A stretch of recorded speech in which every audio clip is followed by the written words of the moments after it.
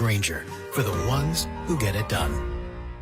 Sacramento. Get ready because the Fasteners Inc. Super Sale is back on Friday, June 12th and Saturday, June 13th. Stop by Fasteners Inc. Tool Outlet on Power in Road for crazy deals on Milwaukee tools. We're talking 20% off all Milwaukee pack-out, hand tools, and tool accessories. Free goods and dollars off your order and certain spend amounts. And overall insane deals on Milwaukee batteries and Bear tools again. June 12th from 7 a.m. till 5:30 p.m. and June 13th from 9 a.m. till 3 p.m. at Fasteners Inc. Tool Outlet. Visit fastenersinc.net for more info. Dawn or dusk, I'm on the hunt. Skeeter here, Sacramento Yellow Mosquito and Vector Control District, and I'm wearing Skeeter Vision, night vision goggles that light up skeeters at dawn or dusk like the 4th of July. Mosquito, 12 o'clock.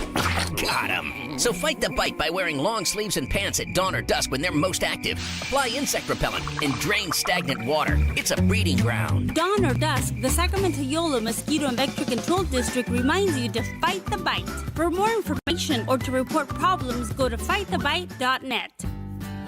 Progressive knows you could have easily taken the freeway, but you took the scenic route to see a waterfall and an oddly busy boiled peanut stand. Discovering the unexpected is exactly why you bought an RV, so protect it with a bundle from Progressive. Because although you may be 3 hours behind schedule, you're 6 jars of jam richer and possibly enrolled in a butter-churning workshop. Switch to Progressive and protect your RV, boat, or motorcycle by bundling with your home or auto insurance. Progressive Casualty Insurance Company, affiliates, and third-party insurers. Not available in all states or situations. Pump up the volume. Business moves fast. Orders roll in, deadlines close in. When you ship with USPS Ground Advantage, you can keep up with confidence. Every package stays in our secure network from dock to door. And with nationwide reach, dependable tracking, and upfront affordable pricing, you get built-in peace of mind. You run the business. We run the routes. Visit USPS.com/Ground Advantage to learn more. And we're live from the living room as Doug eyes up the match day spread. He's reaching for the Buffalo wing. Perfect! Hang on, what's this? Oh, he's gone for a can of Pepsi too! Incredible! What a finish! Sensational combination! Look at the delight on his face. There's no doubt about it. It just tastes better. Match days deserve Pepsi. Food deserves Pepsi. Grab a pack of Pepsi Zero Sugar for today's match. It's poetry in motion. At Folsom Chevy, General Manager Eric Wilson and his team are dedicated to treating you well and treating your money well. They want to know what you want, what you need to help you decide what's best for you. That's how you're treated at Folsom Chevy. Here's how your money is treated. Right now at Folsom Chevy, they're offering 0% financing for 5 years on every new 2026 Silverado half-ton in stock. That's right, 0% on a two-wheel drive, a four-wheel drive, an LT, RST, High Country, you name it. Folsom Chevy is truck country. You can find them at the Folsom Auto Mall, just off Highway 50 between the Hazel and Folsom exits. From the mountains to the levee, think Folsom Chevy. Together, let's drive. Find out more about the 0% financing offer at folsomchevy.com. Must finance with GM and approved credit. $16.67 per $1,000 financed. Cannot be combined with other offers. Ends July 7th, 2026. We've seen every kind of golf swing. Some smooth, some, let's just say, innovative. And that's why Hagen Oaks offers Total Game Fitting. The TrackMan-powered player performance studio shows what your swing is really doing. Ping's Ball-Nemic Ball Fitter finds a ball that behaves. The Hagen Oaks Putter Fitting Studio helps turn almost into yes. And FootJoy's 3D foot scanner builds stability from the ground up. At Hagen Oaks, we don't judge your game, we fix it. Hagen Oaks Golf Complex. Better fit, more fun. Fulton Avenue at Business 80. Injured at work, slip, trip, or a heavy object fall on you? Fareed Yaguptil, Esquire at DTLA Law Group fights to get you paid while you recover. Don't wait. Protect your rights today. Text Injury Help to 40222 or visit calldowntown.com now. That's Injury Help to 40222. Text rates may apply. Office located at 560 Santa Fe, Los Angeles. Results or outcome may vary. No attorney-client relationship is implied. Visit them at calldowntown.com. That's calldowntown.com. Capital Casino is conveniently located in downtown, 411 16th Street, and has been a part of the greater Sacramento area for over 20 years. They offer the best variety of games in the region in a safe and friendly environment, and there's plenty of parking, all well lit and monitored by security. Come have a great meal at the cafe and restaurant inside. Capital Casino has the best food, the best service, and the best action. But please always remember to gamble responsibly. 1-800-GAMBLER. KHD1 Sacramento, KYMX HD3 Sacramento. From the Power Business Technology Toshiba Studios. This is Sactown Sports 1140. It's Matt George and Kayla Anderson. Online at SactownSports.com or on the app. Kings, Niners, and Sacramento. The Matt and Kayla Show starts now. You're technically late to detention, sir. That's crazy. Oh, Sit am I? your ass down and put your hand and head in your lap. You heard her. So Hand Carmichael in your lap is crazy. Carmichael Dave has to. He just What? quietly Carmichael- scratched his face there. Dave has to serve detention with us for 12 minutes today. Well, now it's extended Is it? Okay, so by 30 seconds. I'm not gonna lie to you, Dave. Kayla's taking the reins on all Kayla can this. eat one. I'm the captain now. I'm out of here in 11 minutes. I'm the captain now. Did I just discover something? No. Is it you guys taking my adapter for my headphones? Oh, no. I have my own. No. Why? We were Is given. it not over leave there? it in there? We were given adapters. Yeah, we were all given them. I had an adapter when I was. Anyways, whatever. Good morning. Good morning, Dave. Let me be clear. Your guys' show, obviously, and Yep. I'm That means here stop as talking. I'm here as a punishment. So, So you're going to use that mic? I am perfectly happy just to sit here and observe or participate however you want. People already had to deal with me for 4 hours. Mm-hmm. So, take it away. Welcome into Matt and Kayla. I'm Matt George. That's Kayla Anderson. Kyle Hi. Ledbetter with us. Carmichael Dave serving detention for the next 11 minutes now. Kayla is she's that teacher, you know? Mm-hmm. She's that one teacher you always have to serve detention with who Yeah. makes sure that, well, you're not just going to sit here and lollygag on your phone like he's already doing. Right. So Put your Kayla, phone down, sir. Kayla's responsible for detention. So, and Kyle's making Dave move now This is for a lot. detention. This Well, is a lot technically for Richie Dave. is, but yes. This is a lot for Dave early on in this segment here. Okay, so how He's how gonna would you hate me like now. Dave to serve his detention, Miss Kayla? Dave, first, Yeah. first thing, Right. put your phone, flip it upside down. I want to be really clear. This is Richie's bit. None of you have any say over anything I do. Just want to Put make your- that incredibly put clear. your phone I'm on. putting the phone away because I want to, not because Oh. you asked. Well, Just to be clear. I'm the captain now. Also, I'm trying to figure out this company laptop. You're still, by the way, get a better. I ordered Hey, one. Dave? What, you think the Walmart Yeah, that reusable ain't gonna bag cut is it. not? Yeah, I ordered one. Weirdly enough, I couldn't download Steam or Xbox gaming controller on there. That's probably It was the first two things I Probably was meant to be. looking to do. Get so Discord though. On this show, of course, it's Friday. We always like to have fun on Friday, but we also like to put people in awkward positions. Maybe me.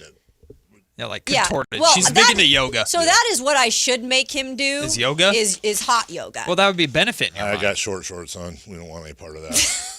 Trust me. Why do you have short shorts on? I don't know, Kayla. That's very odd. I don't think it's polite to, compliment or I criticize wasn't someone's complimenting. fashion choices. I like the length of your shorts. I'll Thanks, just say man. that. I wear them for you. You appreciate me. See, now I don't like it anymore. He's trying to show off his legs. It's a good cop, bad cop thing we got going on here.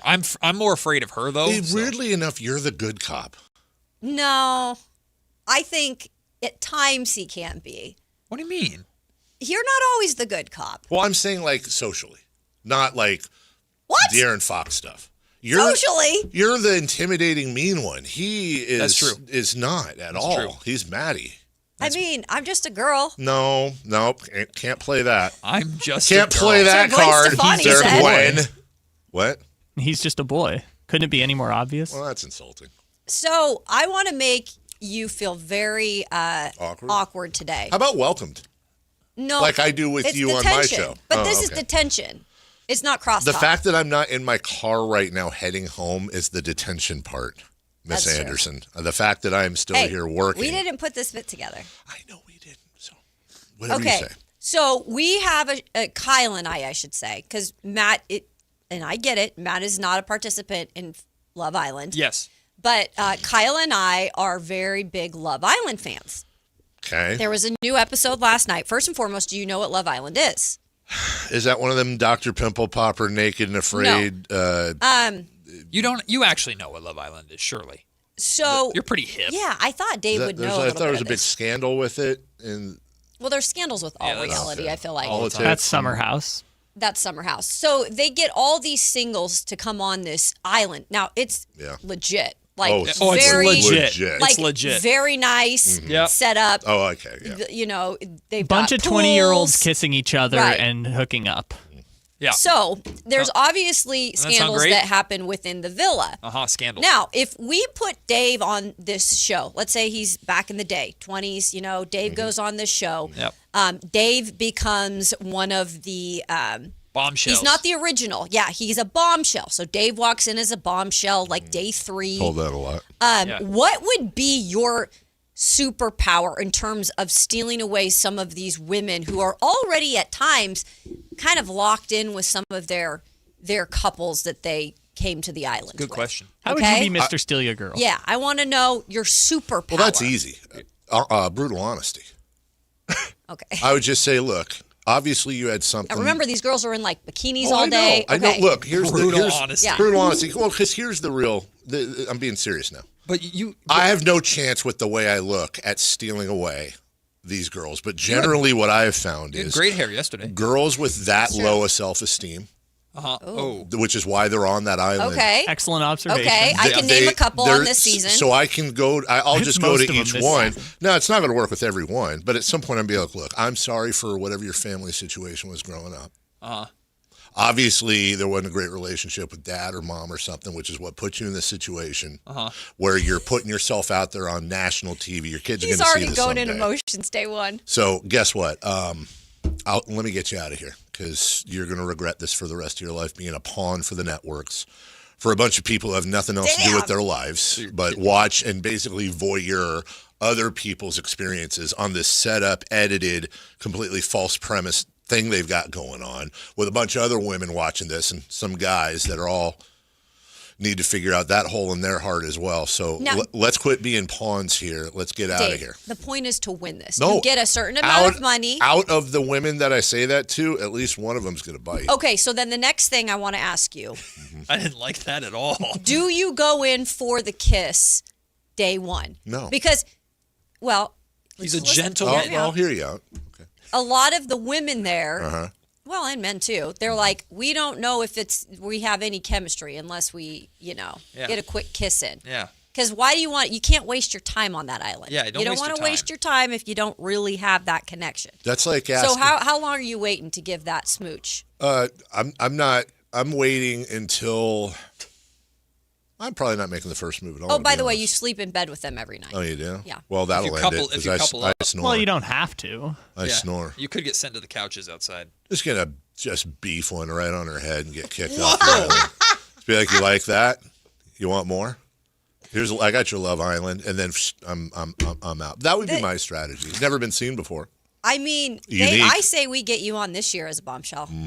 I think we mix it up. I think we push ratings through the roof. Who'd be the oldest contestant Yes. in Love Island history. It would really make a lot of At traction. 37. I would literally be the worst person to put on a reality show. What is the reality show you would want to go on? None. I've told you. You That's like cooking, though. But I don't like the cooking reality shows. Why not? Because I feel they're like a lot stupid. Of people And like them. the one my wife watches, Chopped.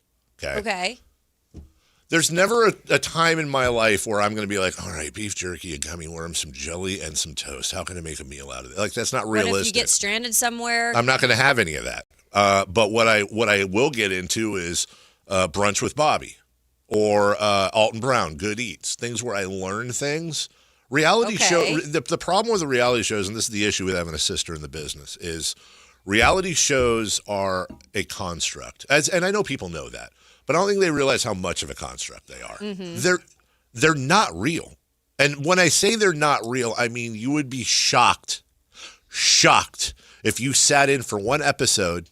How much time we got left? All right. If you sat in for one, I'm just killing time. If you sat in for one episode and you saw how they edit it, you saw what the producers did in their daily meetings when they. Did you say your sister is in the My business? sister's a showrunner on a reality show. So you know what Yes. But is it in all of those shows or Yes. one in particular show? All of them, just different degrees. So, for example, let's say there's a reality show going on about this radio station, which actually might Ooh, work. that'd be fun. You got to understand, we all have cameras on us at all times. Right. So let's say Kayla, I said something to you about something, and she got like this weird look on her face, right? Yeah. They're going to take that in post-production, and then now I'll say something like, well, Kayla, I'm in charge. Yep. And then they're going to go back to that look on your face. They're going to play a bunch of music. They're going to go to break. And then in the meetings, they're going to be like, all right, we need you guys to get into it a little bit. And then, Matt, you're going to throw your headphones down and say, I can't take it anymore. And you're going to run out of the room. I can do that. Everything's designed to get you to the next break. But then they're actors.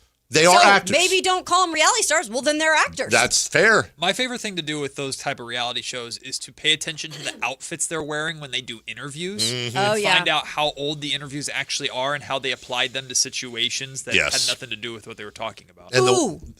What would Dave, what would be like your like every night they dress up, right? Because in the day they're wearing swim trunks, Speedos, whatever. Dave's wearing at night. I already own the outfit. So what are you wearing for your outfit at night? Or what's your style? My style is... Because you do kind of get random on this show sometimes. Kayla, you have 45 seconds left with Dave. What does so that make mean? Sure I do? Okay. What does that mean I get So- random on this show? Well, sometimes you're wearing doilies. The other day you were wearing like a polo. Some days you're wearing Daisy Dukes. I don't ever know what. I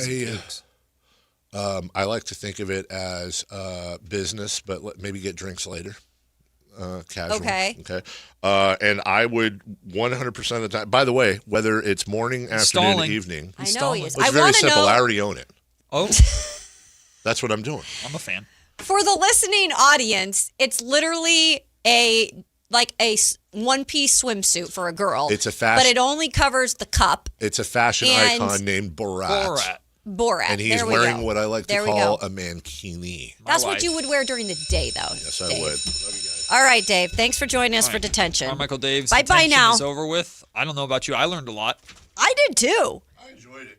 I learned a lot about Dave and how he could definitely be a reality star. There's some parting donuts. Thank you. We will eat those. Take your Walmart bag and get the hell out. You know what? Take your Walmart. Hey, Detention's go over. iron your shorts. Hey, why don't you go iron your face? I already did that. I dropped an iron on my hand one day.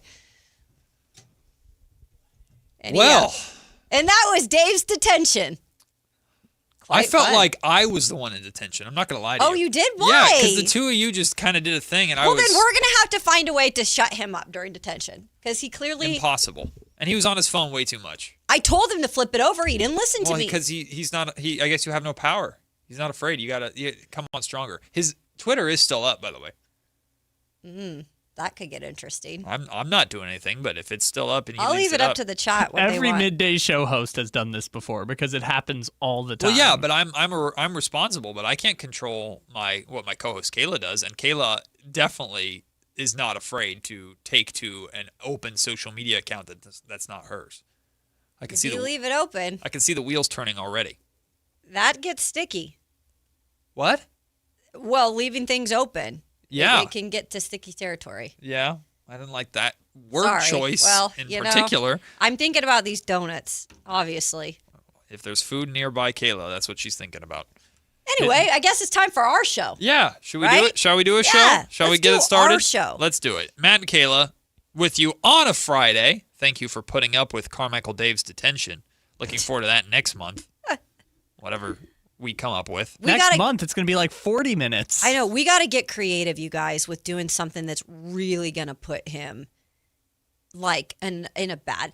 We do have to start by he's got to put his phone back there. He cannot have his phone. How about walking in before the intro hits? I know. This is kind of the like double entendre because like Dave's already in a bad mood, so he's not going to give you the thing that you're looking for because he's in a bad mood. No, see, I'm here for a Dave blow up. If we can get Dave to like I think you could get him across that threshold to where like Christopher Laud can get him. Where he's throwing fisticuffs? No, I don't think he's going to fight you physically. But I think I could if win you still. can get like Christopher Laud can get Dave over that threshold of like F you, I don't care anymore. Mm-hmm. I think you could get him there too. Okay. And that might be, I'll work you might on it. explore that Yeah. a little bit. I'll work on it. Because he's already not happy to be here. Which he should be thrilled to be on our show. Truth. Right? That's a We're good giving point. him, what was it, 11 minutes? Some would say we just gave him his big break. It's like, what was it, 11 minutes in heaven? That game. 7 minutes in heaven. 7 minutes, there it is. 7-11, whatever. 11-7. I did that back in the day. Matt, did you ever do 7 Very minutes in heaven? torturous. No. What? It's just awful. I don't recommend it for young folks. It's just. I don't think If young I people are really remember- doing that much. If I remember correctly, because isn't I don't that- want to be kissing someone I don't want to be kissing. Ugh. Yeah. Yeah, you go kiss And you someone did in the that? closet. I had to. You didn't have to do anything. Well, I ain't gonna chicken out. You should. That ain't my style. So I just kind of closed my eyes and I am. deleted You definitely it from still my don't memory. think about it to this day. Yeah, I do actually. It's so awful. Now, look, I shouldn't hate that much. The guy was my friend, just not someone I would have chosen to kiss. Can't believe I wish I had Dave back. Should we put Dave 7 No, minutes in? ew. No, but do like farm animals?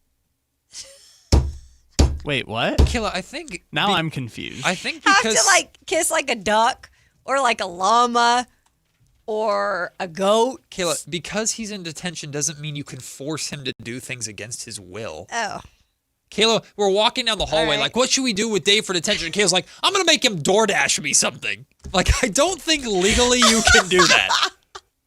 That's not how detention works. Yeah, He doesn't- Kayla would be a bad detention leader. 'Cause I it would just be know. like, you guys are going to work for me. Have you guys been in detention? Yes. One time. Only one so time. detention at my school was different, though. Yeah, what was it? Detention at my school, unless it was raining outside, which I never dealt with this. I had detention 2 times in high school. And you walk the track. You have to walk the track for a certain amount of time. And you can't stop, and you can't be on your phone. You can't be listening to music, nothing. You just have to walk the track. Can't talk either. Okay. Just walk. I think I did do that once.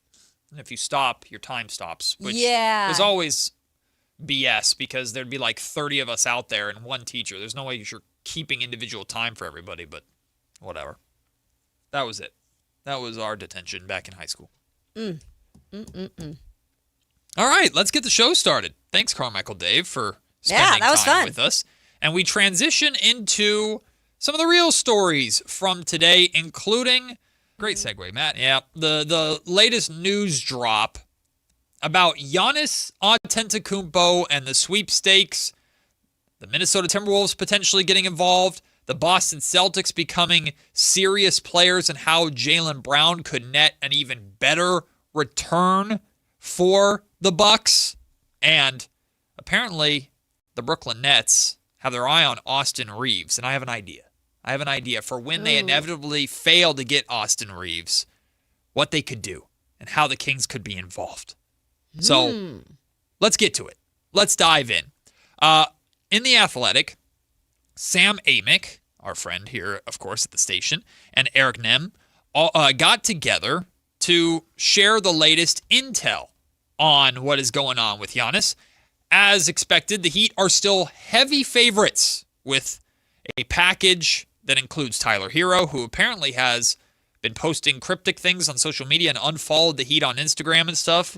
Khalil Ware, Jaime Jaquez Jr., and up to 3 future first-round picks. That is the offer that is out there from the Heat. It's the most competitive. But the reason why the Bucks have not, despite the fact they want to get this done before the draft, which is, I think, 11 days away now, the reason why the Bucks have not pulled the trigger on this deal is because they are still seeking clarity on several other suitors, including from the Boston Celtics, the Minnesota Timberwolves, and the Orlando Magic. Now, the Portland Trailblazers were one of those teams interested in Giannis, but apparently are only going to be involved as a third team to help facilitate the trade at this point in time. So if Portland's going to be involved at all, it's to help facilitate it, not to get Giannis. Now, Sam and The Athletic reported that the Celtics are very interested in Giannis if he will sign a 4-year, $275 million extension with the team when he arrived in Boston. And the Bucks like this idea because Jaylen Brown would be a part of the deal, right. and the Bucks want to find a third team to direct Jaylen Brown to, that they essentially would get even more assets back. So they'd get assets from the Boston Celtics, okay, and they'd get assets from a third team that they would send Jaylen Brown to, which could potentially be a bigger, better haul than what the Miami Heat are offering. A while ago, I thought, when we talked about this before the trade deadline, Kayla, I thought the San Antonio Spurs are the team that can offer the best haul. Mm-hmm. I don't think the Spurs are going to be interested. Doesn't sound like they have any reason to be interested. They obviously are focusing on more important things right now. If the Boston Celtics get involved and there is a third team interested in taking Jaylen Brown, I don't know how the Milwaukee Bucks could get any better in terms of assets for... You're essentially cashing in on 2 stars that are available. Sure. That sounds like a gold mine for Milwaukee. Yeah, I don't see why you wouldn't do something like that. I still think in my gut it will be Giannis to Miami. That's like my gut feeling of what's going to happen. But the Bucks are going to, like you said, this is a big deal. Like, I know that things went sour for the organization and the relationship with Giannis Antetokounmpo, but when it's all said and done, like, he did win you a championship in a smaller market. It's very hard to do as it is, let alone a smaller market. I think, like you said in the past, he'll be forever known as like that guy there. But it is what it is. The relationship's up. But for them, in being, again, smart business people, you have to think smart. What is it going to be that I can get full package, the most out of this deal, that when we look back at it, even if he's having success wherever he's having it, which he probably will, we're not feeling so guilty about making that move. And so I think, like, if you can get more out of a two-team trade situation, or a 3-team, I guess it technically would be, right? Right. A third team would take Jaylen Brown, hypothetically. Then, I mean, you do it. Which could be Portland, I guess, Sure. if they're the third team that wants to be involved. Giannis has let it be known, too, that he wants to stay in the East and not go out West, but that hasn't deterred the Minnesota Timberwolves for potentially being involved, because the Timberwolves are looking at the West right now, and they see, obviously, OKC and San Antonio at the top. They see the ascension of the Jazz, and they're thinking, we probably, as impressive as we were during the playoffs, we probably have to add a little bit more. Well, the Bucks apparently would want Jaden McDaniels, Naz Reid, Terrence Shannon Jr., and their 2 tradable firsts, which is the 29th pick in this year's draft and a 2033 pick for Giannis. But the T-Wolves are saying that McDaniels is off limits, which is not surprising with how good McDaniels was in this year's playoffs. In the playoffs, he was spectacular. I mean, I'd even say at some points he was a difference maker. In terms of like how that team played. If the T-Wolves don't go after Giannis, though, or don't get Giannis, they also apparently have their eye on both Kyrie Irving and John Morant as the point guard to pair with Anthony Edwards. Sounds like they're just trying to get a partner for Ant. And I mean, if Giannis goes there, it's still Ant's team, I would imagine. How does that sit with Giannis? I think Giannis expects to be the number 1 guy. If he goes to Boston, sorry, Jason Tatum, I think Giannis takes over. Sure. If he goes to Minnesota, does Giannis take over, or does Ant still retain the role as the guy in Minnesota? I don't know how that would work. It's a good question, but I do remember, didn't Ant kind of talk about how he wanted Giannis there? I think that was part of the... So even if that is the case, and sure maybe Giannis does take over kind of a little bit more of that primary role, I think Ant's kind of knowing that, like, that's fine. Yeah, it could be the Kevin Durant, Steph Curry thing. Sure. Like, the Warriors were always considered to be Steph's team, but Kevin Durant was winning finals MVPs and was arguably the guy there statistically. But you won championships. Right. So who cares when the rings are attached? I don't think it would be a problem. Before we break, other bit of NBA news. The Nets are reportedly going after Austin Reeves, or have their eye on offering Austin Reeves a big deal. The Nets have a boatload of cap space this summer and are reportedly expected to offer Reeves a 4-year, $178.5 million deal, which works out to $44.6 million a year. For Austin Reeves. First off, good for Austin, who, remember, he was a 2-way player.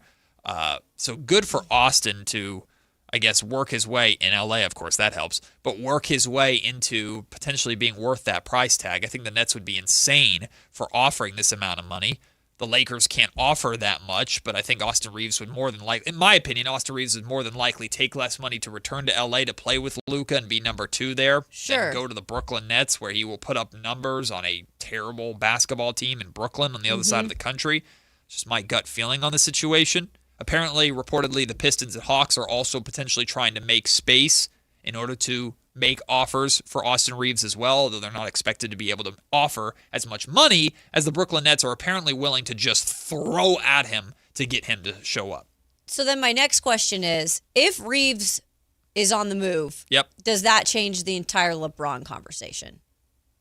By any means? I think it would. We would probably at this point be like, LeBron's definitely staying. Yeah. Right? I would imagine so. Yeah, losing a LeBron and Austin there's Reeves. There's plenty of interest in Reeves. Yeah.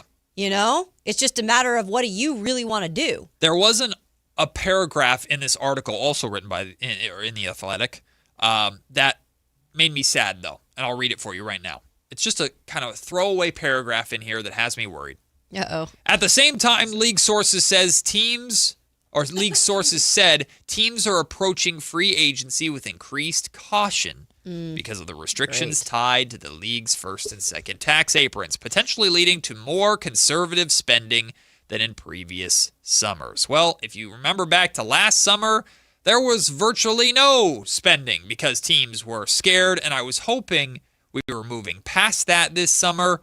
Well, these league sources that The Athletic are talking to are apparently expecting it to be more of the same or potentially even worse, even with Giannis being floated out there as available. Great. Just wait till 2027. Summer of 27 is going to be insane. Yeah, for the Kings and for everybody. I know. Apparently. I'm like, so now we're pretty much like in the trade deadline extended, which is...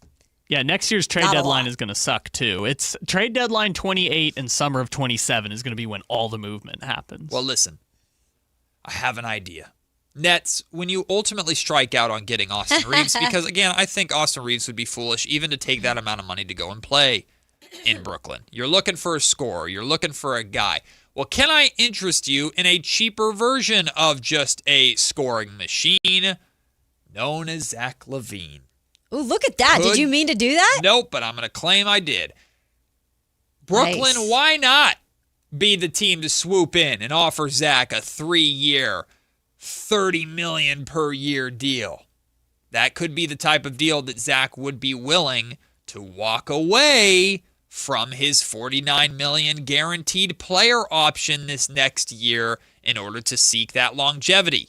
Because if Brooklyn is not willing to offer that, if no team's willing to offer that right now, I promise you, after how I expect Zach LaVine's role to be and how I expect him to play for the Kings next year, I don't think he gets close to that. So I'm not saying nothing's been reported. I'm not reporting anything. I'm just floating it out there. Keep an eye potentially on the Brooklyn Nets to be that team there. They've got money to spend. They're looking for scoring.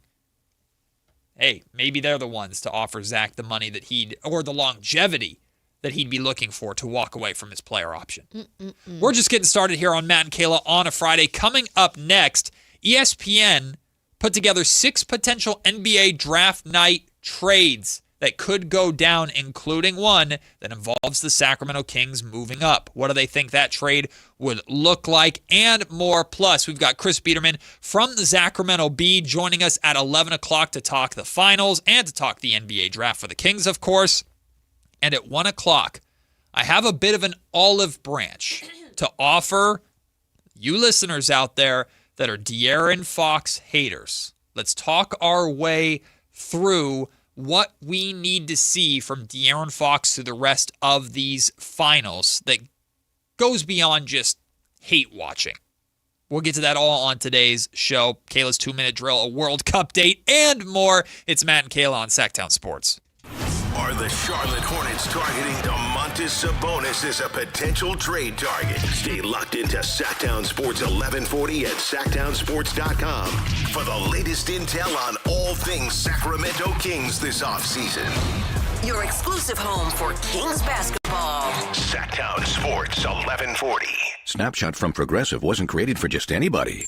Oh no, we made it for you. Smooth accelerators. When that light turns green, you're off. Like a warm knife through firm butter. Going from 0 to the speed limit in an appropriate amount of time. Sure, your car has horsepower, but your horses prance around as silky smooth as your right foot. Fancy Prancerton. With Snapshot, safe drivers like you get personalized rates based on your driving habits. Sign up today at Progressive.com. Progressive Casualty Insurance Company and Affiliates. Snapshot not available in California or from all agents. This is the story of the one. As a maintenance engineer at a beverage manufacturing plant, he starts his day knowing every line is ready to run because Grainger delivers the industrial-grade products he needs to keep mixers, conveyors, and packaging equipment moving. With Grainger's vast selection of bearings, belts, and motors, he keeps operations running smoothly, so nothing grinds to a halt. Call 1-800-GRAINGER, click Grainger.com, or just stop by. Grainger, for the ones who get it done. MoonPay X Games Sacramento 2026 is taking on Cal Expo this summer. Catch live music performances and more than 100 top skate, BMX, and Moto X athletes compete. June 26th through June 28th. Get your tickets now at xgames.com. Join Sactown Sports 1140 and Super Taco on Franklin Boulevard for the ultimate soccer tournament viewing party on June 12th at 6 p.m. Cheer on Team USA, score a Team USA jersey, merchandise prizes, and great food. Super Taco on Franklin Boulevard, June 12th at 6 p.m. See you there. Welcome to the Bar None Auction. Bar None Auction is selling thousands of items this Saturday, June 13th in Sacramento. Large farming and construction equipment, cars, trucks, and industrial supplies. All sold to the highest bidder. Always open to the public. Visit barnoneauction.com.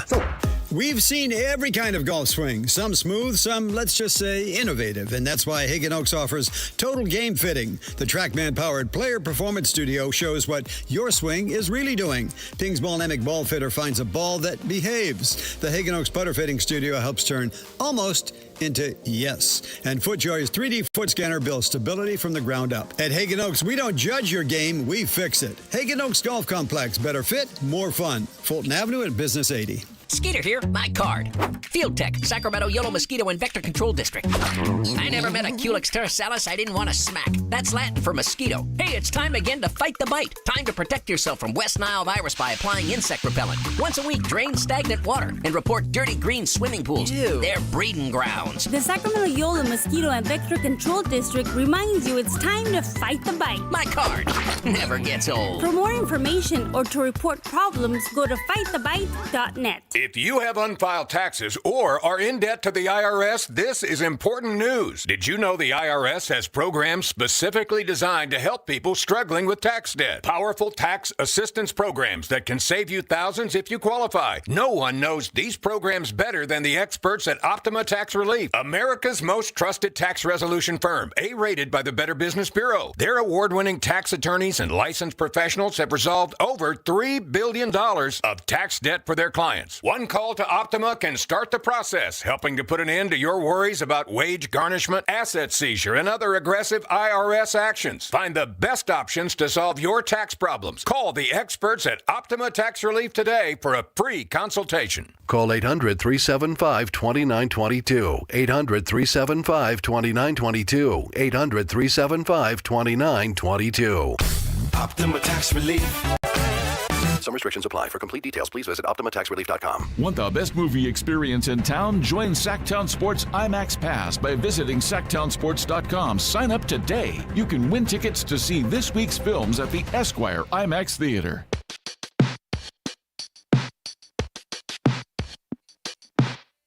Matt and Kayla on Sactown Sports 1140.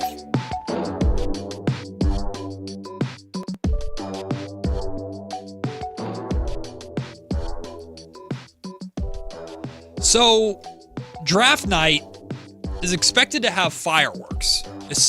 Like a lot of people have said, they expect at the 5th pick is when the draft is really going to start. I don't know if I fully subscribe to that, though, Kayla, because we are eyeing whether or not you're going to have the Washington Wizards holding a team like the Utah Jazz ransom if they really want A.J. Debonsa in particular, although it's no guarantee that the Wizards wouldn't take Darren Peterson if that's who they like more.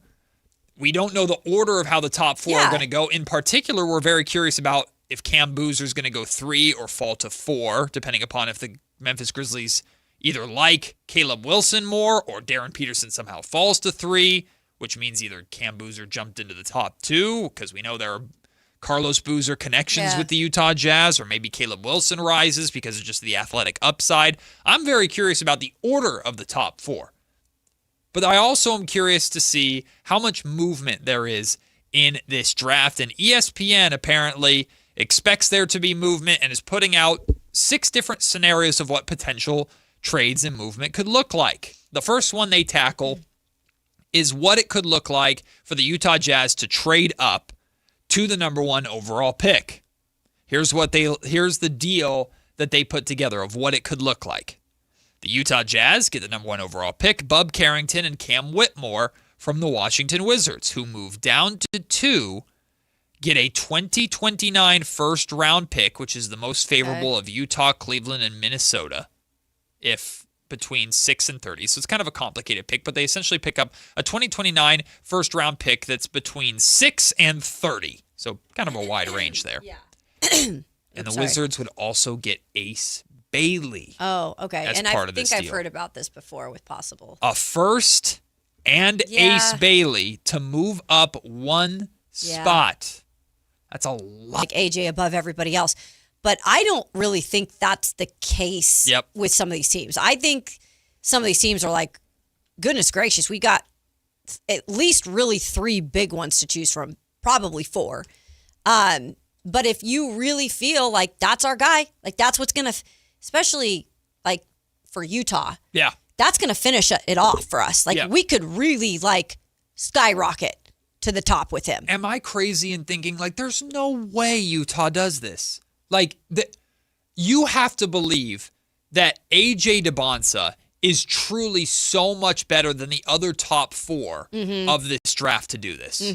Because but you they're have obsessed with him, I feel like. I mean, they're obsessed with the idea of keeping him in Utah. Right. I think it's more so like all the other things that come along with the player. But do you like the dude or do you like the potential? Because listen, I love AJ DeBonsa too. I think AJ DeBonsa is the best player in this draft. I don't think he's so much better than Darren Peterson or Cam Boozer that I'm giving up my top pick from last year and a pick on top of that. I know. But it's also the small market thing too, right? Imagine if Sacramento produced the best prospect of the last 5 years and had the number 2 pick. So Jalen Wells is the number 1 prospect potentially in the draft. Yeah, absolutely. But also Jalen Wells, whether he says it out loud or is being referred to behind the scenes, is like, I want to go to the Sacramento Kings and I want to spend my whole career with the Sacramento Kings. What would the Cleveland Browns have, Cleveland Cavaliers have done if they had the number 2 pick in the LeBron draft? Like, I mean, we're using extreme examples because we know how good LeBron James is here. But I hear exactly what you're saying. Yeah. The Wizards are right to try and take the most advantage of that. But at some point, you got to go put the narratives aside here. Like, I love AJ DeBonsa, but that much better? And again, I don't know if that is what they're breaking it down. It just comes to. I don't know if it just comes to, but that much better. I think it comes to, but what can it do for the organization? Right. And what can the future look like? I think that they're thinking even beyond like the X's and O's parts of it. Again, I think it's a little bit of a rarity, right? That I don't think any other team would have that same mentality. I do believe Utah does, though. The Wizards could make out like freaking bandits. Because this is emotional. This isn't like logical thinking. Exactly. Which, by the way, is fine if that's the way the Jazz want to run their organization. But the trade comes from the Wizards logically taking advantage of the emotional connection. And I do think the Jazz would be fine because they're adding AJ to Jaren Jackson Jr. and that Keontae George, that group that they've got there, Larry Markkinen. So I think they would be fine. But the Wizards would walk out of draft night with Ace Bailey, probably Darren Peterson, and a future first for 1 spot. Like, that's insane, by the way, to pay off this because we have to go to break. They talked about the ESPN put what they think the trade would look like for the Kings to move up to 5. Okay. I know a lot of people are against this even before you hear this, and you're probably going to be more against it now. In order for the Kings to move up to 5, to get the Clippers to move down to 7, ESPN thinks the Kings would have to use that 2031 first-round pick completely unprotected from Minnesota. The one pick that people have even any remote hope about from the San Antonio Spurs in the De'Aaron Fox trade.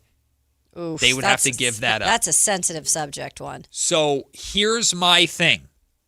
No matter what, if you're doing this, it's because you are sure that we'd assume Darius Acuff Jr. is who they're going for. You are sure that guy works out. Mm-hmm. So no matter what, that's the biggest caveat here, and that's the biggest risk, and that will decide whether or not Scott Perry has a job long term. But here's my argument for Scott Perry's thinking if Scott Perry were to do this or use another first-round pick to trade up to number 5 to go get Darius Acuff. What the hell do I care about a 2031 pick if I ain't going to be here for it? Like, if Scott feels like he drafts Kingston Flemings. I hope he's not thinking that way. No, but like, if Scott feels like he drafts Kingston Flemings, and let's say Kingston Flemings is a good guard, but Kingston Flemings and whoever they get in this new draft lottery system, plus Maxime Reynaud is good enough for the Kings to maybe be a play-in team a couple of years in a row, but ultimately they don't become the perpetual playoff team that Scott Perry wants them to be. What the hell does he care about a 2031 draft pick? It's quite a ways out there. Now, I'd personally advise against that thinking, like you said, but that might be part of Scott Perry. Like, I got to do something to you got to fix it now. Like, you got to do everything you can to try to fix it now. I got to make some kind of swing in order to get the Kings out of basketball hell again, or I'm going to lose my job. I've been tasked with this. I got to take a risk to do this. And what better risk to take than going out and getting my favorite guard and having the pick of the guards in an extremely talented guard draft, a generationally talented guard draft? I understand that thinking. I don't necessarily like it, but I understand that thinking. I'm curious what people think about that. Spend the break. Let us know, because when we're coming back, it's Q&K with Kayla Anderson on a Friday. Kayla's always bringing the heat. We'll see what she's got up her sleeve next. It's Matt and Kayla on Sactown Sports. The X Games are coming to Sacramento. Join Kayla Anderson at Sactown Sports 1140 at Cal Expo from June 26th through the 28th to watch the top action sports athletes in the world go head-to-head with 3 days of high-octane competition. BMN. He can always play it safe. Call 1-800-GRANGER, click Granger.com, or just stop by. Granger, for the ones who get it done. Wendy's new Biggie Deals lets you choose whatever you're in the mood for. It's like a music mixing board of deals, and you're the producer. Go with some chill folk music with a JBC in the $4 Biggie Bite snack. Try the drum and bass of deals with a double stack in the $6 Biggie Bag. Or go full-on sandwich symphony with an $8 Biggie Bundle, the grand finale of snacking. And the best part? They all come with napkins. $4, $6, and $8 Biggie Deals how you want them at Wendy's. Price and participation may vary. Single items at regular price. Prices may be higher in Alaska, California, and Hawaii. Are you having trouble hearing? Hearing loss can devastate the quality of your life. Now, there's an affordable fix for you or your loved one. Rated the best hearing aids of 2026 by Forbes Health, Audion Hearing has the highest quality hearing aids at the lowest prices, starting at just $98 a pair. I actually like them better than my old $5,000 hearing aid. I could not believe how my hearing and life changed. Join over 1 million happy customers by going to audionhearing.com. That's AUDIEN hearing.com. Today on the pod, we're talking to Joan, a method actor and scratchers enthusiast. So, Joan, what do you like about playing scratchers? Well, as a method actor, it's about becoming the ticket. Scratching up, down, stage left, stage right. So what's your motivation? Because your performance feels so real. Oh, I was just tapping into my inner scratchers. Incredible. Yes. Bravo me. Scratchers from the California Lottery. A little play can make your day. Please play responsibly. Must be 18 years or older to purchase player claim. And we're live from the living room as Doug eyes up the match day spread. He's reaching for the Buffalo wing. Perfect. Hang on, what's this? Oh, he's gone for a can of Pepsi too. Incredible. What a finish. Sensational combination. Look at the delight on his face. There's no doubt about it. It just tastes better. Match days deserve Pepsi. Food deserves Pepsi. Grab a pack of Pepsi Zero Sugar for today's match. It's poetry in motion. Get ready for the Expo sale at Cresco Restaurant Equipment, June 17th through 20th. For 4 days only, save big on everything you need for your food service operation. Shop huge discounts on refrigeration, ice machines, gas cooking equipment, indoor and outdoor furniture, commercial cooking tools, glassware, tableware, and much more. Plus, meet factory reps and enter for giveaways. It's all happening at Cresco Restaurant Equipment, 951 Richards Boulevard. Everything is on sale. Don't miss the best savings opportunity of the year.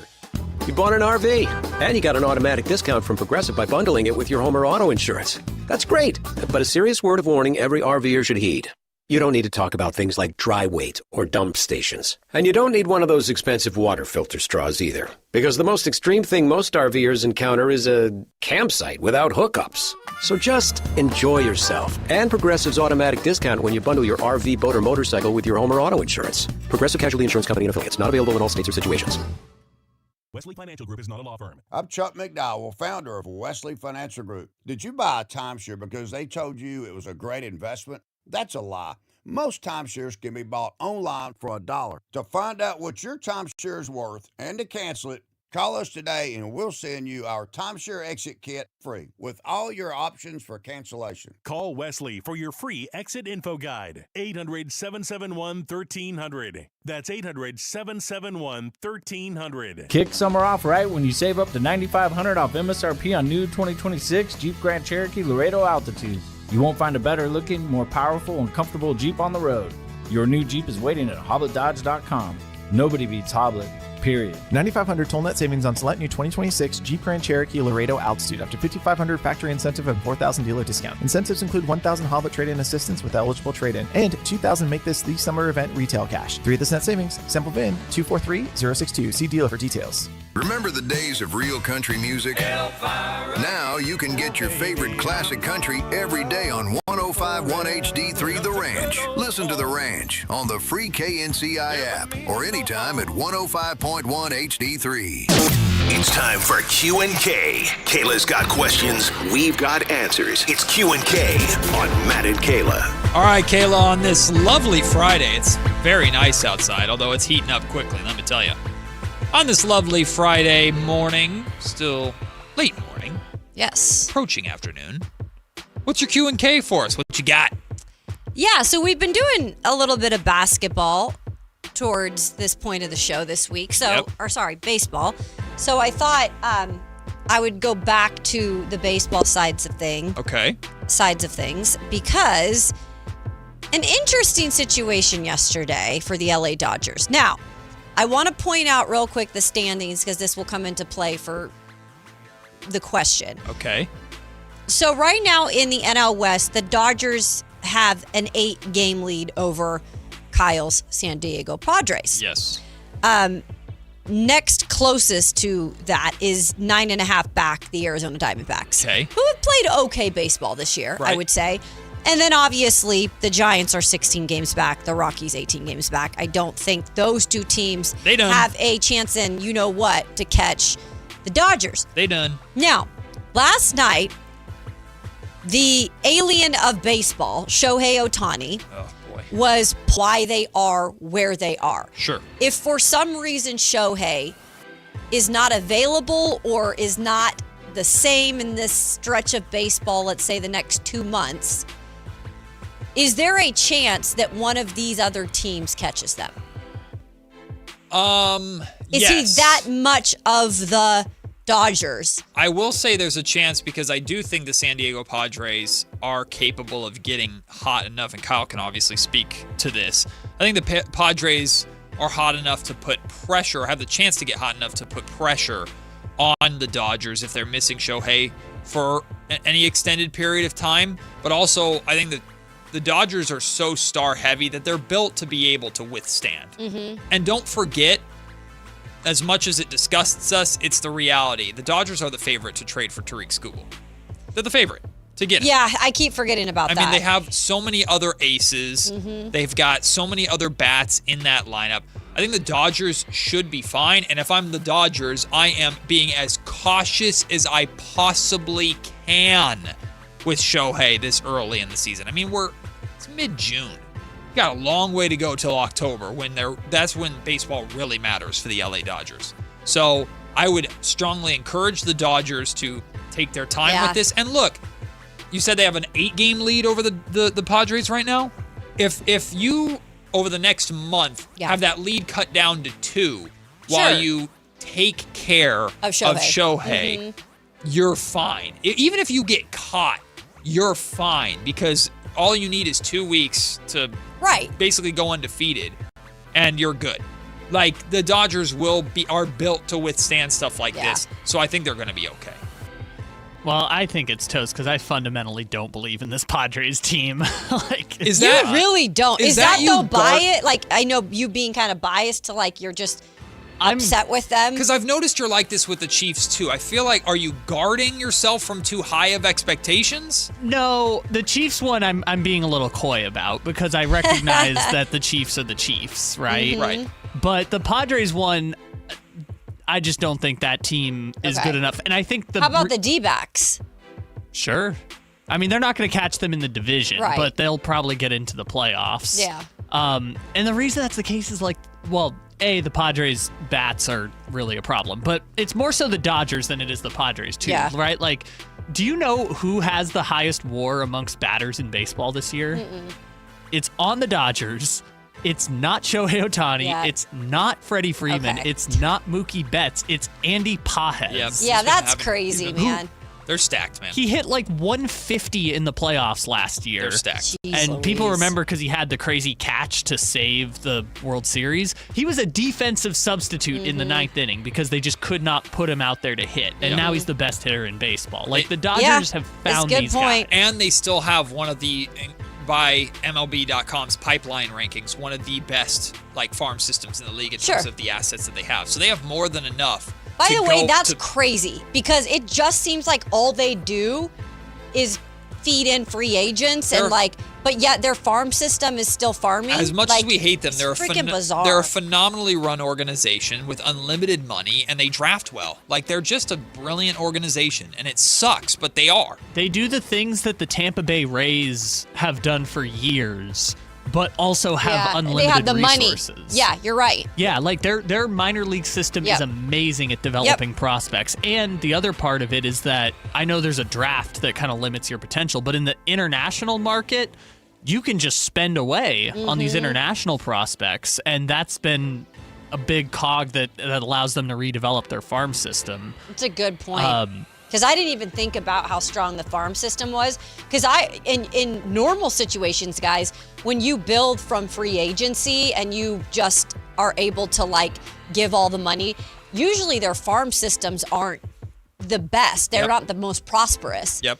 But the Yankees are the outlier. Sorry, the Dodgers are the outlier again. They are. Yeah, I'm looking it up right now. So far this year, there's 40 players in baseball that have over a 2 WAR hitting. So basically, these are your all-stars, essentially. If you have over a 2 WAR so far, you're probably an all-star. WAR is wins above replacement, by Yes. The Dodgers currently have 4 players who are over 2 WAR in their batting lineup, and none of those are Kyle Tucker, Mookie Betts, Will Smith, or Teoscar Hernandez. Yeah, they've got more than enough firepower to withstand, and the assets to add more. They're fine. Yeah, I did. They're unstoppable. It's frustrating, and that's like when I'm like, please bring a salary cap to baseball. But again, I understand the player's perspective as well. Yep. I get that, but it's just like I can't even imagine a world right now where I'm seeing anything different from the LA Dodgers, at least being in the championship game every single year in the World Series championship game. But they're not immortal, though. That's the thing. Like, the Padres nearly got them in the playoffs a couple of years ago. The Blue Jays were so close. No,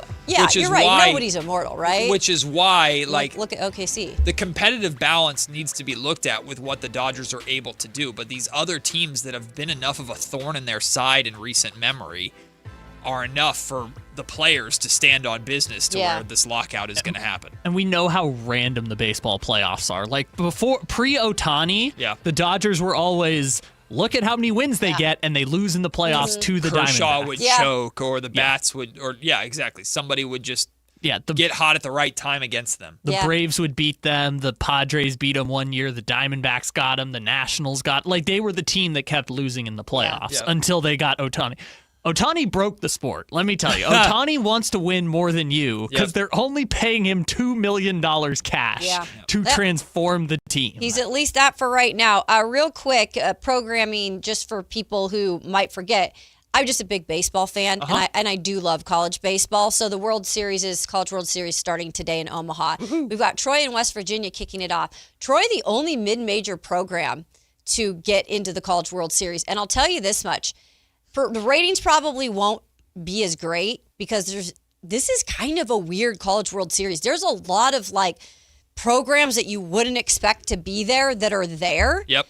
So it's kind of anyone's, I think, championship to win. So there's a lot I'm interested. There's a lot of sports to consume right now as we wait for Game 5 of the NBA playoffs on Saturday. By the way, we're starting to get press conferences. Victor Wembanyama has spoken with the media. Mitch Johnson, Spurs head coach, has spoken with the media. So I'm sure we'll reference that as the day goes on. I would be shocked if De'Aaron Fox does not speak today. Speaking of De'Aaron Fox, at 1 o'clock, we'll hear Cameron Johnson come to the aid of De'Aaron Fox. We'll also hear Magic Johnson criticize De'Aaron Fox, and Kings legend Chris Webber went a little bit nuclear on the San Antonio Spurs too. A lot of people weighing in on how Game 4 ended. But I want to extend a bit of an olive branch to De'Aaron Fox haters here in Sacramento to come together for a bit of a discussion about what we need to see from Fox throughout the remainder of this series to pass the line of at least getting respect or making up for what he did in Game 5. You don't have to like him, but what does he have to do to make up for a mistake like that for how much money he's being made? We'll discuss that at 1 o'clock. But next, Chris Biederman of the Sacramento Bee joins us. He has been covering Fox and Mike Brown for years here, of course, in Sacramento, so he'll weigh in on the NBA Finals and, of course, the NBA Draft just 11 days away. Biederman joins us next here on Matt and Kayla, Sactown Sports. Snapshot from Progressive wasn't created for just anybody. Oh no, we made it for you. Gradual breakers. You keep your eyes on the road, so you've seen it all. As long as it all happened directly in front of you, like a Swedish masseuse, your foot knows exactly the right amount of pressure to apply to the brake. That's why your passengers feel totally relaxed with you behind the wheel and occasionally super sleepy. With Snapshot, safe drivers like you get personalized rates based on your driving habits. Sign up today at Progressive.com. Progressive Casualty Insurance Company and Affiliates. Snapshot not available in California or from all agents. Wesley Financial Group is not a law firm. I'm Chuck McDowell, founder of Wesley Financial Group. Did you buy a timeshare because they told you it was a great investment? That's a lie.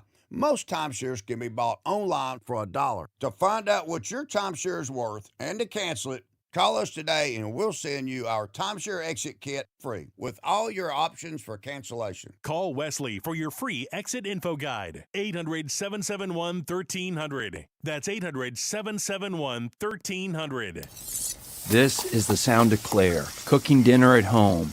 And that's the sound of a fraud alert from Wells Fargo, flagging a charge for a pricey restaurant in Paris. Considering Claire isn't in Paris right now, that seemed odd. To the bank and to Claire. 2 taps later, Claire says nope to the charge, and Wells Fargo is on the case. However you make money work, Wells Fargo can work with that. Wells Fargo Bank, N.A., member FDIC. Sacramento. Get ready because the Fasteners Inc. Super Sale is back. Friday, June 12th and Saturday, June 13th. Stop by Fasteners Inc. Tool Outlet on Power Inn Road for crazy deals on DeWalt products. We're talking all of the lowest prices in Sacramento on Bear Tools, tool products, batteries, lasers, hand tools, outdoor power equipment, and so much more. Again, this DeWalt sale event will be June 12th from 7 till 5:30 and June 13th from 9 till 3 p.m. at Fasteners Inc. Tool Outlet on Power Inn Road. Visit fastenersinc.net for more info. Today, we're talking about how you don't have to earn more when you can save more. Okay, so you brought me this stat. T-Mobile customers had the lowest wireless bills versus Verizon and AT&T over the past 5 years. That seems surprising. Yeah, when I first heard it, I thought, okay. But when the experts at HarrisX broke it down, it was true for millions of families. They have a 5-year price guarantee on experience plans and America's Best Network, plus lower bills. I'm not hearing any sacrifice here. Which is what people need right now. Reliability, predictability. Affordable wireless service isn't a perk. It's a difference. And listeners, if you don't believe me, you can check it out at tmobile.com/switch. Best mobile network based on analysis by Ookla of Speed Test Intelligence data 2H 2025. Price guarantee on talk, text, and data. Exclusions like taxes and fees apply. Based on HarrisX billing snapshots from Q3 21 to Q4 25 compared to average AT&T and Verizon bills. Comparison excludes discounts, credits, and optional charges. For more details, see harrisx.com/T-Mobile-bills. As we roll into summer, there's a new opportunity for you to get a new truck at a great monthly payment at Folsom Chevrolet. At Folsom Chevy, they're now offering 0% financing for 5 years on every new 2026 Silverado half-ton in stock. stock, 0% financing on a 2-wheel drive, 4-wheel drive, LT, RST, high country, you name it. Together, let's drive. Must finance with GM on approved credit, $16.67 per 1,000 finance. Cannot be combined with other offers. Ends July 7, 2026. You can buy golf clubs anywhere, but why buy clubs that fit the shelf instead of your swing? That's why Hagen Oaks offers total game fitting. TrackMan dials in your driver and irons. Ping's Ballnemic Ball Fitter finds your perfect golf ball. Hagen Oaks Putter Fitting Studio helps you roll it true. And FootJoy's 3D foot scanner matches you with balance and stability. Whether you're a beginner or accomplished, your best game starts with the right fit. Hagen Oaks Golf Complex. Better fit, more fun. Fulton Avenue at Business 80. KHD KHD1 Sacramento, KYMX HD3 Sacramento. From the Power Business Technology Toshiba Studios. This is Sactown Sports 1140.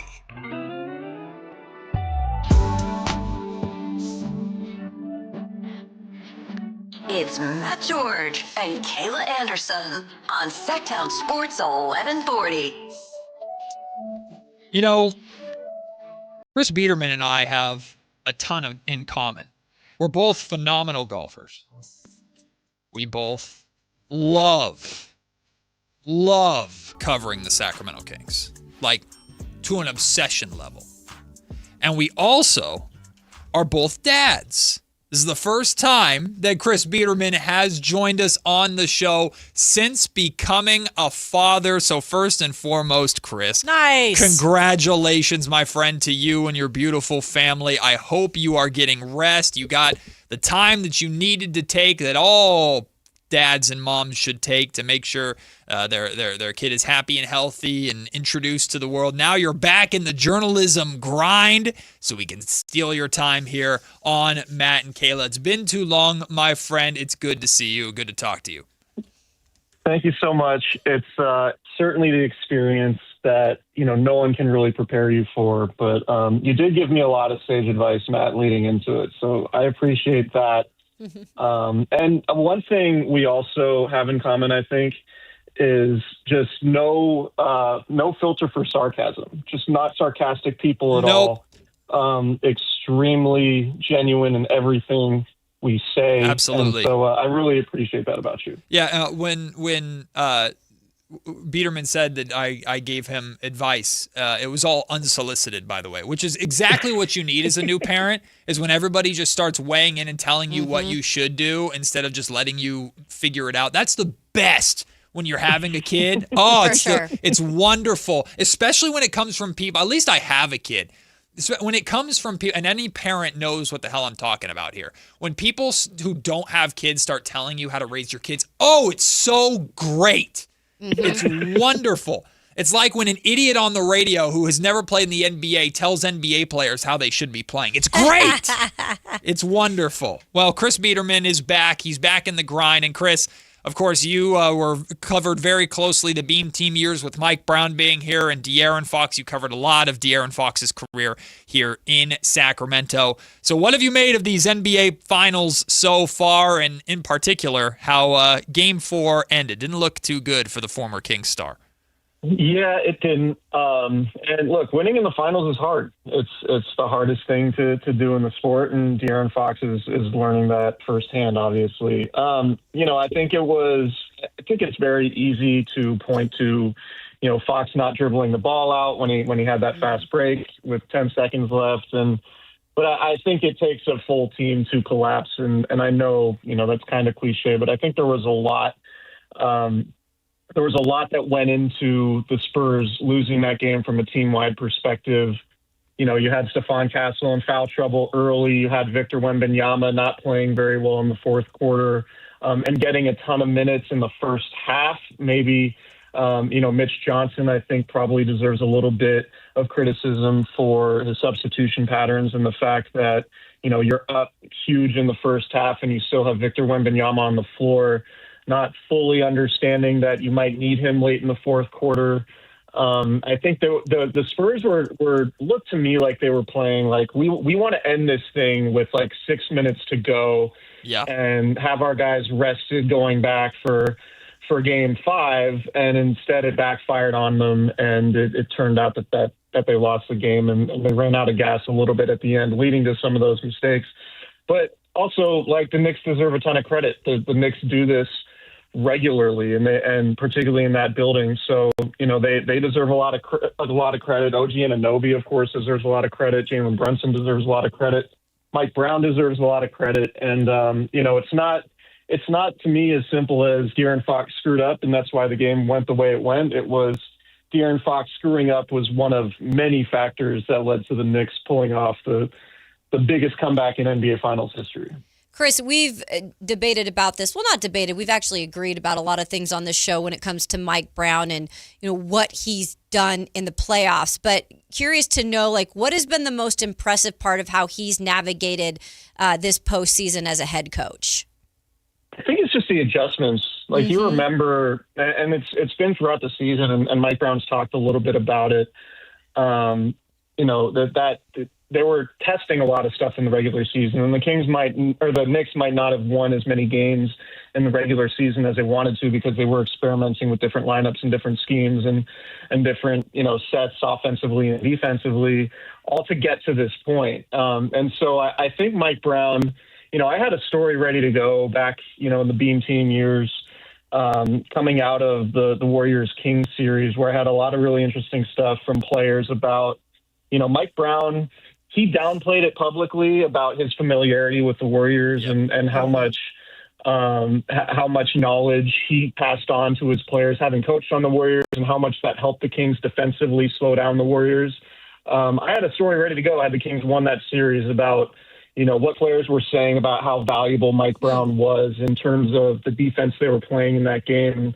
Obviously, that story never ran because the Kings ended up losing the series with Steph Curry scoring 50 points in Game 7. But I just think Mike Brown is a very, very intelligent coach and knows a lot about tendencies and what works and how to take certain things away from certain players.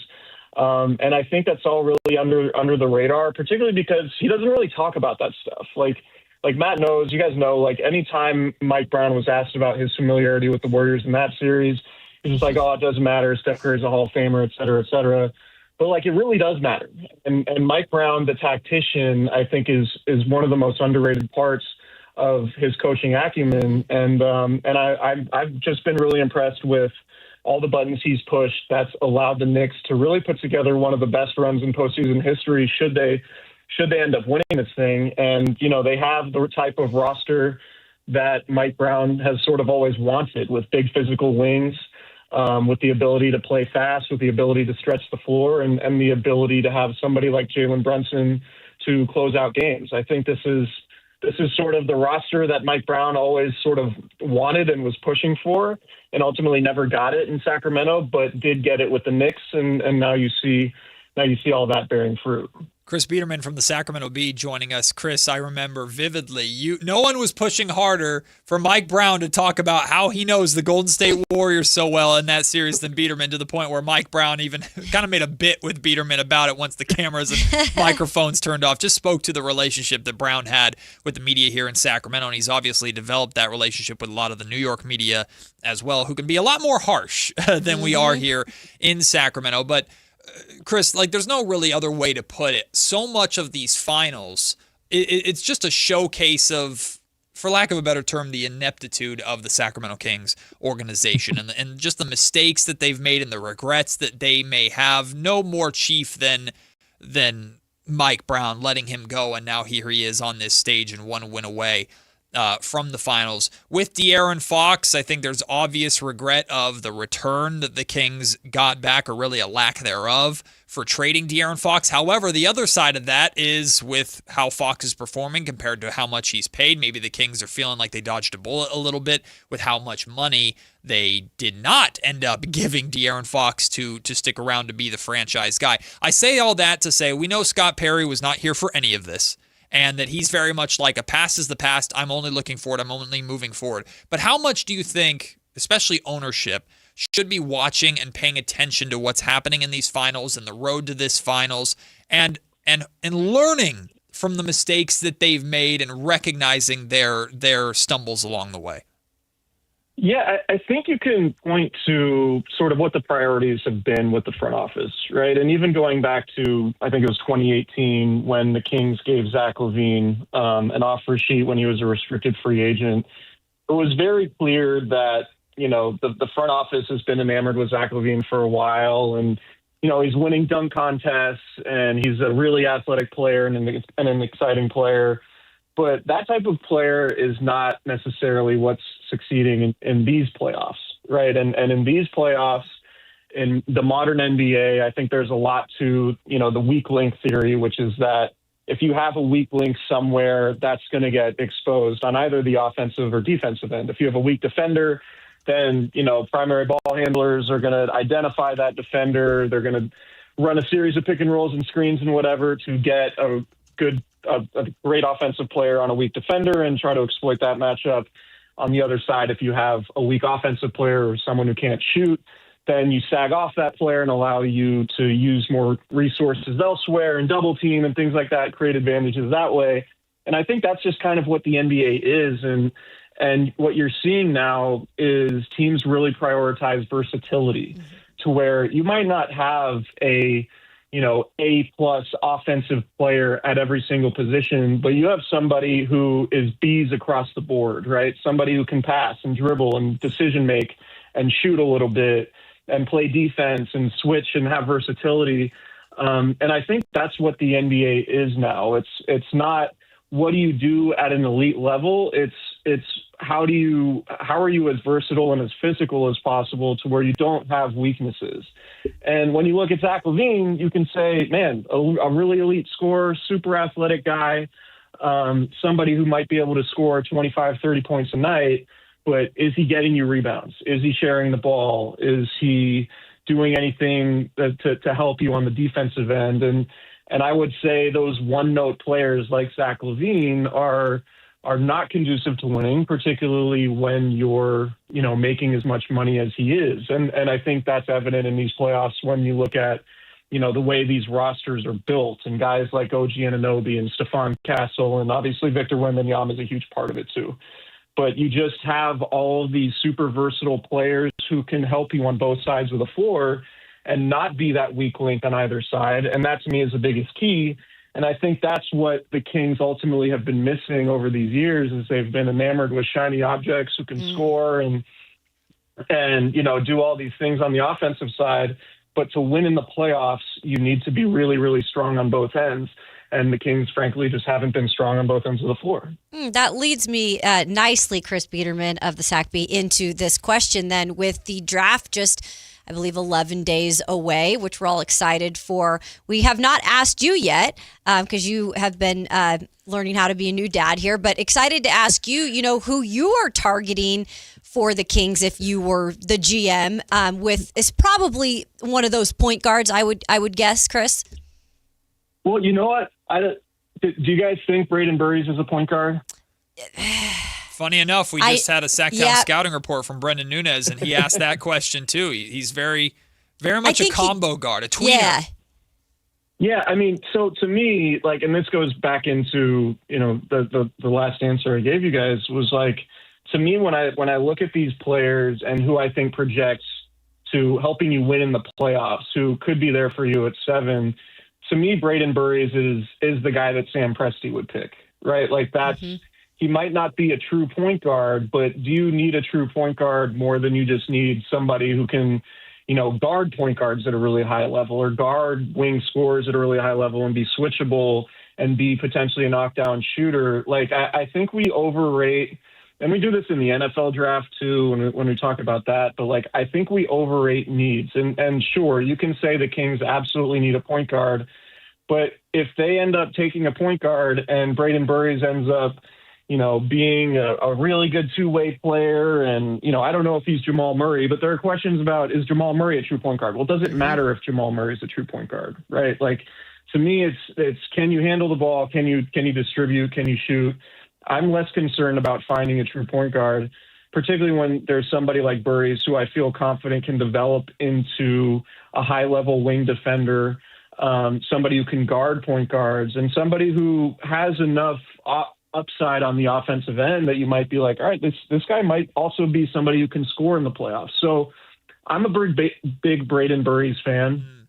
I think he's certainly not the prototypical point guard, but to me, I think just watching these playoffs, this is the guy that I think would fit on Oklahoma City or fit on the Spurs or fit on the Knicks, and it can just be one of those guys that can be on the floor in crunch time in the playoffs. And that to me is more important than finding a quote unquote true point guard, because I think that finding like needs and all that stuff can be a little bit overrated. And I also think Burries can run an offense for you. Like I think he could develop into a primary decision maker. But to me, what really stands out to him is his versatility and what he could be on the defensive end. One of our listeners in the comment section, Kimberly, had an interesting reaction to what you were talking about the Kings being enamored with offensive firepower, and kind of attached it maybe a little bit to the interest in Darius Acuff Jr. Now, he's a very popular name amongst many here in Sacramento, certainly popular on this show. A lot of people believe he has the most star potential out of any of the guards, which is why it's intriguing to me, because I know the Kings desperately need a star. But would you, when you look at Darius Acuff and especially the hole on the defensive side of his game, would you do that? Does that send alarm bells off in your mind of kind of the continuation of a previous pattern of the Kings being enamored with offense over everything? A little bit, and it's not necessarily about watching him play. It's kind of about hearing him talk. I'm sure you guys have seen the clips on Draymond Green's podcast where he talks about defense.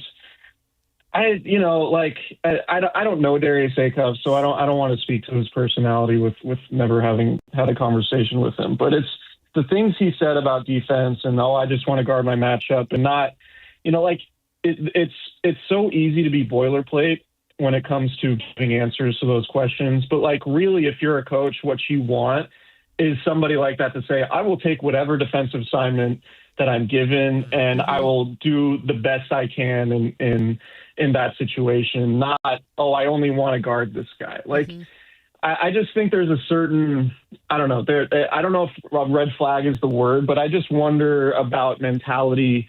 And can somebody with the mentality of, I just want to guard my matchup, regardless of whatever the coach might say, that to me signals, is this guy going to be a culture changer? Is he going to be somebody who buys into team above all and everybody rowing in the same direction? And we obviously know the Kings have had issues when it comes to things like that in the past. So, I think Darius Acuff could be an elite player. I think he could be an all-star. He reminds me so much of Damian Lillard when watching him play, and particularly on the offensive side, obviously. I just wonder, can he be an elite offensive player with the willingness to compete defensively that allows you to win in the playoffs, or is he just going to be somebody who is so concerned with what he's doing offensively, doesn't take defense as serious as he might need to for the Kings to win games, and just be happy with getting a ton of shot attempts? I think that might be a fair question when it comes to him. So that's kind of why I lean towards someone like Burries, because, we're seeing those type of guys succeed in the playoffs right now, to where we know Darius Acuff can score, but ultimately, is he going to be a needle mover in terms of helping you win games, or is he just going to be somebody who you can say, yeah, here's a guy who's, scoring 25 points a night, but the Kings are winning 25 games a season with him as their number one guy. I just wonder if Darius Acuff can evolve into that culture changer that the Kings need, or do they just compile pieces of a bunch of, team guys who all they care about is winning, and you might not have a superstar, but if you have a really good collective, then that could be a way that, gets you to more wins than a primary scorer like Darius Acuff could be. Chris, we brought up, I feel like we talk about him every day too here, Kingston Flemings. And I know Matt brought up the one thing he's a little worried about with Kingston is he is such a good dude. And I know even his head coach at Houston, Kelvin Sampson, brought up he almost is more impressed with Kingston, what he does off the court than on the court, and not in a bad way, but just he's such an impressive young man. But, Matt even brought up, I don't know if he has that that dog in him. I'm tired of a nice locker room, maybe Chris. This team needs a little bit of that. Would you agree with that assessment of Kingston and what you see of him as a player, and where do you put him with the guards? Yeah, I like him. I like him a lot. I think I definitely see some De'Aaron Fox type stuff with him and some Tyrese Maxey stuff with him. I think that is really intriguing. And yeah, like as somebody who covers the league, covers sports, like I do think the culture stuff matters, and being a tone setter in whatever way you can be is additive to winning. Like you are around these guys every single day. And if you have a point guard who is a joy to be around and who everybody loves and who everybody wants to pull for, then I think that's really valuable over a guy who is just worried about getting theirs and then not really worried about winning. Kingston Flemings to me checks that box for sure. And I would definitely be interested in what he could be at 7. I wonder, is he going to be the all-star and the franchise altering point guard? He might not be, but Tyrese Maxey is a great player, and you might not say the same thing about him. But if you surround him with the pieces that you need, the big athletic defenders, maybe a big man who can score, then you might be talking about a playoff type team if he's one of your 2 best guys. So yeah, I like Kingston Flemings a lot. I like what I've seen in terms of, the interviews and what people have said about him. And I like the skill set and watching him play. It's, the good thing for the Kings is it seems like they have a lot of options. I'm just very curious if they feel like they need to trade up to get somebody like Darius Acuff, or if they feel comfortable taking somebody at 7, or, what direction they go, because it's a bunch of different flavors.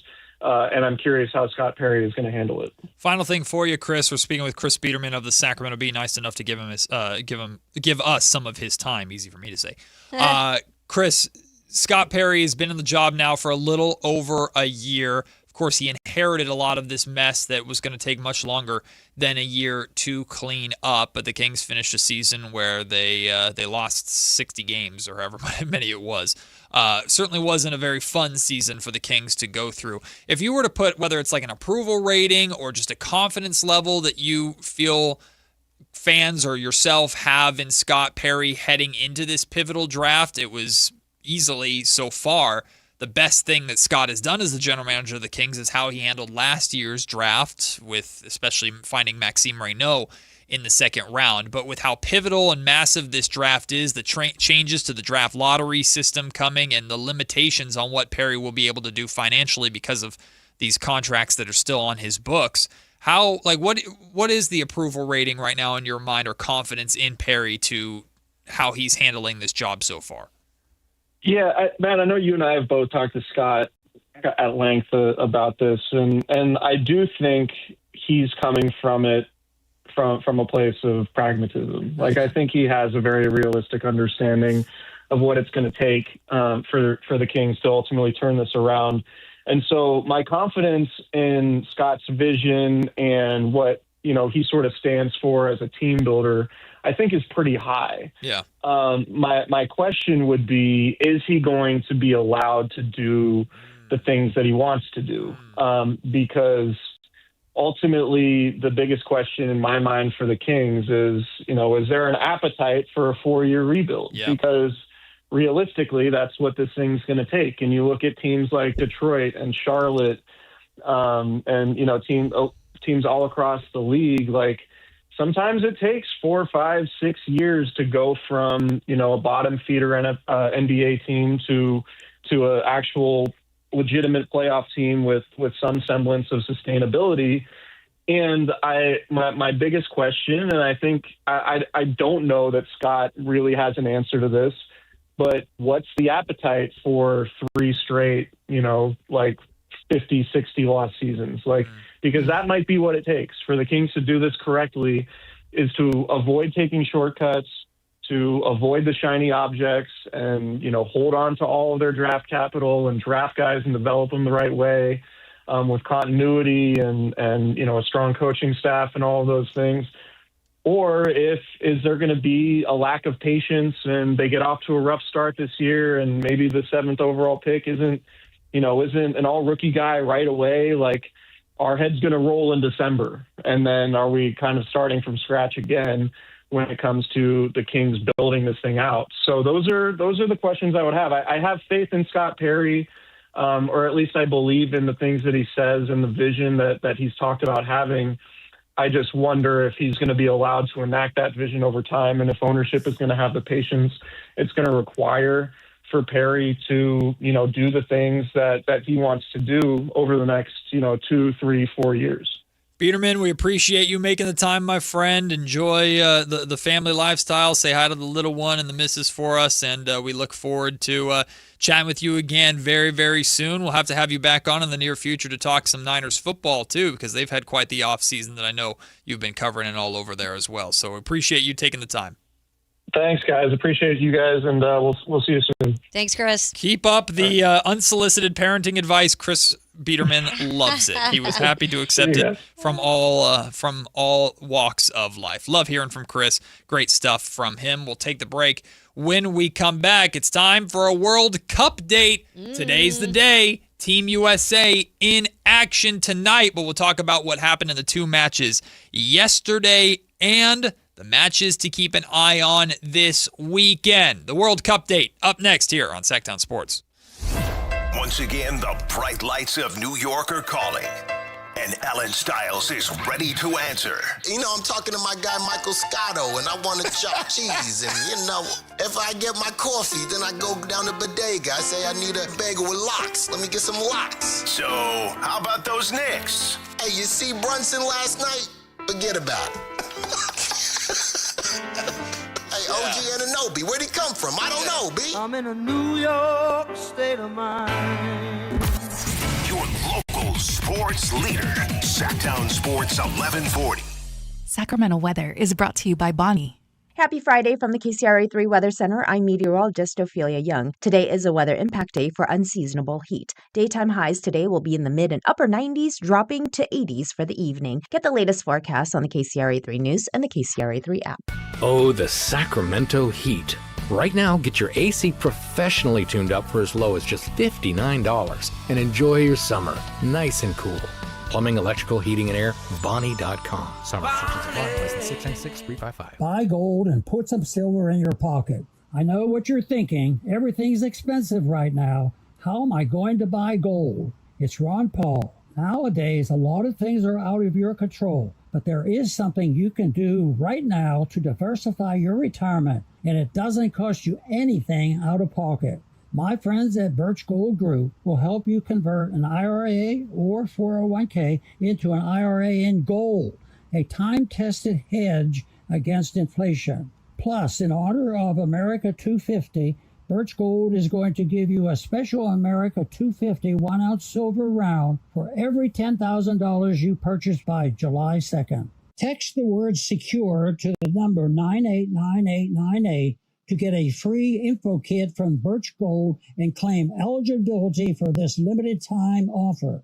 Again, text the word SECURE to 989898 today. Everyone loves to be outside, and so do mosquitoes. Protect yourself against mosquitoes and West Nile virus by following these simple tips. At least once a week, look around your yard and drain stagnant water from any containers where mosquitoes can breed. Remember to use an effective mosquito repellent, especially at dawn and dusk when mosquitoes are most active. Close all doors and be sure screens are in good working condition. At the Mosquito and Vector Control District, we're here to help. Visit us at fightthebite.net. Patrick was way behind on his IRS taxes. I was in way over my head. The total amount ended up being somewhere just over $30,000. $30,000. Then the IRS came to collect. Started getting letter after letter. A lien had been filed against me. They were going to basically hang me completely out to dry. He had to do something. That's when I reached out to Optima Tax Relief. Patrick's life quickly got a lot easier. It was very easy. Pretty much hands off. They picked up the ball and ran with it. And how'd it go? I couldn't believe it. I had to ask 2 or 3 times. I saved an incredible amount of money. How does Patrick feel about Optima? Couldn't be happier. They definitely helped me. Optima Tax Relief. The best place to call. They're the best in the business. Do what Patrick did and call Optima Tax Relief for a free consultation. Call 800-375-2922. 800-375-2922. 800-375-2922. Optima Tax Relief. Testimonial from an actual client. Some restrictions apply. For complete details, please visit OptimaTaxRelief.com. The Expo sale is coming to Cresco Restaurant Equipment June 17th through the 20th. Save big on refrigeration, ice machines, gas cooking equipment, furniture, and more. Everything is on sale on Richards Boulevard. 4 days only. Don't miss Cresco's biggest savings event of the year. Remember the days of real country music? Now you can get your favorite classic country every day on 105.1 HD3 The Ranch. Listen to The Ranch on the free KNCI app or anytime at 105.1 HD3. Want the best movie experience in town? Join Sactown Sports IMAX Pass by visiting SactownSports.com. Sign up today. You can win tickets to see this week's films at the Esquire IMAX Theater. Maida Subaru says yes to big savings on the new Subaru you want during the sizzling summer sales event on now. Visit MaidaSubaru.com today for special spring savings on over 225 new and certified pre-owned Subarus. Made a great deal at Maida. And we're live from the living room as Doug eyes up the matchday spread. He's reaching for the buffalo wing. Perfect.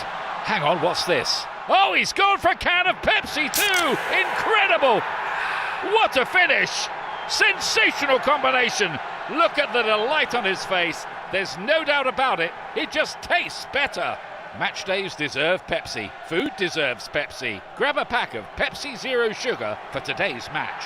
It's poetry in motion. Is the volatility of the stock market driving you crazy? Is your retirement account sinking, yet you're getting older and you're starting to worry about, will I have enough for retirement? What about the money in the bank? These banks pay nothing these days. How do we get growth to get to retirement account? It's simple. Move into gold and silver. Want to know how to do it? Listen to my show, Striking Gold, with me, Kenny Michaels. It's time for your Sactown Soccer Report. Powered by Sac Yolo Mosquito and Vector Control District. This week's key matches include Mexico versus South Africa, USA versus Paraguay, Brazil versus Morocco, and Netherlands versus Japan. In soccer, defense wins championships. At home, defense stops mosquitoes. Drain standing water. That's your backline. Dress with sleeves and defend with repellent. That's your keeper. Keep your doors and screens tight. That's your shutout. Sac Yolo Mosquito and Vector Control District. More tips at fightthebite.net.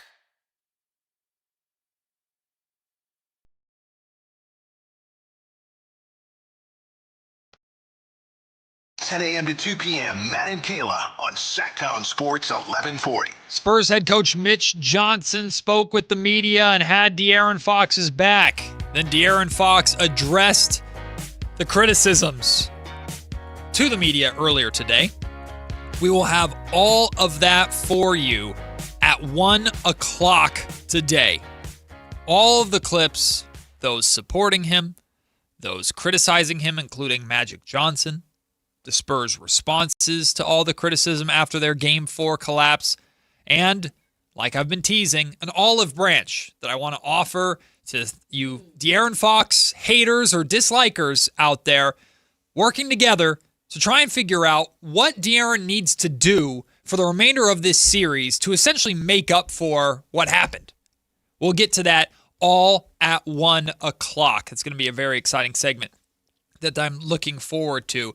Now, we do have our World Cup date to get to, but Javier is hanging on hold. Looks like he has a Kings trade idea he wants to share with us before we get to our World Cup date. What's up, Javier? How you guys doing today? Good. How are you? All right. So this is going to sound absolutely, ludicrous, but, we're in Sacramento, so, we don't know anything else but what we call more than irrational, okay? So the Kings have a team that, obviously has done business with Sacramento, and they have a budding star in Dylan Harper, okay? They have a guy that is a blossoming star at the position, and what do the Spurs lack? Some true bench production with also some scoring off the bench with some players that are come up for max contracts. Now, let's just say, before you guys, jump off the rails, if the Spurs really wanted to improve their roster and let Dylan Harper expand to what he would want to do, now, I know Fox would be like, no way, but he doesn't have a no-trade clause.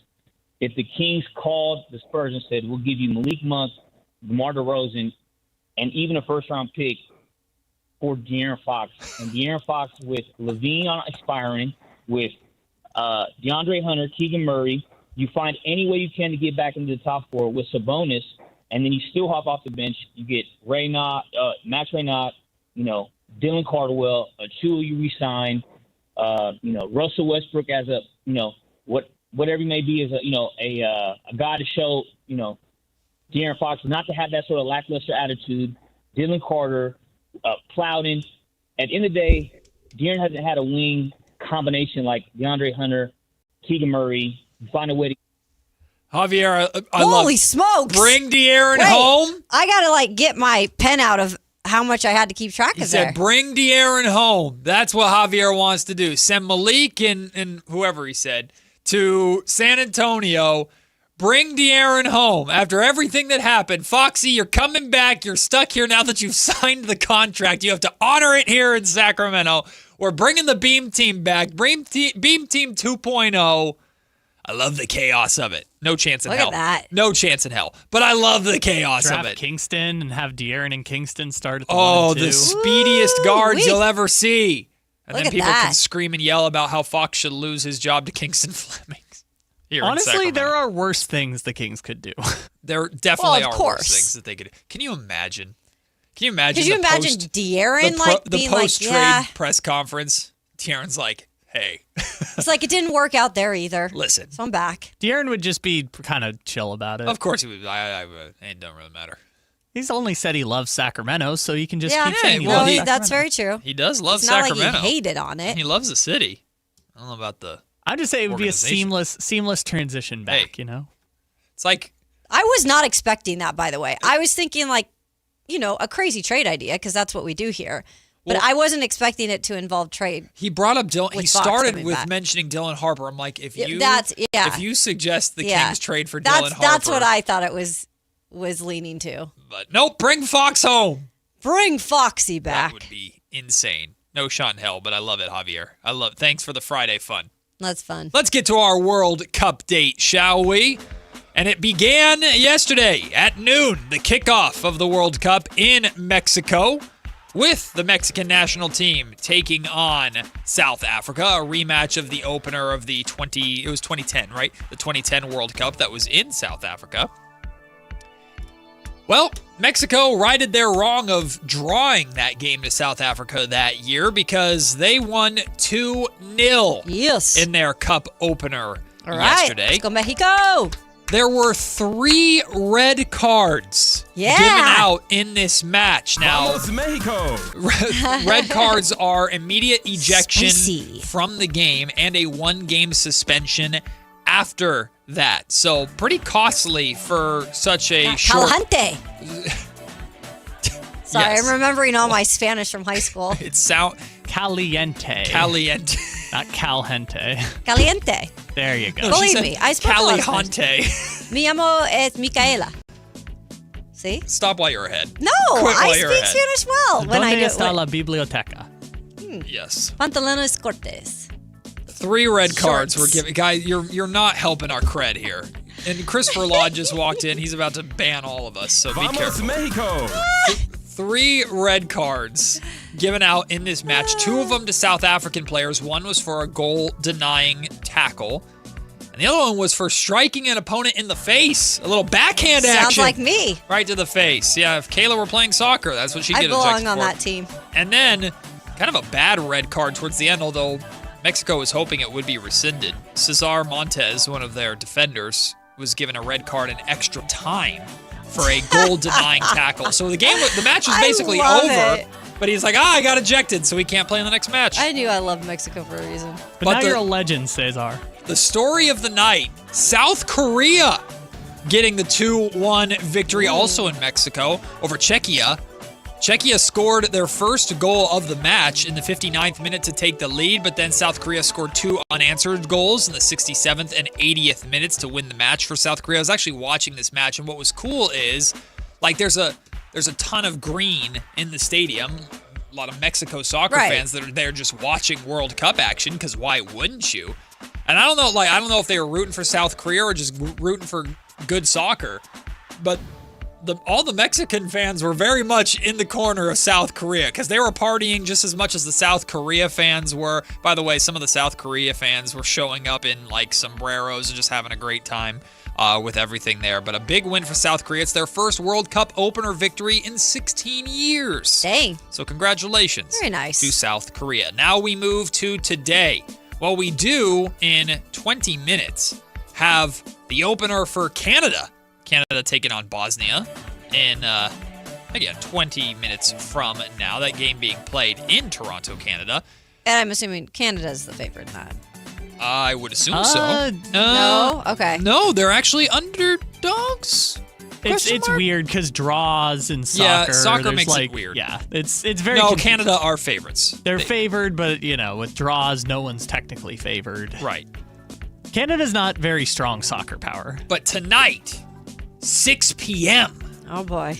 In Inglewood, California. Well, the U.S. isn't either. SoFi Stadium. The USA, the red, white, and blue, take the pitch for the first time, taking on Paraguay. Is anybody else nervous? Yeah. As the host country, yeah. I feel like they have pressure. And it would be funny if Paraguay won. If you need a play, Chris did not like that comment. If you need it a would place, be really funny. It would not be funny. It'd be devastating. If you need a place to watch USA tonight, go to Super Taco in Sacramento. Chris Verlato will be there. The Sactown Sports Watch Party. Go and check it out. I'm very much looking forward to this match. We're going to watch with my son at home. It'll be his first time watching soccer. Yeah, you were supposed to go. Which I'm very excited. No, I was not supposed to go. I was falsely advertised. Oh, goodness. By the way, matches to watch this weekend. On Saturday, we have Brazil versus Morocco. That's 3 p.m. at MetLife Stadium on Saturday. And then if you're like me, rooting for the underdog, Scotland. Haiti versus Scotland, 6 p.m. Is Scotland really underdogs against Haiti? The way that Matt, are you serious? Yes, Scotland is underdogs. Period. They don't make the World Cup. The way he gets into his Great Scotland. He drags in his voice like this. Is that Sean Connery? Yeah, what now are you you're just doing Connery. That was terrible.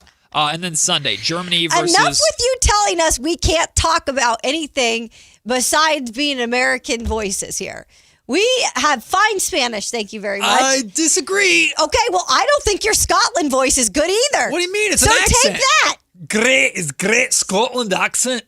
Put a sock in it. All right. Well, Sunday, Germany versus Curacao, 10 a.m. in Houston, and then Netherlands versus Japan, 1 p.m. at AT&T Stadium. That's on Sunday. That's your World Cup date. We'll take the break and come back with Pick a Side next on Sactown Sports. Hi, I'm Adam Johnson here with Golf Fitness Solutions. If you want more distance, less pain, better mobility, and a body that holds up for 18 holes, come see us. We're expanding in Carmichael, and you're invited to our grand opening party on June 13th from noon to 4. Tour our new space, meet the team, try the simulator challenge, see if you can make a hole-in-one, and learn how golf-specific training, stretching, massage, and assessments can help your game. Call 916-802-5175 or visit us at golffitnesssolutions.com for more information.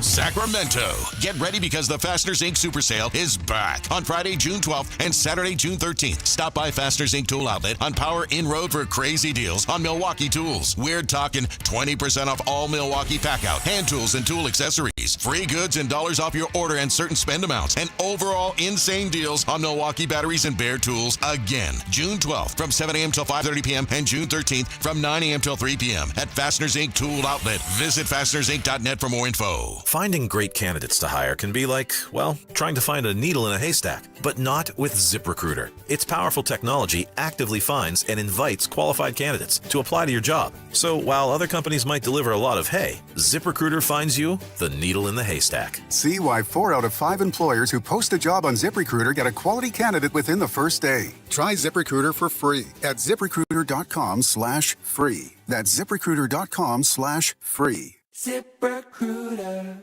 With Progressive's Name Your Price tool, you can choose the best coverage option for you. Because you know you.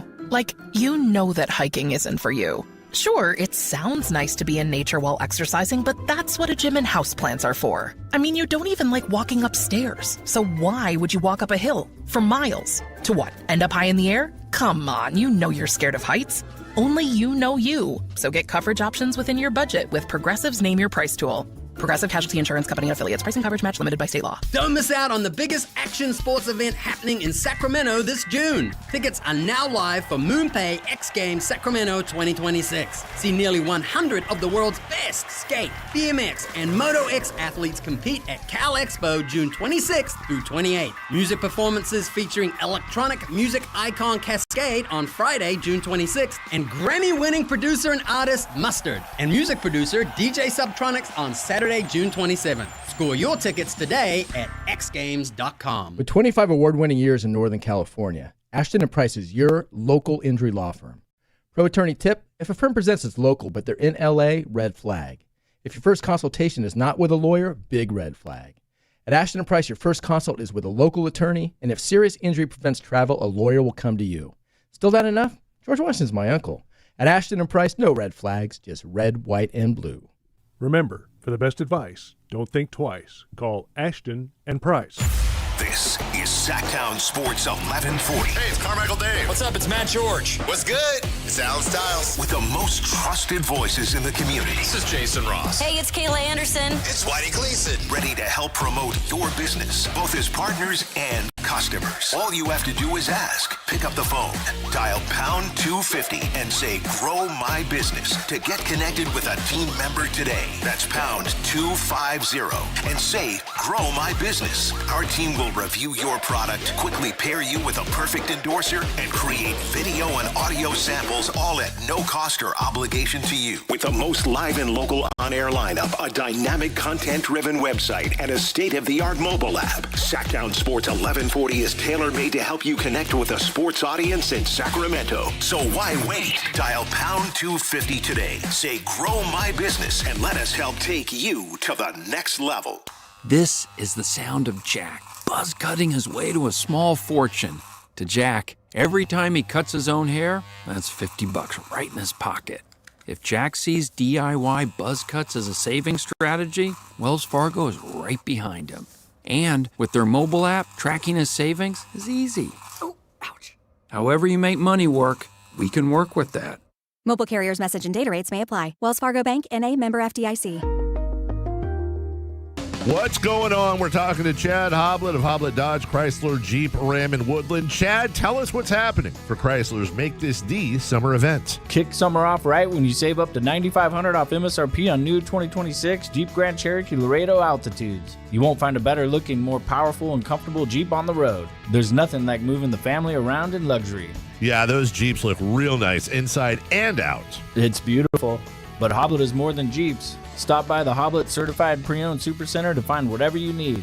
With nearly 200 vehicles available and 115 under $30,000, Hoblet needs to be your first stop. Search, select, and save through their whole inventory at HobletDodge.com. Unbeatable prices, unbeatable selection. Nobody beats Hoblet, period. $9,500 toll net savings on select new 2026 Jeep Grand Cherokee Laredo Altitude after $5,500 factory incentive and $4,000 dealer discount. Incentives include $1,000 Hoblet trade-in assistance with eligible trade-in and $2,000 Make This the Summer event retail cash. 3 of this net savings. Sample VIN 243062. See dealer for details. Pick a side, any side. It's time for Pick a Side on Matt and Kayla. Yes, indeed. It is time to pick a side here on a Friday. Matt George, Kayla Anderson with you. Of course, Kyle Ledbetter here as well. Kyle, let's get into it. Let's get into it. You ready? Yeah, sorry. We might be getting into it. We'll see. Sorry, Please hold.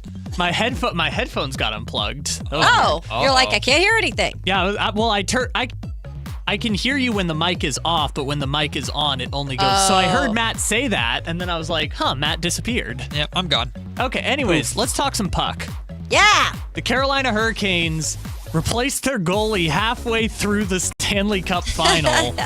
And all of a sudden, they've won 2 games in a row and are now 1 win away from winning the Stanley Cup. Do you think they're going to win it now with, Frederick Anderson got replaced by Brandon Bussy?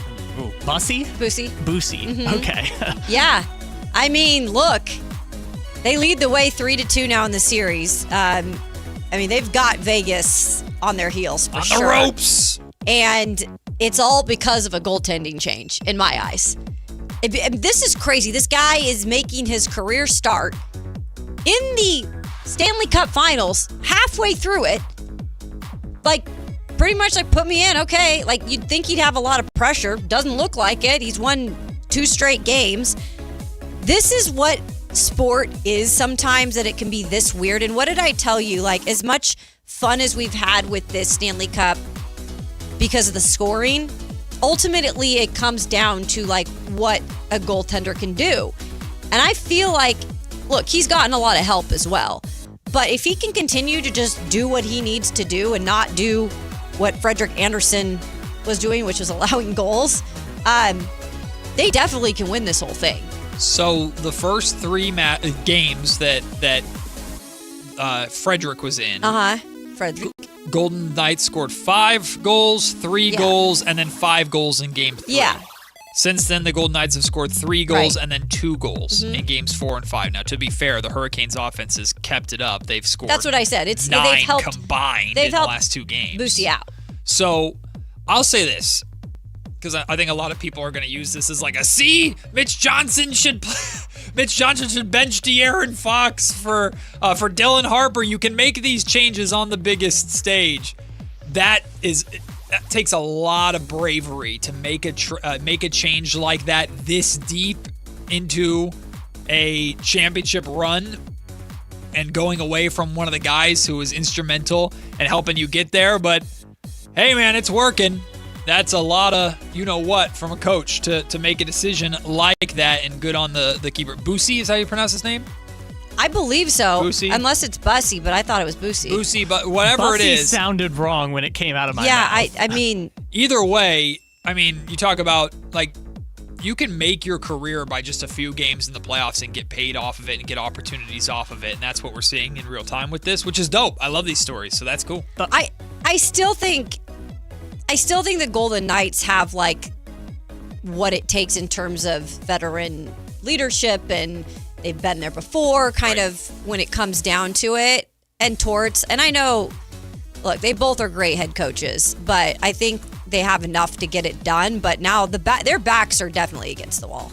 The hockey goaltender thing is so fascinating. Like, I remember when the Florida Panthers were in the final, and the guy who used to play for the Blue Jackets, whose name I'm forgetting now, the goalie for the Panthers. Oh, Bob? Yeah.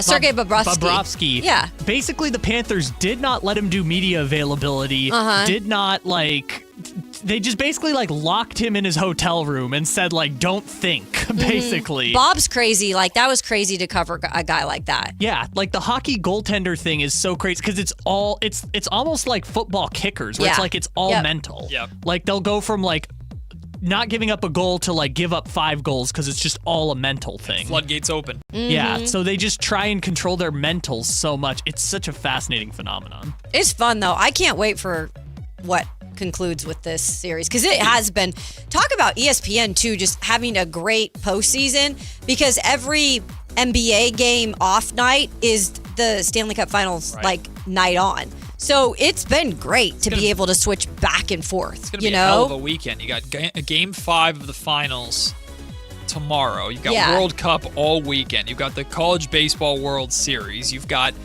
Game 6 of the Stanley Cup final on Sunday. It's wild, man. It's what a weekend. Yeah, I mean, it's too hot to go outside anyway, so just sit in and watch all these games. Well, if you do want to go outside, there's apparently, I want to talk about this so bad. There's a Teenage Mutant Ninja Turtle pizzeria that is opening in Santa Monica. Let's go. If you were in LA, would you try it out? And why is the answer yes?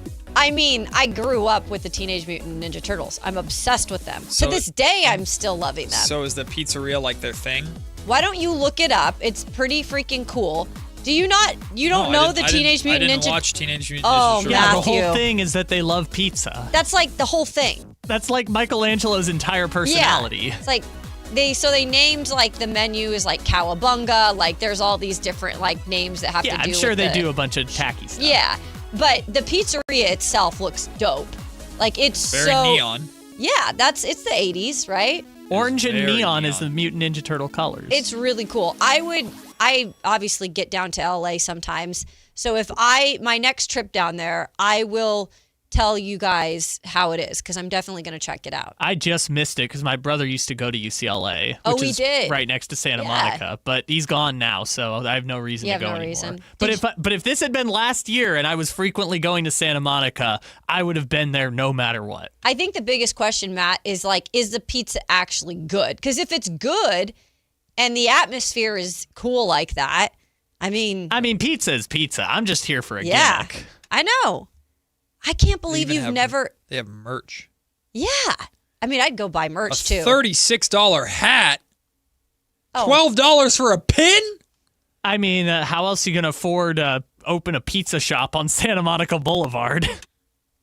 The Man. most expensive real estate in the country. Tote bags are $32 to $36. I think Matt is going to. What were the rhinoceroses? I think he's one of them. What does that mean? Bebop and Rocksteady. Yeah. He reminds me of one of them. I don't know what that means. They're the enemy. Yeah, they were bad Why guys. am I a bad guy? Because you don't know what Ninja Turtles are. They weren't really in the remakes either. It was mostly the Krang. That was the main villain. Me in not the watching modern- Ninja Turtles makes me a bad guy? Well, when it comes to the characters. Oh, yeah, I guess so.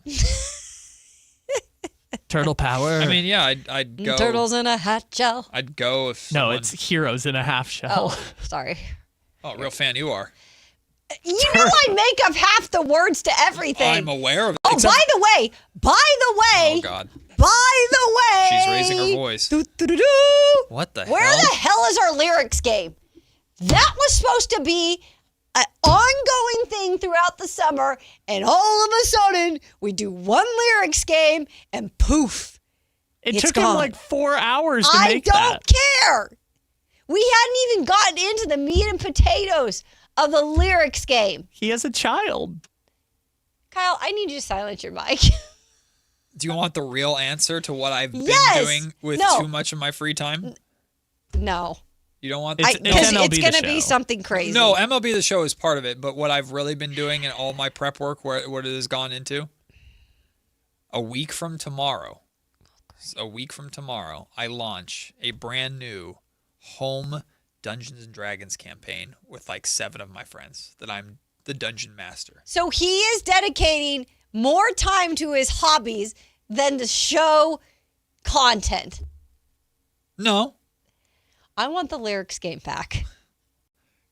Great. That was okay. It was a fun game. Let's It took a admit, lot of work. But that one, it doesn't have to be that much. I will say that was a little bit crazy. It can just be like, hey, what do you think the lyrics are to this song? And we play it, and then Respectfully, I make a fool of and myself. I say that respectfully, you could put in less effort and still fool Kayla. Oh, I said respectfully. That's a really good Kyle impression. Thank you.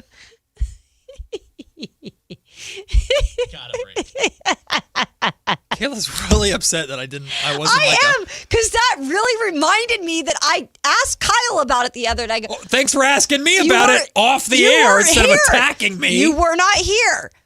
And so I said, didn't we need to do that lyrics game again when Matt gets back? And then I forgot to ask you. And then that just reminded me. I'm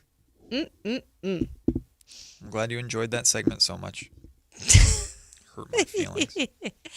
Heroes in a half shell. Turtle power. Whatever. Get your pizza, I guess. Buy a $70 sweatshirt. The hell. Overpriced. They're already price gouging at Teenage Mutant Turtle Pizza. It's Matt and Kayla on Sactown Sports. What the heck? Kayla Anderson is laser focused 99% of the time, as long as everyone keeps the snacks out of sight. Matt's just teasing me with the solo Cheez-It on his computer. Because I didn't want, I'm not Carmichael Dave. I'm not going to Just start one eating Cheez-It. it during the while it's in the air. You're staring at it like a Yeah, dog. I'm just looking at it longingly. I have a whole bag over here if you want some. I've been getting into all these random chips, and it's making my stomach hurt. Your local sports leader, Sactown Sports 1140. This is the story of the one. As a safety manager at a manufacturing plant, he does everything he can to keep his coworkers safe. From finding ways to reduce risks to keeping safety supplies in stock. And for that, he relies on Grainger. Grainger offers a broad range of quality products and next-day delivery, so he can always play it safe. Call 1-800-GRAINGER, click Grainger.com, or just stop by. Grainger, for the ones who get it done. As we roll into summer, there's a new opportunity for you to get a new truck at a great monthly payment at Folsom Chevrolet. At Folsom Chevy, they're now offering 0% financing for 5 years on every new 2026 Silverado half-ton in stock. 0% financing on a two-wheel drive, four-wheel drive, LT, RST, High Country, you name it. Together, let's drive. Must finance with GM on approved credit, $16.67 per 1,000 financed. Cannot be combined with other offers. Ends July 7, 2026. Dawn or dusk, I'm on the hunt. Skeeter here, Sacramento Yellow Mosquito and Vector Control District, and I'm wearing Skeeter Vision, night vision goggles that light up skeeters at dawn or dusk like the 4th of July. Mosquito, 12 o'clock. Got 'em. So fight the bite by wearing long sleeves and pants at dawn or dusk when they're most active. Apply insect repellent and drain stagnant water. It's a breeding ground. Dawn or dusk, the Sacramento Yolo Mosquito and Vector Control District reminds you to fight the bite. For more information or to report problems, go to fightthebite.net. You can buy golf clubs anywhere, but buy clubs that fit the shelf instead of your swing. That's why Hagen Oaks offers total game fitting. TrackMan dials in your driver and irons. Ping's Bolemic Ball Fitter finds your perfect golf ball. Hagen Oaks Putter Fitting Studio helps you roll it true. And FootJoy's 3D foot scanner matches you with balance and stability. Whether you're a beginner or accomplished, your best game starts with the right fit. Hagen Oaks Golf Complex. Better fit, more fun. Fulton Avenue at Business 80.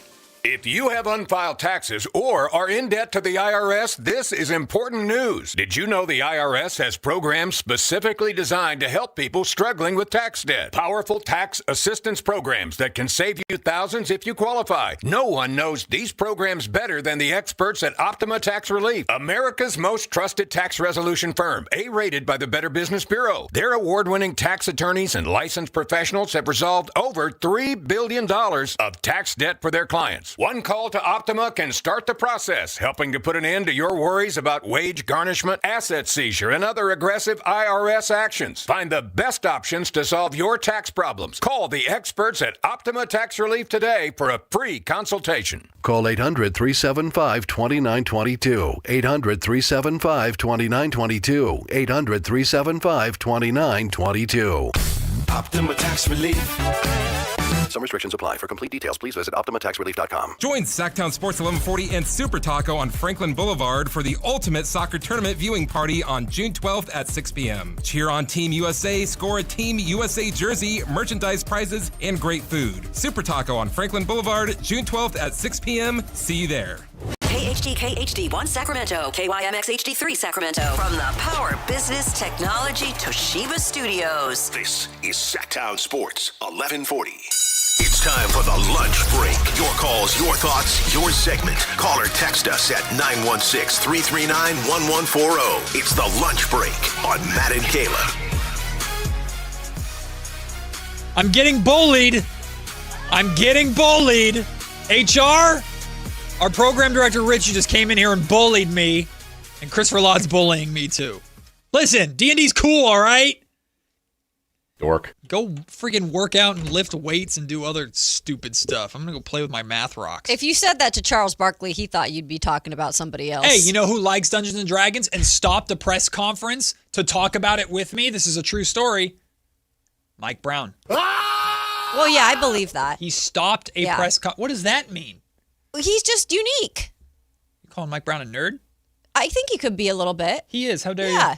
He said something else too the other day that I was like, oh, he's like a big country guy. Yeah, he loves country music, so he rides a motorcycle and he listens to country music. He rides a motorcycle? Yeah, he's a motor. Holy he rides smokes. a motorcycle. He listens to country music. Also, got into K-pop because of somebody in his family. Now K-pop involved? Was super into K-pop. Wow. So he would listen He's to K-pop. He's eclectic. He likes all different types of things. He used to ride his, I think it was a Harley. Yeah, he used to go That's from, crazy. the arena to, El Dorado Hills. Yeah. Wow. So he lived up in El Dorado Hills, and he would ride his Harley to and from games. And if you ever see someone on a Harley blasting, Kane Brown, that's You've got to probably be me. kidding me. Yeah, I remember that, because then we played Kane Brown for the old afternoon show. Mike, he's literally the best. He's just... That's wild. Coaches, and Mike got serious when he needed to get serious, and a lot of people are replaying and revisiting the clip of what he said after De'Aaron Fox's foul right before or Mike got fired. Mike got serious when he needed to get serious, but Mike was so much fun, including putting his leg up on the table to show people what socks he was wearing. Yeah, he seems like a hoot to cover. He was the That's best. for sure. Which is so interesting because he wasn't that way when he was with the Knicks and the Cleveland and Los Angeles early in his career. Because You're learning about yourself. Learned to be comfortable in who he is and the league, and all his years with Steve Kerr in Golden State really helped. That's what I think it was. Like Kevin Durant's told stories of like they were at the All-Star game and Mike Brown and Steve Kerr and some of the assistants were drinking beer in the All-Star game locker room. Oh, that's funny. Like, I think that's kind of working for the Warriors, I think brought out that silly side of Mike Brown in a way that didn't exist early in his career. I am actively trying to find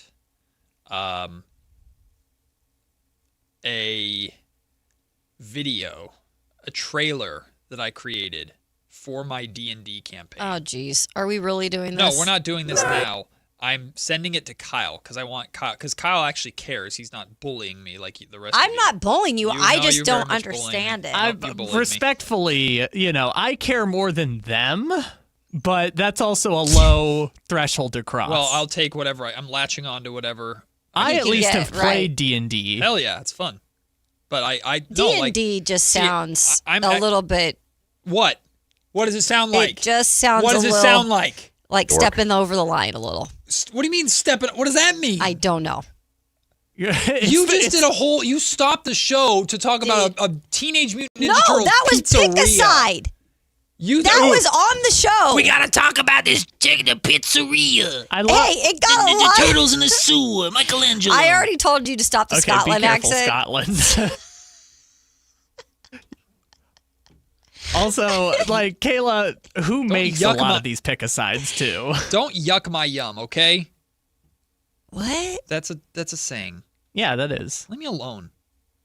You're just scrolling through your phone trying to find this trailer. Yes, I'm grumpy. He's mad at me. You crossed the line because you have fun with friends. I'm so sorry, man. Your life is so lame that you have a fantasy world that you decide to play with.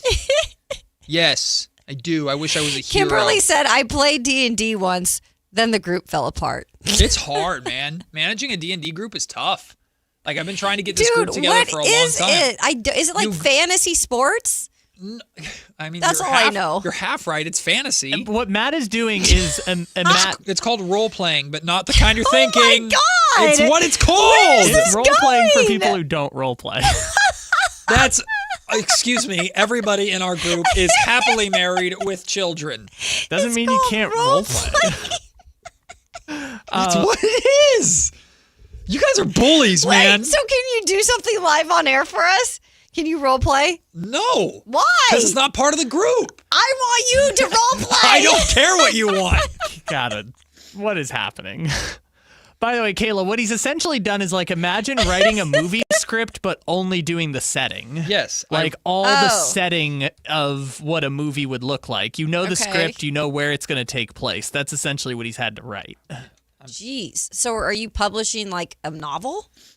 I mean, if it's good by the way, my book arrives today. Just thought you guys would know. Your Michael Jackson book? And your copy on DVD arriving on video? I heard a website where I can go watch the movie now for free. So you found a bootleg? My neighbor told me. You found a bootleg streaming site? I don't know if that's legal. Shh. You said it on the air. Quiet. What are you well, we talking didn't say about? what it was. Called it. Can we all admit that's how we've watched sports, though? I actually have bought everything. Oh. Yeah. Really? Yes. Mm-hmm. I can't afford anything anymore, so I don't have a lot to, watch. I'll set you up with a I site. wanted to watch Euphoria. You didn't miss much. HBO. I was so right about that show too. I gave up halfway through season 2. I heard the ending was crazy. I've only found an illegal stream once in my life, but it was to watch Conor McGregor and Josie Aldo. Was it worth it? No, it was over. I'm glad I didn't pay for it. It was over in like 6 That is seconds. famously the 16-second fight. Yeah, if I had paid for that, I would have been furious. What do you mean? At least it was a fight. 16 seconds. Yeah. But imagine paying $80 for a pay-per-view that lasted 16 seconds. I'm very confused. Kayla's bullying me. And I think Kayla was trying to make a subtle joke there. Or if she wasn't, she accidentally did. Is anything accidental I do? No. I am putting in our group chat. At least it was a fight. I get it now. At least it was a fight that lasted 16 seconds. I got it. This is the stupidest thing I'm typing in our group chat.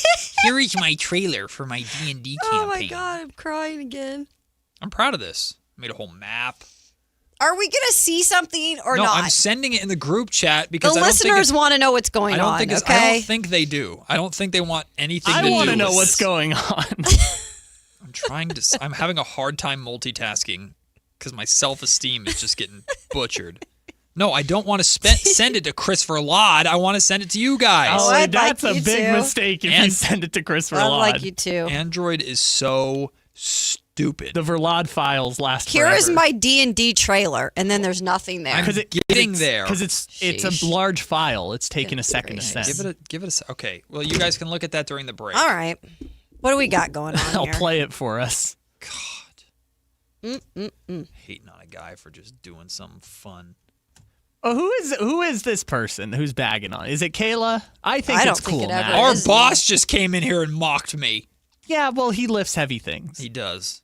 Good for Which you. was Matt's comeback, by the way. For the listeners who didn't hear, our boss came in and started making fun of him. Matt's like, "Ooh, I'm Richie. I lift heavy things." Well, because he does what's the competition he does? Spartan races. Spartan races, Which I'm doing my first one in a few months. So he just made fun of our boss, and then he just goes I'm not and says doing the he's psycho doing a stuff that Spartan he's race. doing. You just said you're doing a Spartan race. I'm not doing the thing he did. He went to Colorado to run 32 miles and lift stuff and swim in mud. That's What wild. What are idiot. you doing then? I don't know. Oh, you're just signing Running up. with kittens. I don't know. Whatever the that baby. sounds You're doing fun. a Spartan training thing. No, it's a Spartan race. It's just one of the lower end. It's the beginner level. I'm running with all the kids. There you go. Doing the kids one. No, it's a legitimate one. I just don't know what it is. I just told my buddy who does Spartan That's races really I need to funny. do one because I need to challenge myself with something because I'm a soft little baby boy. Maybe I need to go up against Matt in this Spartan. Why is everything a competition? You and my wife are the same person. Why is everything a freaking competition? That'd be fun. No, it wouldn't. You would dust him. Excuse you? Yeah, Kayla would beat you in a race probably. That's crazy.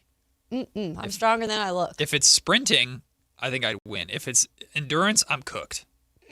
I'm cooked if it's endurance, which is why Spartan race is going to kick my butt. But I need it. It's just going to be you and Kayla and just a bunch of children. No, because Kayla's going to be like, Kayla plays dirty. She'll like hamstring me or something. Just take me out of the Achilles or something. Never Sounds put like fun, anything though. past me. No, I do not. Chris Biederman mentioned this and referenced this earlier in the show as we try and get back on track. Great segue, Matt. There we go, Matt. Way to go. Yeah, someone's got to be an adult with my math rocks. I'm gonna bring in dice for you guys. I did this for Whitey and for Jay Johnson when I was filling in with them months ago, and they were making fun of me for D&D, so I brought them each their own dice set. I'm sure Jay Johnson has thrown that in the garbage since then. I don't know what Whitey's done with them, but I will bring you guys each your own dice set. So what do we do with it? Don't worry about that. You're never gonna do it enough, but you at least get your own dice set. It's a 20-sided die, you know? All right, I'll take them. A D20. I can throw them at people. What? What are you laughing at? I didn't know that's what they called They it. called it a D20. Yeah. Oh my God, there's a lot of D's going on here. Lots of D's in this game. Darius, Darius Acuff. No, it's worse. Oh my God, It's worse. Speaking of D, Darius Acuff spoke on his defense. Oh my God. With Draymond Green. Oh my gosh. Yeah, thanks, board. I don't feel good about it. A lot of people aren't reacting too positively to this clip from Acuff, and it's essentially negative thought or takes on this. It's him talking about wanting to just guard his matchup versus guard other positions. Mm-hmm. Do you have that audio ready for us, Kyle? Here is Darius Acuff with Draymond Green talking about his defense. Do you see yourself as a guy that's coming in like, no, I want to guard my position? How do you look at it? Yeah, that's how I've always been. You can ask any of my coaches in college, no matter, how much like my defense, mistakes that I made every night, if they tried to put me on a 2 or a 3, I'm like, man, I'm not guarding no 3. Like, I play the point, man. I'm guarding the point guard, man. Like, especially if it's like a matchup. Like, if I'm not guarding you, you not guarding me. It ain't, you know what I'm saying? Ain't no matchup. We just hooping out here. So I'm definitely one of the guys. I like to guard my matchup for sure because I don't want nobody to get off, more than me. So you come into the league, like, show that you want to defend, because when I see these guys come into the league and they don't want to guard their position, they're running from a matchup, the only thing people do is pick on you more, right? Like, if you come into the league as a guy and they figure out like, oh man, he don't want to guard, it just puts you in a worse position because now every action that they run down the court going to you is at you. Find that coach that's the defensive coordinator. Lock in with that coach, because I'm going to tell you this. If you can learn the tendencies of players and the tendencies of teams, that right there alone is going to help you on the defensive end. So I will say I actually like Acuff discussing defense with Draymond. I know, it's actually really interesting, and I really liked Draymond's advice too. But I guess people are reacting negatively to, because I didn't necessarily understand the negative reaction. I took it as like a pride thing of him saying, I don't want to be switched off of the primary guard. That's what Draymond set it up as, but people are taking it as like, I'm only going to guard who I want to guard. That's what they're taking it as. Which I disagree with what he's saying. He has the mindset of like, again, so much of defense is you have to want to be competitive enough to say, you're not scoring on me. And I got more of that from this than I got him saying, I refuse to guard 2s and 3s. I think Darius Acuff will do what he's told. Well, But what he wants to do is go one-on-one with the guy he's going up against. I admire that. So I don't see what there is to be frustrated about with this. Because that goes back to the conversation of Biederman, too. And this is what I love when it comes to the different guests we've had on, because we have had a difference of opinion on who people want at that 7 spot. And obviously, he even threw us a curveball with Braden Burries. But when he talked about Acuff, and that recent clip, I'm glad you explained it how you explained it, because that's how I took it. Because I think then people were thinking, well, he's arrogant and he's like, I don't think that's how Acuff is, though. Yeah. I think he is like a gamer, and I think he's like that dog you want, but I don't think he's going to be like, nope, I'm not doing that. Yeah. I don't think that that's who he is at all. See, there's a big difference between arrogance and confidence. And like, just speaking from a Kings fan standpoint, this is the thing about Kingston Fleming. It's like, I think Kingston Fleming sounds like a wonderful dude. Mm-hmm. And if he's drafted by the Kings, I very much look forward to getting to know him and watching him play and rooting for him to be the absolute best pick in that draft. Mm-hmm. But when we reacted to Coach Sampson's comments about how great he is off the court, it's almost better than how great he is on the court. It's like, that's wonderful, but I need someone who's going to come into this organization and say, give me the freaking keys. I'm taking over. We're getting this team out of the dumps. And Darius Acuff gives off that confidence. Now, there's a fine line between confidence and arrogance. Yeah. And we don't know. Arrogant, though. Yeah, but we've never met him. We can just go off of the comments that we hear. Like, but speaking to some of the people that have covered him, that's not what they've described him as. I've never heard him described as arrogant.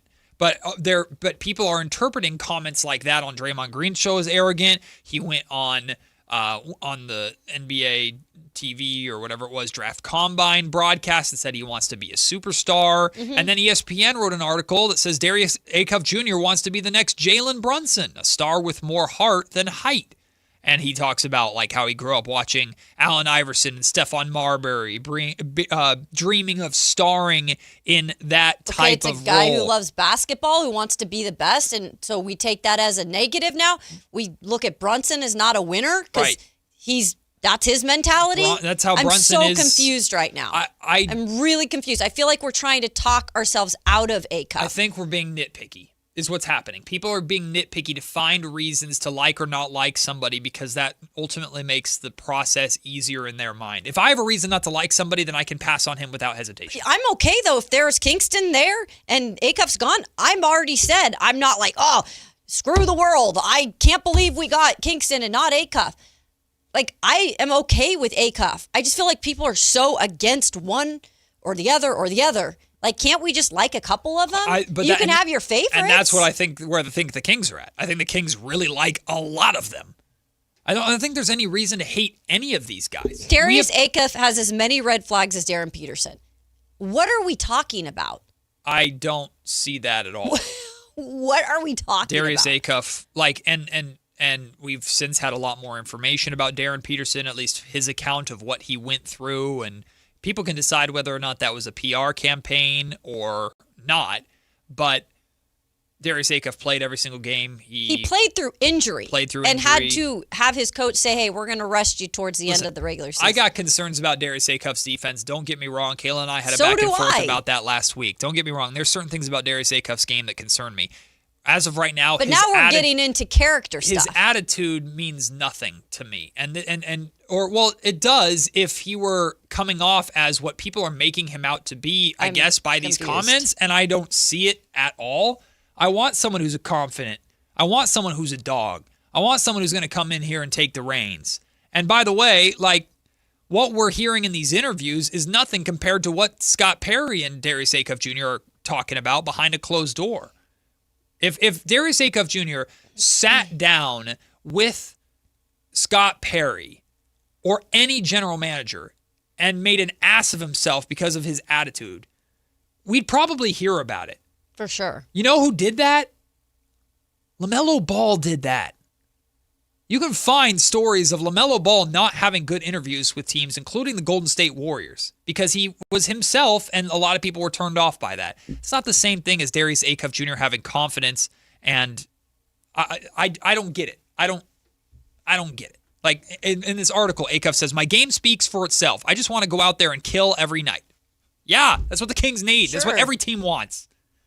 Yeah, I just think, I think you're right, Matt. We get to the point where we're dissecting every player so much that even things that I think were the reason why you like a player. And mine's always been like, obviously Acuff is a top-notch scorer.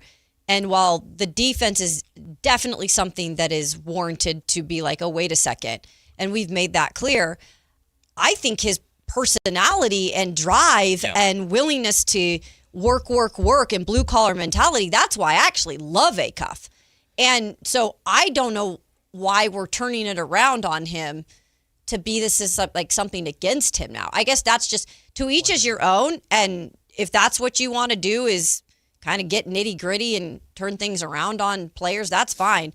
I'm just saying, if Acuff is there, I'm taking him first. If he's not, I'm fine with Kingston. Yeah.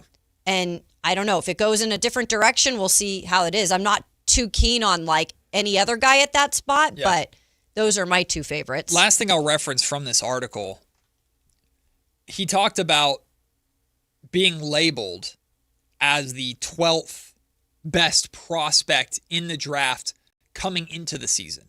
Yeah. And the reason why he was 12, despite his talent, was because he's an undersized guard. Sure. And the article talks about how he took that personally, and it fueled his performances to work himself into now potentially going 5 or 6, or hopefully he falls to 7 to the Kings if that's what the Kings want. Mm-hmm. Like, that's what I want. You don't want someone who comes into Sacramento and reads all the stuff about this city and this organization, and Darius Acuff Jr. just got drafted into basketball hell, and doesn't come here and want to shut all that up and wear that as a chip on his shoulder. Hell no. It will fuel him for sure. That's what I want. For sure. And again, I don't think from all the people we've had to discuss Darius Acuff on the show, teammates have loved him. Coach Cal loves him. I've never heard that he's like a me guy, even though he wants to be the guy. There's a difference. Yeah, of course. There's absolute difference. There's a big difference between being selfish and wanting to be a star. Very big difference that some people get that line blurry when it's really not. It should be bold and easy to see.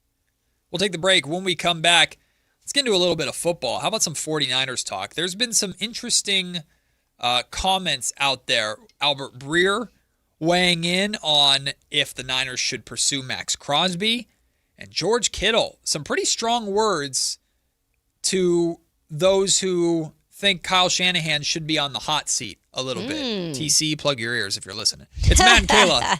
We continue next on Sactown Sports. Once again, the bright lights of New York are calling. And Alan Stiles is ready to answer. You know, I'm talking to my guy Michael Scotto, and I want to chop cheese. And, you know, if I get my coffee, then I go down to Bodega. I say I need a bagel with lox. Let me get some lox. So, how about those Knicks? Hey, you see Brunson last night? Forget about it. Hey, OG Anunoby, where'd he come from? I don't know, B. I'm in a New York state of mind. Your local sports leader, Sactown Sports 1140. Your summer concert lineup is here with the Sactown Sports Live Events Calendar. June 18th through the 21st, it's the El Dorado County Fair and Event Center with rides, food, live music, and family fun. June 20th, catch Dave Cause and friends at the Blue Note Napa Summer Session at the Meritage Resort and Spa in Napa. Then laugh with Chris Tucker June 27th. Don't miss the X Games flying into Cal Expo June 26th through the 28th. July brings Frasco Flats July 10th at Lake Tahoe Amphitheater at Caesars Republic. Gary Owen July 18th at Hard Rock Live Sacramento, and Willie Nelson July 19th at Ironstone Amphitheater. Then August explodes with Santana and the Doobie Brothers August 8th at Toyota Amphitheater. David Lee Roth August 14th at Thunder Valley. Kane Brown August 16th at Ironstone Amphitheater. The Black Crows and Whiskey Myers August 19th. George Thorogood August 24th, and Ashley Cook October 10th at Ace of Spades. Get every show and every ticket now on the Sactown Sports Live Events Calendar. Sacramento. Get ready because the Fasteners Inc. Super Sale is back Friday, June 12th and Saturday, June 13th. Stop by Fasteners Inc. Tool Outlet on Power Inn Road for crazy deals on DeWalt products. We're talking all of the lowest prices in Sacramento on Bear Tools, tool products, batteries, lasers, hand tools, outdoor power equipment, and so much more. Again, this DeWalt sale event will be June 12th from 7 till 5:30 and June 13th from 9 till 3 p.m. at Fasteners Inc. Tool Outlet on Power Inn Road. Visit fastenersinc.net for more info. The Expo sale is coming to Cresco Restaurant Equipment June 17th through the 20th. Save big on refrigeration, ice machines, gas cooking equipment, furniture, and more. Everything is on sale on Richards Boulevard. 4 days only. Don't miss Cresco's biggest savings event of the year.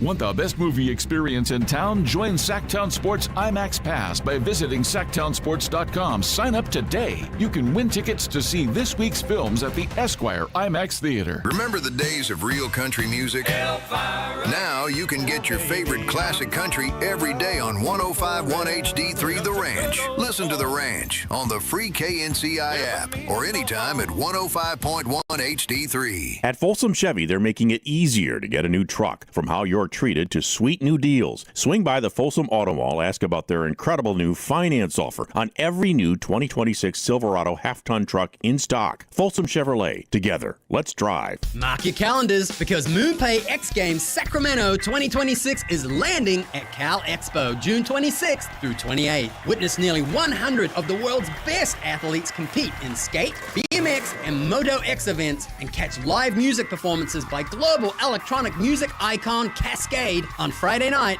and Grammy-winning producer and artist Mustard, and electronic music producer and DJ Subtronics on Saturday night. Don't miss MoonPay X Games. Lock in your tickets now at xgames.com. In celebration of 80 years of 49ers football, Sactown Sports is counting down 80 of the most memorable moments that have shaped the team's storied legacy and winning tradition. Here's today's faithful flashback. Number 61, Patrick Willis's pick six. On September 14th, 2008, 49ers linebacker Patrick Willis recorded his first career interception at an opportune moment. The Seattle Seahawks held a 20-13 advantage over the Niners at Quest Field and threatened to score again after driving to the Niners' 25-yard line. Instead, Willis nabbed quarterback Matt Hasselbeck's pass and returned it 86 yards for a score, the longest interception return by a Niners linebacker in 49er history. Willis's pick six was a dramatic game changer, and rather than allowing Seattle to take a 2-score lead, that touchdown tied the game at 20. Joe Nedney's 40-yard field goal in overtime won it for the Niners 33-30. Faithful flashbacks on Sactown Sports 1140.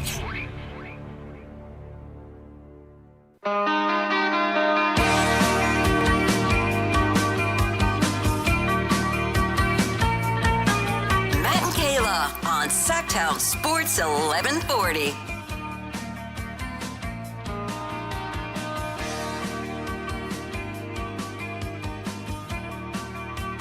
See, now our program director, Richie, went from bullying me about D&D now trying to turn it into content. So he felt bad. See, he's trying to make it into content. No, that's a good program director right there, though.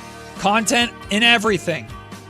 Well, we got to get back to the lyric stuff. I appreciate that. Yes, we will bring the lyric game back just so Kayla doesn't yell at me again. Jeez Louise. It's been way more than a month. Well, I didn't say I was going to do it every month. But once a month is probably a good thing. Who decided that? You? Yeah, it's the summer. It's technically still spring. No, it's not. It's officially summer now. No, it's summer's like June 20-something. No, I thought the official first day of summer was Memorial Day or whatever. That's the unofficial first day of summer, whatever. you know? I know. I just think when it gets hot, it's summer. That's how I monitor the summertime. From the 916, is Matt the kid who got stuffed in a locker? No, I'm the kid who didn't peak in high school. Jeez. Who's listening to who, pal? Wait, when did you have your growth spurt? That's not what he meant. That's not what I meant. Well, no, I'm asking you, when did you have your growth spurt? So when I graduated 8th grade, believe it or not, truth is dead true. I was 5'4" when I graduated 8th grade. Huh. When I stepped onto my high school campus for the first time as a freshman, I was 5'7". What? By the end of my freshman year, I was 5'11". By the start of my sophomore year, I was 6'1". Though that year and a half that's was actually late. Miserable. Because of all the aches and pains. I'm not kidding. I slept in like hot baths just Yeah, to I calm believe my it. legs down. My legs hurt so bad.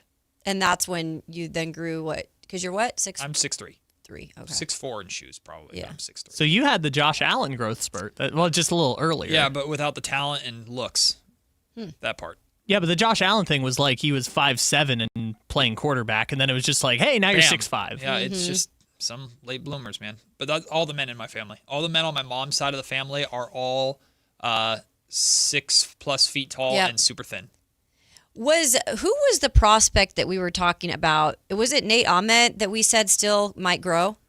Yes, Ahmet. Yeah, I think it was Ahmet. Yeah, Ahmet could grow, and he's 6'10". He's 6'10" right now, yeah. That's what he's listed as. I don't know. His official measurements, I think, were like 6'8.5". Okay. But either way, yes, he could still. I mean, all these guys I thought still that could. was the one that, especially. All these guys still could. Probably not going to be a boatload, but maybe an inch. Mm-hmm.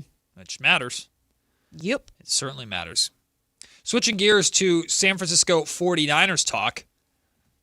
Now, as a Raider fan, part of this intrigues me. Another part of it grosses me out. But here is Albert Breer when asked whether the 49ers should pursue star Raiders defensive end Max Crosby. He said, quote, "I love the idea, and I think the 49ers are always open to these types of deals. But if I were them, I think I'd wait a bit before diving all in. Let's see how that core looks over the first month or two of the season. The last thing you'd want, I think, is to see a bunch of guys get old at once right after you sold off assets you would need to get younger. But if the Niners are, let's say, 6-1 and the Raiders are 1-6 and Crosby's balling out, that's where, if I'm John Lynch, I'm thinking about picking up the phone." I think he's on to something. Me too. I really think he's on to something. Does that make you mad, though, as a Raiders fan? I don't have the animosity towards Niners fans that a lot of Raiders fans do, and I know that comes from kind of the Bay Area rivalry. Yeah. I never really had that. So I don't like the idea of the Raiders trading Max Crosby now because I want to do right by Max after how he was traded by the Ravens, and everything seems all fixed for right now. But there was definitely a part of me that was like, man, he would be really, really, really good for the Niners. And that's where I'm thinking this scenario is playing out. And it is a 3-horse race, as we expect it to be, in the NFC West. But the Niners are just trying to catch the Rams, who could have Aaron Donald, and the Seahawks, Super Bowl champs. And they need that star acquisition to get them there. To get them, like, we have to beat one of these teams in the playoffs. We need, or both of them. We need that star defensive end so we can rush the quarterback. Like, I think the Niners should absolutely be monitoring Max Crosby at all times. But I know Raider Nation would hate to see him wear a Niners uniform. And I think the biggest thing is, what are you doing in terms of the future, giving up draft picks, which is going to, like, again, it's not going to be what the Ravens initially traded him for and then went back on. But it is going to be like probably some picks that they don't necessarily want to give up because the Niners, when it all comes down to it, are trying to build for the future because they know that their roster is old. So it's, again, you're kind of thinking about going all in, like, for now. And Crosby is not going to be like the oldest that we're talking about in terms of the core. He can be there for a couple years to come. Right. But I'm saying, like, it is mostly like you're still putting it all in on this year. And again, I do think they need even more pass rush help to at least be like, okay, we really feel comfortable with what we have. Because, again, I know Nick Bosa is going to be healthy, but is Nick Bosa the same guy?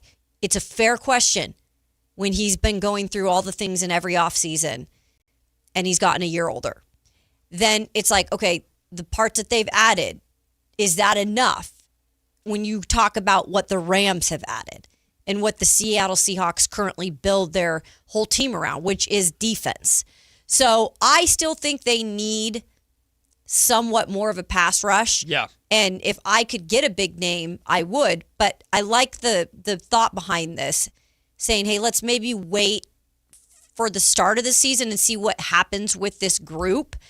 And then if we don't like it, maybe then call up the Raiders. If I'm the Niners, though, do I think the price for Max Crosby will be the same or higher at the trade deadline or approaching the trade deadline? You mean you'd be giving up more than... I feel you're like, never going to give up more than what you did. No. Because... What do you mean? It's never going to be a trade that you saw like the Ravens were about to do. No, I know that. But what I'm saying is what the Niners could get for Max Crosby for now versus if Max Crosby is playing well and he is available at the deadline with lots of teams in the hunt. Yeah. I'm not saying the Niners should do it now. I'm just saying the price is probably going to go up the more teams are bidding for him if he's going to be available. But we don't even know how much he'll play it to the start. Right, and he also might not play very well, right. And then his value maybe even creeps down a little bit. Like the market is the market. But right now there's not really a market for Max Crosby because of how many teams moved on and did their own thing after we thought he was going to Baltimore. Right. Versus we get the context of half a season or however long it is, and the Niners are in the hunt and really need some pass rush, but maybe another team in another division in the AFC would love to grab him to put them over the hunt. Maybe it's the Bills are trying to gear up for their Super Bowl run. I don't know. Like, if you're bidding against other teams, the price is going to go up. And I still think there's more realistic options still out there in terms of Kayvon Thibodeau with the Giants. Like, again, he's attached with some baggage in terms of just, I don't know if he'd be a culture fit there necessarily. He's coming off of a down year. But again, change of environment could be good, especially a change of environment in terms of going to the Niners organization. And then, Kyle, remind me again, Arizona's edge. Oh, Sweat. And that's another one who's been really productive. Probably going to be cheaper, too. No one's doing anything down with the Cardinals right now. I mean, they could use all the future help they can get. So he also wants to leave. He wants to leave. Now, an interdivision trade, I don't know. You know, Arizona's kind of just out of it, though. I don't really think they're worried about competing with these other three giants in the division right now. I think that's just the reality of it, right? Yeah. Mike LaFleur is just trying to get his team to somewhat start to rebuild and find a quarterback, for goodness sake, to run the team. So I don't think it would be out of the picture to maybe do a trade for Sweat. TC hasn't even heard what George Kittle had to say about Kyle Shanahan, and he's already yelling at George Kittle. Here's what George Kittle said when he was asked via Pro Football Talk whether Shanahan could find himself on the hot seat if the 49ers remain ringless after this season. Quote, anybody that says Kyle Shanahan is on the hot seat, you guys are not the smartest. It doesn't make any sense to me. The fact that we were able to go to the playoffs, win a road game, and make it to the second round is pretty incredible to me. It's from George Kittle. Mm-hmm. Look, a player like Kittle especially, like, they see things different. And especially we know how respected Shanahan is, even if they don't maybe agree with everything he does or some of the things he, is stubborn about. When it all comes down to it, they respect him, and that means a lot, especially if you're a guy like Kittle who just is also respected around the league and amongst his teammates. But I think the biggest thing with Shanahan, why he's okay right now at least, and I know TC would totally be not wanting to hear this, because I think upper management is also a believer in Kyle Shanahan. And as long as you have upper management's respect and belief, right, you're not going anywhere. Right. I don't think Shanahan's going anywhere, even if the Niners lose this year. I think that would be foolish of the Niners, but hey, to each their own. Coming up at 1 o'clock, we're going to dive into all of the comments about and from De'Aaron Fox, from Cameron Johnson coming to his aid to Magic Johnson going after him, Chris Webber going nuclear on the Spurs. And we'll hear from head coach Mitch Johnson, who had Fox's back, and Fox's response to the criticism himself. It's all at 1 o'clock. But next, it's Kayla's 2-minute drill. And Kayla's extra happy today because, well, we all got to see those shiny, beautiful Super Bowl rings that her Seattle Seahawks got yesterday. That and more coming up on Kayla's 2-minute drill next on Sactown Sports. He's Carmichael Dave, morning show co-host, a man of the people, and an amateur entomologist. Wait, are we going to let it slide that Dave thinks the mosquito drinks blood from its butt? First of all, they didn't let it slide. Secondly, I'm just saying, like, that's... What are you saying? I'm saying, like, that's, What? I wasn't saying it actually had butt cheeks. I'm saying that's, it's kind of a, Your local sports leader, Sactown Sports 1140. What's up? We're talking to Chad Hoblet of Hoblet Dodge, Chrysler, Jeep, Ram in Woodland. What's happening, Chad, for Chrysler's Make This the Summer event? Right now, you can save up to $15,000 off MSRP on one of America's most popular trucks, the new 2026 Ram 1500 Crew Cab. Plus, with an EPA estimated 22 mpg, you're going to save big at the pump. That's so important, especially with the gas tax going up next month. A new Ram could be what you need to cut your fuel costs long term. Plus, you'll enjoy best-in-class, luxurious cabin comfort in the most luxurious Ram 1500 ever. And with over 600 Rams available, you won't find a better selection of new Ram trucks in stock and ready for you to drive home today. Search, select, and save through their whole inventory at HobletDodge.com. Unbeatable prices, unbeatable selection. Nobody beats Hoblet, period. 15,000 total net savings after factory incentive and dealer discounts. Incentives include $500 on-the-job upfit for eligible upfit, 1,000 Hoblet trade-in assistance on eligible trade-in, 500 Hoblet business owner bonus for verified business owners, and 9,500 dealer discount. 10th is net savings. See dealer for details. The Steel City comes to town as the A's host the Pittsburgh Pirates for a thrilling 3-game series starting Monday, June 15th. Kick off the week with an exciting Monday matchup, followed by special theme nights and exclusive ballpark giveaways all midweek long. Don't miss your chance to catch rare interleague action right here in Sacramento, where the A's take on the Pittsburgh Pirates starting Monday, June 15th. Get tickets now at athletics.com/tickets. That's athletics.com/tickets. Card collectors know there's nothing as special as a rare one-of-one card. And now you can hear a very rare one-of-a-kind sports card show right here on Sactown Sports. Whitey Gleason here inviting you to join me and Mr. True Sports Cards himself, Emran Pilati, for the True Sports Card Show every Saturday morning at 10 on Sactown Sports. It's the only sports card radio show in the nation. For all your hobby needs, get to True Sports Cards, 6661 Stanford Ranch Road in Rockland. And for hobby, insight, and fun, join us for the True Sports Card Show Saturday mornings at 10 on Sactown Sports. Join Sactown Sports 1140 and Super Taco on Franklin Boulevard for the ultimate soccer tournament viewing party on June 12th at 6 p.m. Cheer on Team USA, score a Team USA jersey, merchandise prizes, and great food. Super Taco on Franklin Boulevard, June 12th at 6 p.m. See you there. There's only one Ozempic.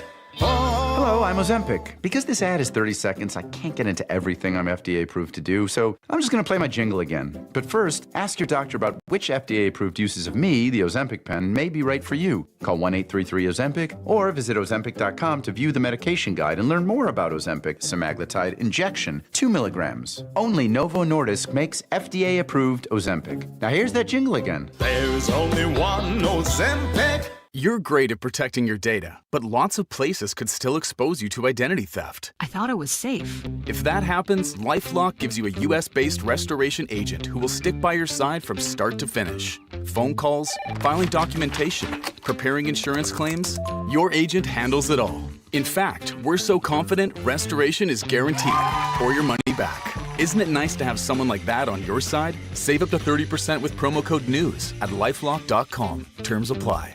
Skeeter here, my card. Field Tech, Sacramento Yellow Mosquito and Vector Control District. I never met a Culex terrasalis I didn't want to smack. That's Latin for mosquito. Hey, it's time again to fight the bite. Time to protect yourself from West Nile virus by applying insect repellent. Once a week, drain stagnant water and report dirty green swimming pools. Ew. They're breeding grounds. The Sacramento Yellow Mosquito and Vector Control District reminds you it's time to fight the bite. My card never gets old. For more information or to report problems, go to fightthebite.net.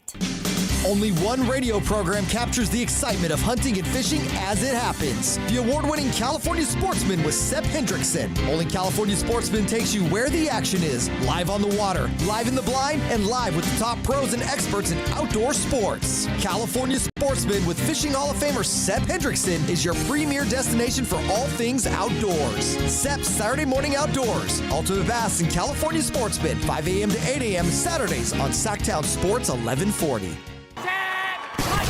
It's time for the 2-minute drill. Kayla Anderson has the ball, and she's taking us around the world of football. It's Kayla's 2-minute drill on Matt and Kayla.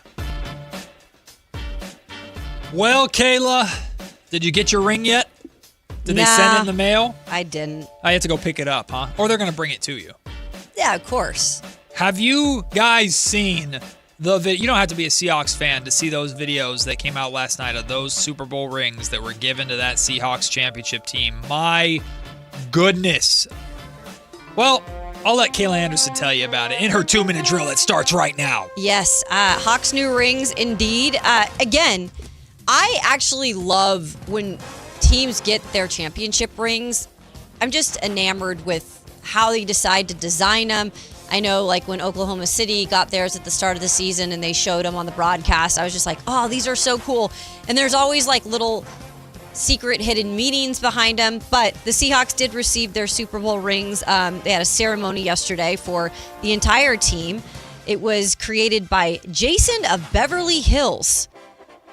Way too fancy for me to know who that is. But just a guy named Jason? Yeah, but good job, he Jason. did a good job. So the centerpiece includes a pair of Lombardi Trophy replicas in honor of the franchise's 2 Super Bowl wins.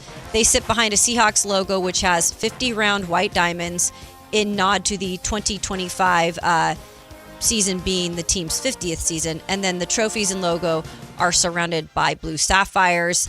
They also have some fun things in there. Obviously, the 12th man.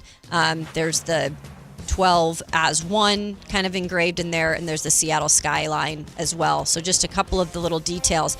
I just always think it's so cool how they really do this and detail it so specifically. Yeah.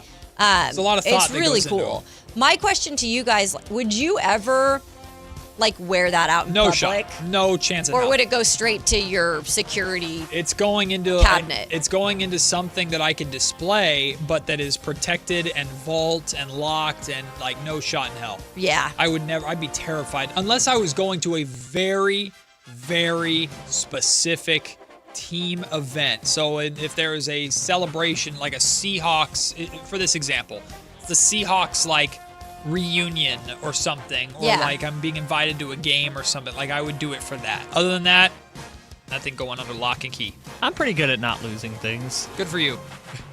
So you would wear it? I feel like I'd wear it out, not all the time. I think if it were to a specific event or something that I probably would just bring it out once in a while, just if it was relevant, like your Emmy. That was a relevant moment. Yeah, exactly. And again, I don't even bring that out of the case usually. So it's on display now in my own apartment. Just when I need to be humbled, I guess. Yeah, I need to put you back in your place a little bit. Crazy. It's not your fault you're winning. Which, by the way, we'll I don't want, let's not spoil that. All right, What was that noise? I don't know. A bear, which I'm about to talk about. Nice. He's not a baby bear, That's though. A great segue. I know. Grand segue, Kayla. Thank you. Chicago Bears quarterback Caleb Williams learned an important lesson about leadership during mandatory minicamp. He pretty much said I was not having the best practice, so I got really frustrated. And Khalif Raymond, love that guy by the way, came up to me and said, everybody's looking at you, bruh. And pretty much just called him out, which I love, because he was in the moment forgetting, like, I am the leader of this team. Yep. I can't just be the guy who's going to throw the game-winning touchdown. I have to actually now kind of lead by example, which was something Caleb had an issue with at USC. And I'm not trying to pick on him. I am a little, though. But that was, look, part of going to the professional part of your life is you got to grow up a little. And a lot of these NBA prospects are going to have to do that really quick. Of course. And I think Caleb Williams, the next part to him is really being able to be a little bit more mature and be that leader if they really want to get to the Super Bowl. See, I actually like this story a lot because I find that so relatable with Caleb.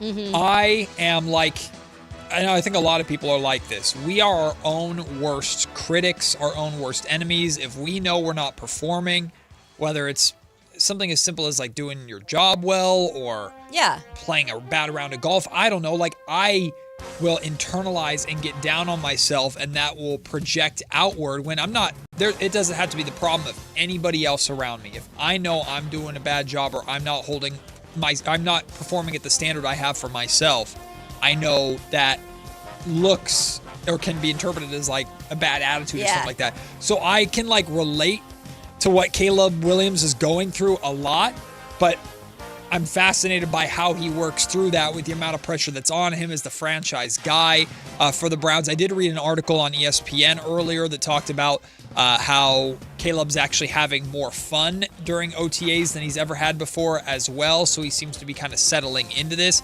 But I think this is a very natural human development as a leader. Yeah. And personally, I'm rooting for him, number one, and number two, I'm very interested with how he handles it as someone who goes through the same thing, and I know a lot of people do the same. Look, I know I am I put out here quarterbacks I don't really care for, and Caleb has never been one that I've really been like, I love Caleb. I haven't. Yep. But it doesn't mean, like, if he does things and I can recognize growth in terms of his game and his leadership.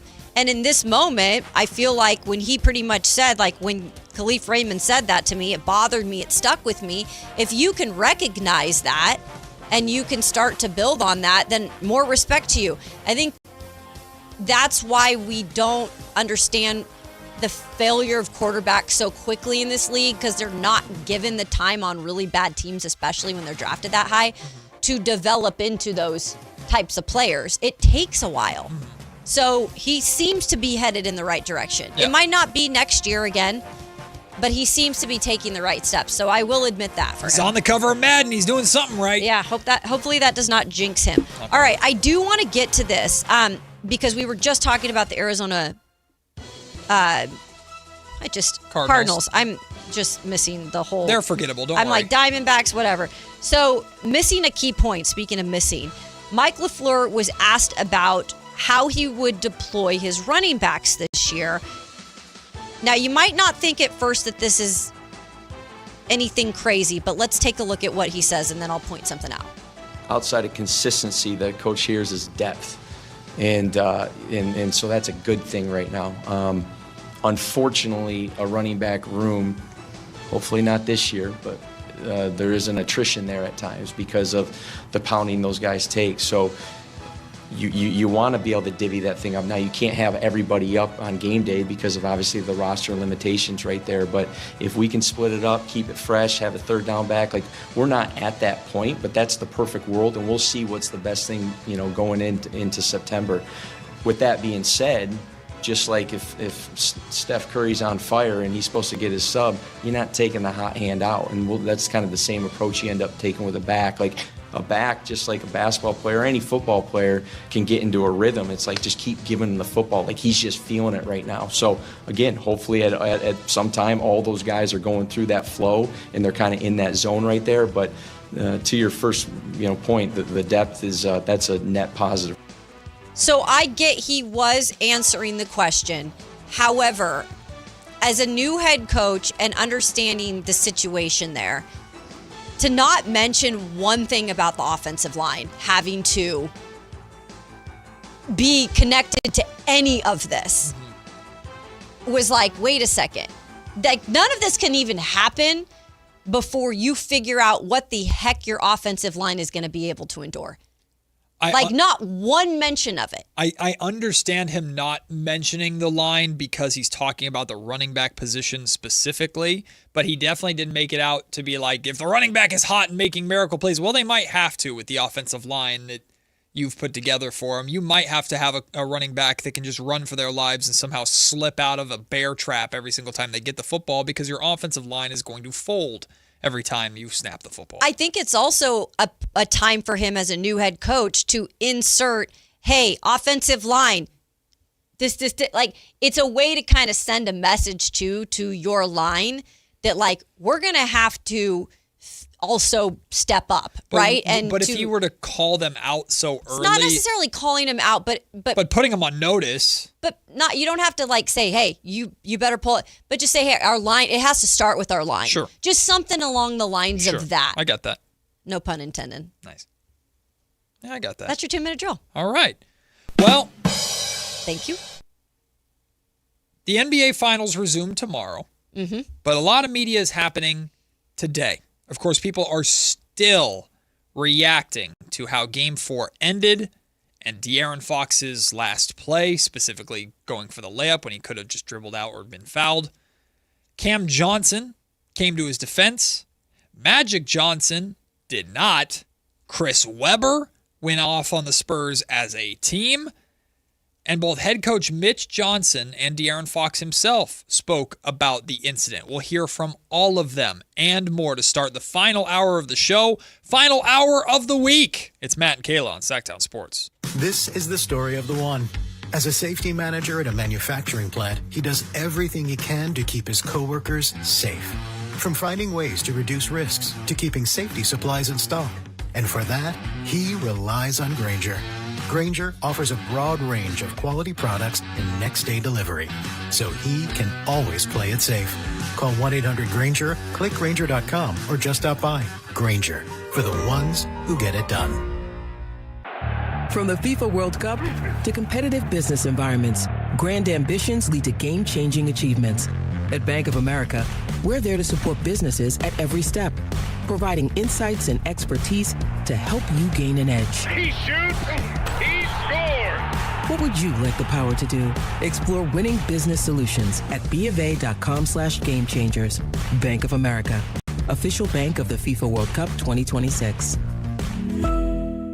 Ryan Reynolds here from Mint Mobile with a message for everyone paying big wireless way too much. Please, for the love of everything good in this world, stop. With Mint, you can get premium wireless for just $15 a month. Of course, if you enjoy overpaying, no judgments, but that's weird. Okay, one judgment. Visit mintmobile.com/radio. Upfront payment of $45 for 3-month plan, equivalent to $15 per month required. Intro rate first 3 months only, then full price plan options available. Taxes and fees extra. Default terms at mintmobile.com. Capital Casino is conveniently located in downtown 411 16th Street and has been a part of the greater Sacramento area for over 20 years. They offer the best variety of games in the region in a safe and friendly environment, and there's plenty of parking, all well lit and monitored by security. Come have a great meal at the cafe and restaurant inside. Capital Casino has the best food, the best service, and the best action. But please always remember to gamble responsibly. 1-800-GAMBLER. Hi, I'm Adam Johnson here with Golf Fitness Solutions. If you want more distance, less pain, better mobility, and a body that holds up for 18 holes, come see us. We're expanding in Carmichael, and you're invited to our grand opening party on June 13th from noon to 4. Tour our new space, meet the team, try the simulator challenge, see if you can make a hole-in-one, and learn how golf-specific training, stretching, massage, and assessments can help your game. Call 916-802-5400 888-5175 or visit us at golffitnesssolutions.com for more information. Patrick was way behind on his IRS taxes. I was in way over my head. The total amount ended up being somewhere just over $30,000. $30,000. Then the IRS came to collect. Started getting letter after letter. A lien had been filed against me. They were going to basically hang me completely out to dry. He had to do something. That's when I reached out to Optima Tax Relief. Patrick's life quickly got a lot easier. It was very easy, pretty much hands off. They picked up the ball and ran with it. And how'd it go? I couldn't believe it. I had to ask 2 or 3 times. I saved an incredible amount of money. How does Patrick feel about Optima? Couldn't be happier. They definitely helped me. Optima Tax Relief, the best place to call. They're the best in the business. Do what Patrick did and call Optima Tax Relief for a free consultation. Call 800-375-2922. 800-375-2922. 800-375-2922. Optima Tax Relief. Testimonial from an actual client. Some restrictions apply. For complete details, please visit OptimaTaxRelief.com. Is the volatility of the stock market driving you crazy? Is your retirement account sinking, yet you're getting older and you're starting to worry about, will I have enough for retirement? What about the money in the bank? These banks pay nothing these days. How do we get growth to get to retirement account? It's simple. Move into gold and silver. Want to know how to do it? Listen to my show, Striking Gold, with me, Kenny Michaels. KHD HD1 Sacramento, KYMX HD3 Sacramento. From the Power Business Technology Toshiba Studios. This is Sactown Sports 1140.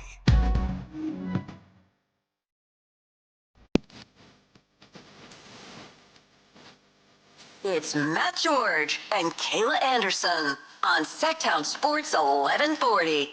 Before we continue the show, I want to take a second to acknowledge an absolute superstar in Sacramento who will be heading to LSU to be the next star of the Tigers softball team. Ayla Tua, I was fortunate enough to meet her around a year ago. I did a story on her for ABC 10. She went to Destiny Christian High School, is a star she's like the Shohei Ohtani of Sacramento softball.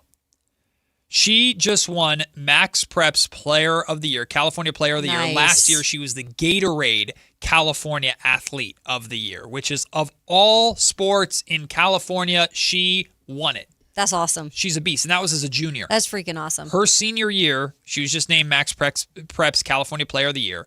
She posted a 0.66 ERA with 140 strikeouts as a pitcher and batted .651 with 19 home runs as a hitter. She is, by the way, Destiny Christian went a perfect, I believe, 31-0 to win a title. That's awesome. This year. She is a beast. She's going to LSU. Yeah, her mom, by the way, is the head coach at Destiny Christian. Nice. She is going to LSU. She chose LSU over all the superpowers, including Alabama, Texas. By the way, they're killing it in recruiting right now because I know a couple gals, another one from this area. Who's going to LSU? Yeah. For softball specifically? Yeah. Ayla is a absolute star. That's awesome. And I have fallen in love with the game of softball because I married a softball player. So we very much follow the college softball World Series and college softball in general very, very closely. But I got to cover a lot of high school softball while I was working for ABC 10 covering prep sports. That's one of the parts of the job that I'm going to miss the most. Sacramento is loaded with incredible softball talent. This city is loaded. Start watching them on the World Series in the future. The Sac Joaquin section, I should say, is loaded with softball talent, and Ayla Tua is at the top of that list. So congratulations to Ayla. I hope she hears this because I got the chance to get to know her, and she's just as humble and just as sweet as you could imagine for how unbelievably talented that she is. Well, she's going to have a fun time down there in Baton Rouge. Baton Rouge, new softball star coming their way. All right, let's get into all these comments, the continuation of the thoughts on De'Aaron Fox's collapse and the San Antonio Spurs collapsing Game 4. We have Game 5 tomorrow. Foxy, it does. I mean, it doesn't really matter. We're going to hear from De'Aaron and his response to the criticism here in just a second. But on the Young Man and the Three podcast, Cameron Johnson, NBA guard, came to the defense of De'Aaron Fox. And I thought his point here, while he's not making an excuse for De'Aaron, I don't interpret this as him making an excuse. He talks about the realities of what you go through in those split-second decisions. Repeat this as long as we record this pod and as long as we record any other pods. Everything is always easier said than done. Everything is always very, very clear in hindsight. Who has ever caught Fox in a foot race in his life? He probably has never been chased down in a foot race like he's De'Aaron Fox. He gets the ball. They're up 1. He has a chance to, in his mind, easily go up 3 with a layup if that's not blocked. I understand the criticism he's getting, sure, and people are really ripping at him. But, people kind of, he made a split-second decision, Tommy. He made the decision in full stride that, the decision was to lay it up or to continue along around the circle and get fouled 1 second later and have to shoot 2 free throws, right? So in his mind, he's like, I'm either going to make this layup or have to shoot 2 free throws 1 or 2 seconds later. And layups are generally easier than free throws in general. 1 layup, 2 free throws, game on the line. So this thought process to him is happening with under half a second. You know, it's not like he could sit there and think and everybody's going to rip on him saying, well, you should know better. You should know better. You should know better. And he should. Sure, he should. Yes, it's easy to say. But the counterpoint I want to give is he makes this decision and that's just what he went with. OG made a phenomenal play to track him down and block the shot. I don't expect those comments and that defense from Cameron Johnson to change anybody's mind about De'Aaron Fox. I just think it's interesting perspective about the split-second decision that De'Aaron had to make. He made the wrong one. It cost them the game, maybe cost them the series. We'll have to wait and see. I'm not playing that. De'Aaron Fox is innocent. That's not what we're doing here. Just playing that to provide that perspective because now here is arguably the greatest point guard of all time, Magic Johnson, with a not so humbling or nice thought process or breakdown of De'Aaron's final play. You know the situation. Before the steal happened or the play happened, you already knew you were up 1. The clock is your favorite friend, your partner. And so what you got to do is say, okay, once the play happened, hey, we're up 1. Let me just pull the ball back out, make them foul me. More time is running off the clock. And I think that play really hurt the Spurs, right? Wemby's 2 free throws that he missed hurt the Spurs. But De'Aaron's a point guard. You got to know every situation. My job as a point guard was to know every situation. And I think he should have pulled that ball back out. Again, that's one of the greatest point guards of all time, Magic Johnson, saying that. Yeah, and then I do want to add one more that I saw today from probably the friendliest part of who could take his side in Coach Cal. He was on the Dan Patrick Show, and he said, stop on De'Aaron Fox. He's playing with a high ankle sprain. Probably shouldn't be playing. He would normally dunk that layup. If he would have dunked it, he's a hero. So here's 3 way different takes, right? So on the situation.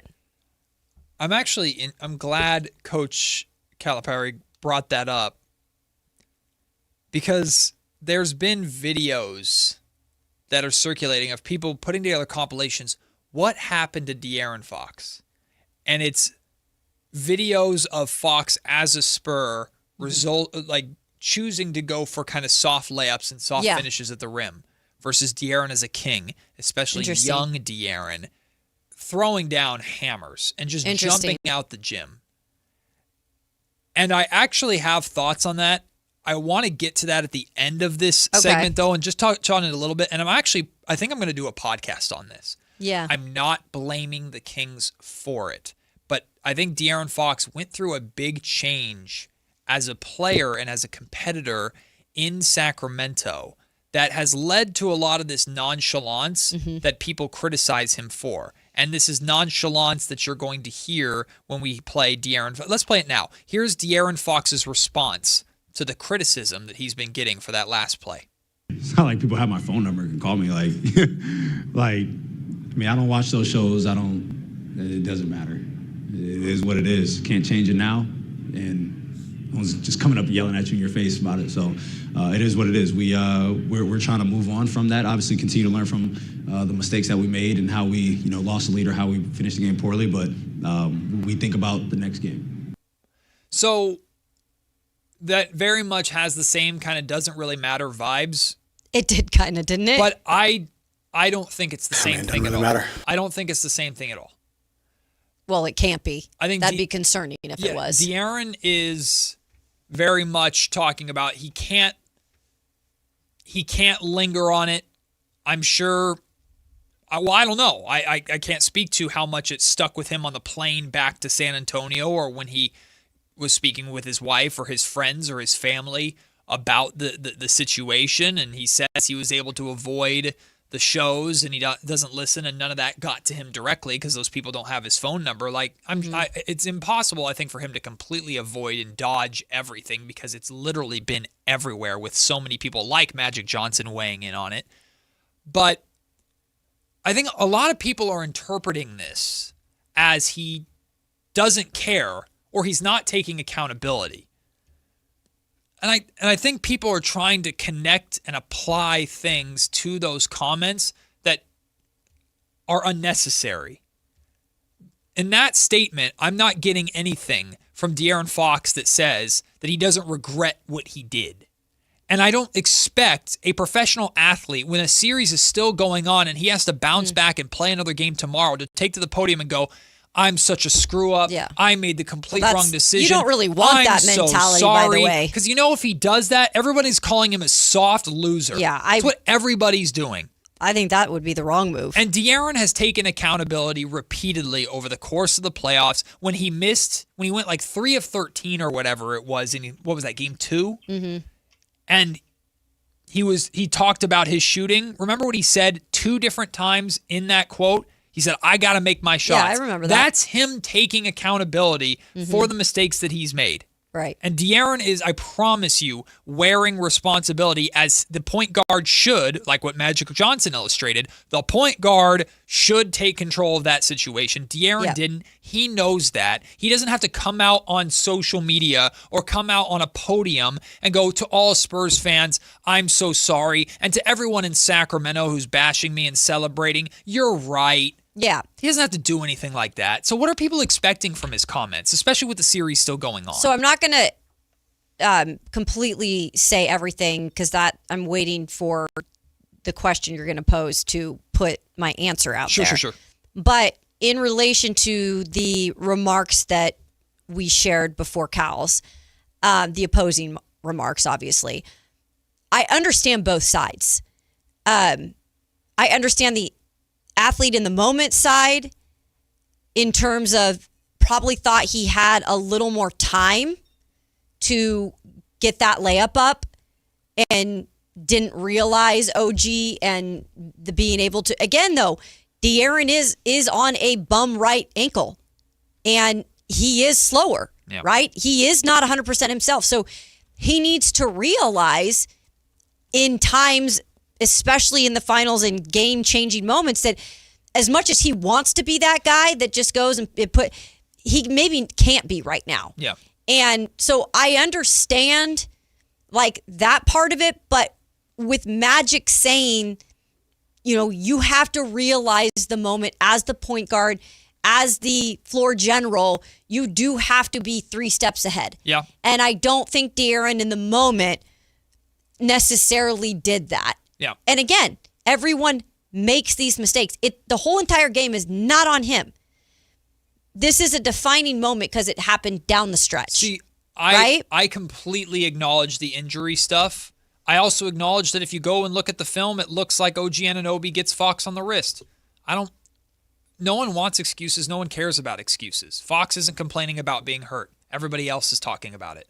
It might be true, Mm-hmm. but the excuses don't matter because De'Aaron Fox's brain isn't hurt, as far as we know, unless he's had a concussion that no one is aware about. Like, De'Aaron is smart enough to know what he should have done. Sure. And in retrospect, I'm sure he's watched film. And just like the Spurs have all broken it down what they could have done wrong because they move on and they move forward. But I'm not leaning into injury excuses. I know you weren't making excuses for him. You're just acknowledging a real situation that he's going through. If he was completely healthy, maybe he does dunk the basketball, although we haven't seen a whole lot of him doing that for the Spurs But I was this even season. saying he should have known himself that he is not 100% healthy. And Right. sometimes I can't be my own worst enemy. Right. Exactly. The brain. Yeah. The brain's healthy. The competitive part always can take over for an athlete sometimes. And And- that's hard for them to realize that. And the responsibilities, the failures of De'Aaron Fox as a point guard were long before that last play. De'Aaron made a split-second decision. It was the wrong decision. He's getting killed for it. But the Spurs in general are getting killed for everything. And here is even Kings legend Chris Webber going at the Spurs for that collapse. I think, I love Barkley so much. And a lot of times we share the same, opinion and in talking to coaches and others. That was just, probably the dumbest game. And I like to say most arrogant game that's ever been, one that's ever been played. And with the stakes this high, and you got to give credit to New York for not, falling for it or feeling sorry or looking forward to Game 5. The heart that it took to come back in that game is incredible. And San Antonio, you come down, you shoot 8-3. It just shows how you really have to have really on the court feel and not just analytics, because I don't think analytics would tell you to shoot the ball 8 times in a row if you made it 7 times in a row, let alone you miss. And so that's C-Web weighing in. I understand his criticism. Like, the Spurs completely collapsed. They tricked it off. They blew it. Like, the Spurs as a team have to own that. Fox as the point guard has to own a lot of that. But the people who are saying, now I agree, Mitch Johnson probably could have utilized Dylan Harper a lot better during the stretch of that game when the Spurs were falling Mitch apart. Johnson needs a lot of the criticism. Yes. But one of the He things does. he shouldn't be criticized for is not taking De'Aaron Fox out of the game. Right. And he shouldn't be playing De'Aaron Fox. Like, that's not going to happen. Mitch is going he's going to ride with Fox. He's going to ride with the veteran point guard that got them there. He's not going to make a knee-jerk reaction that armchair coaches and people on social media or people on the radio are making after a mistake like De'Aaron Fox made. He's not going to punish De'Aaron by benching him or anything foolish or giving, like Alan Stiles was saying, give the minutes to Dylan Harper.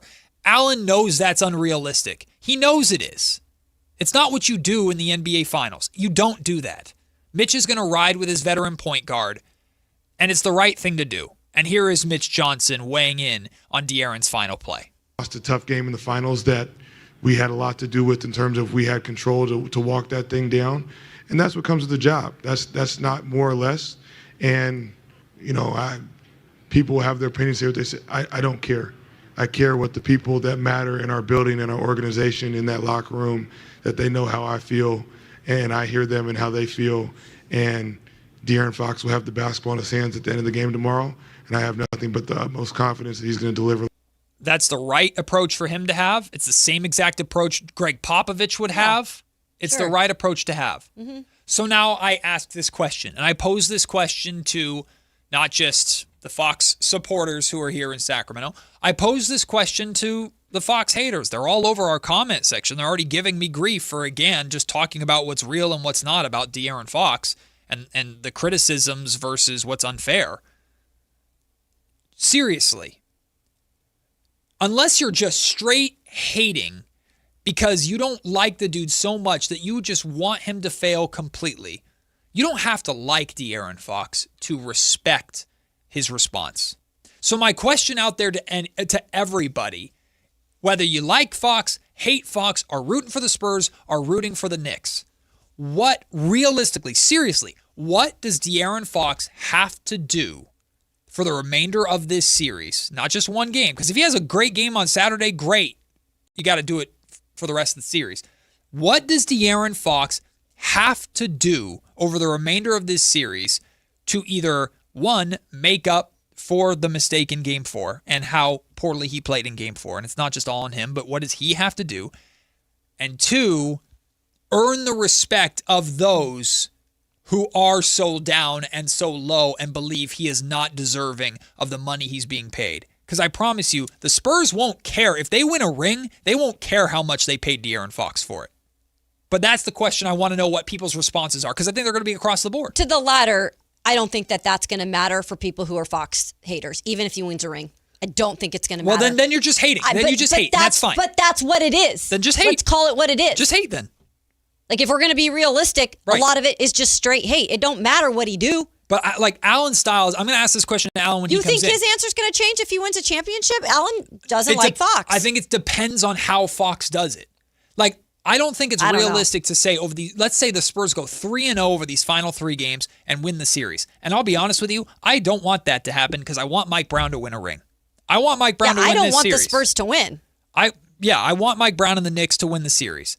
But if De'Aaron Fox averaged 30 points a game over these final, this is not realistic because it's not his role. I know. But if he averaged 30 points a game over the remainder of this series, and that's not enough for you, again, then you're just straight hating and you don't care. But Fox can, if Fox is what he was in the fourth quarter of Game 7 or in the fourth quarter of Game 3, if he's that for the remainder of this series, doesn't mean he's not going to make mistakes, but for the remainder of this series and the Spurs win in 7, if that's not enough for you to at least acknowledge and respect what they're paying him for and what they're doing, then you're just hating, and that's fine. I'm not. If you just want to hate on De'Aaron Fox because it makes yourself feel better, that's fine. I'm just wondering what the line is for people, that what he needs to do to make it worth it. Listen, it's like asking people to be Brussels sprouts fans when they're not Brussels sprouts fans. I hate Brussels sprouts. It's not, exactly. They're gross. They're going to be set in our way. So the latter part of the question, I think reality is for people who just don't like Fox, it don't matter what he does. Right. Now, the realistic part, and if the Spurs can come back, which is still a reality, if they can still come back in this series, for me, it's not necessarily points, right? I look at it as what were the Spurs lacking in a moment in the fourth quarter when things started to derail. There was no leadership on the court, even from a guy like Wemby, because reality is, Wemby is now at that point where Wemby can only do so much. And Wemby's asked to do so much night in and night out that in moments like that, I think mentally, Wemby's not there to be a leader. Right. So on top of being a floor general who is making the correct decisions, because I do believe these games are going to come down to the fourth quarter. Yeah. They always have, whether it's a comeback in the fourth quarter or a tight game in the fourth quarter, it's going to come down to fourth quarter decision making. And I think Fox needs to be the smart floor general who is thinking 3 steps ahead. And I also think he maybe needs to be a little bit more of, because he's the veteran on the team, he needs to step up that leadership a little bit more. Raving Fans has a comment here that is exactly what I mean, or exactly what I'm looking for. He says, Fox, what did he say? Where did it go?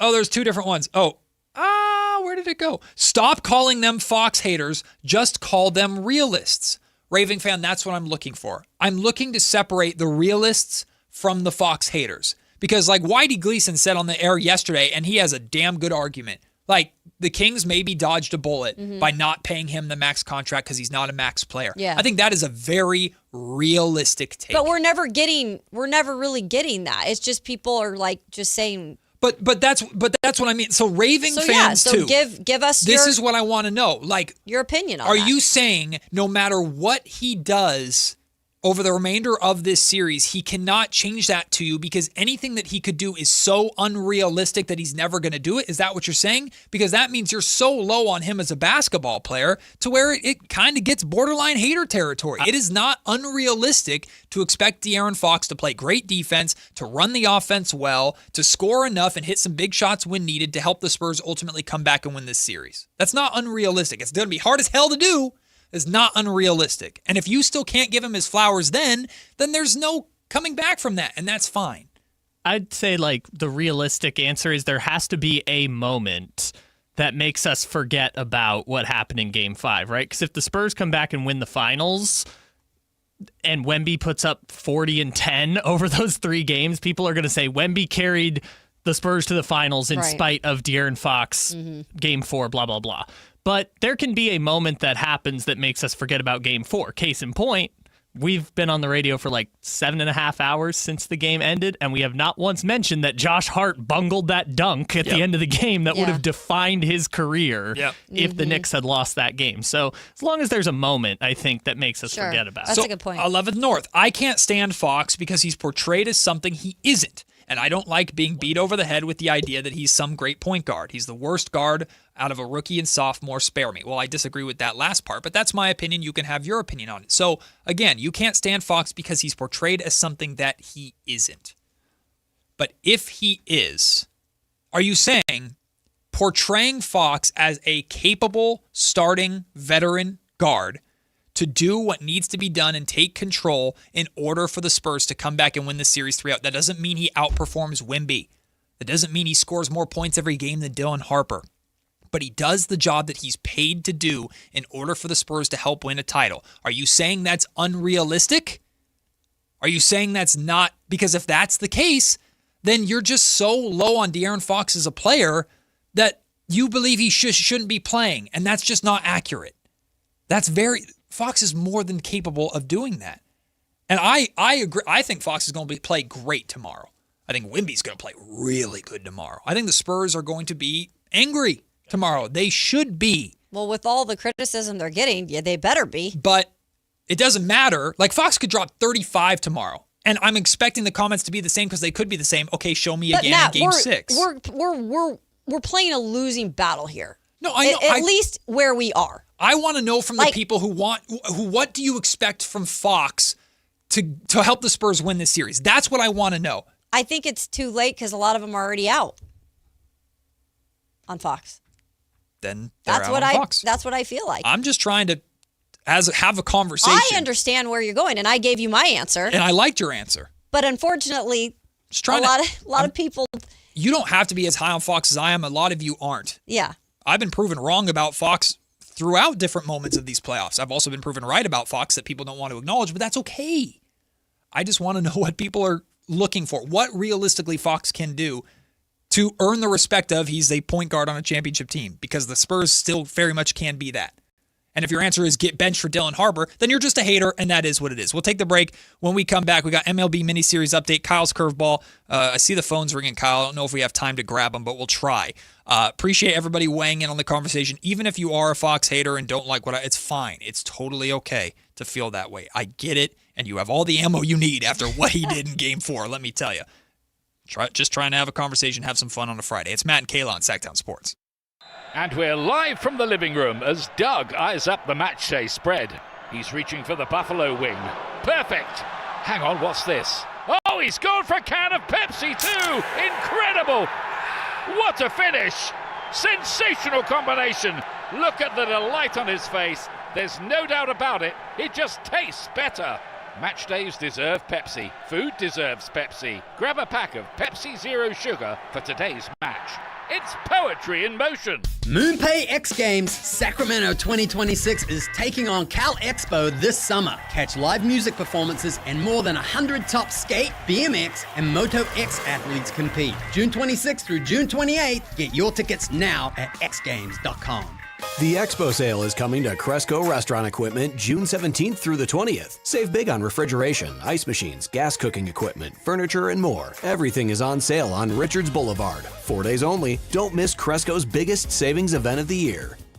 Indeed presents hires you can't afford to get wrong, like a hospitality manager at a 5-star hotel. So I just checked into room 318, but someone was in there. Room 318. Oh, you were supposed to be booked in 813, which is now booked. So what do we do? How about rock, paper, scissors for who gets the bed? This is your job for sponsored jobs. This is what happens when you don't sponsor your job on Indeed. Next time, get matched with quality candidates with Indeed sponsored jobs. Visit Indeed.com/hire now and sponsor your job today.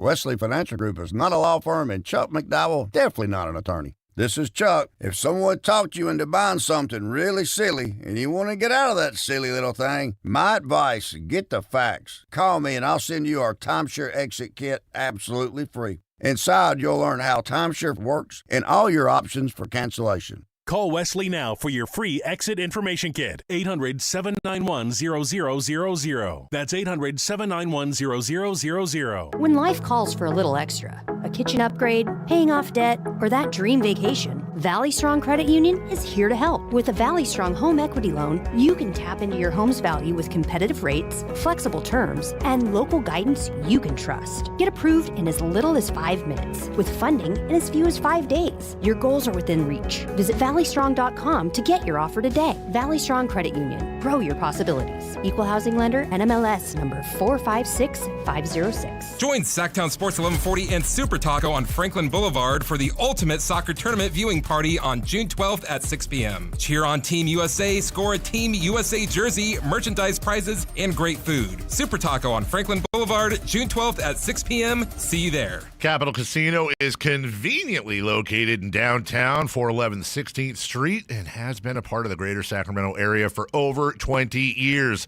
They offer the best variety of games in the region in a safe and friendly environment, and there's plenty of parking, all well lit and monitored by security. Come have a great meal at the cafe and restaurant inside. Capital Casino has the best food, the best service, and the best action, but please always remember to gamble responsibly. 1-800-GAMBLER. If your passion is bass fishing, only one radio show has the action, information, and excitement of your favorite outdoor sport. Ultimate Bass, hosted by Tournament Bass Pro and California Outdoor Hall of Famer Kent Brown, takes you live to where the fish are biting every Saturday morning. Only Ultimate Bass feeds your passion with the latest news, products, tips, and advice from the pros. Ultimate Bass with Kent Brown, Saturday mornings at 5 a.m. on Sactown Sports 1140, part of SEP's Saturday Morning Outdoors.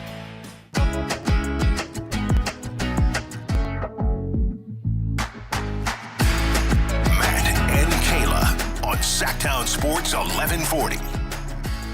We got to get to our MLB mini season and Kyle's curveball, but Ken and TC want to jump in on the conversation, so we'll do that quickly. Guys, thanks for calling in at the end of the show on a Friday. We'll start with you, Ken. How are you? Hey, man, I'm great, man. How are you doing? I'm doing well, my friend. Thanks for being a part of the show. I just wanted to talk about how you guys concentrated yesterday on talking about Fox's mistakes. You know, he was the second leading scorer on San Antonio Spurs this year. You know, it's crazy how we are still butthurt from letting him go or him leaving us, however we feel about it. Agreed. Yep. Ken, I appreciate the call. I mean, you're right. And a lot of people, like, this is the reality, and I know a lot of people don't want to look into this mirror because I've had this feeling, too, about players that have left my favorite team. It's easier to blame it all on the person that's gone than acknowledge what's still here.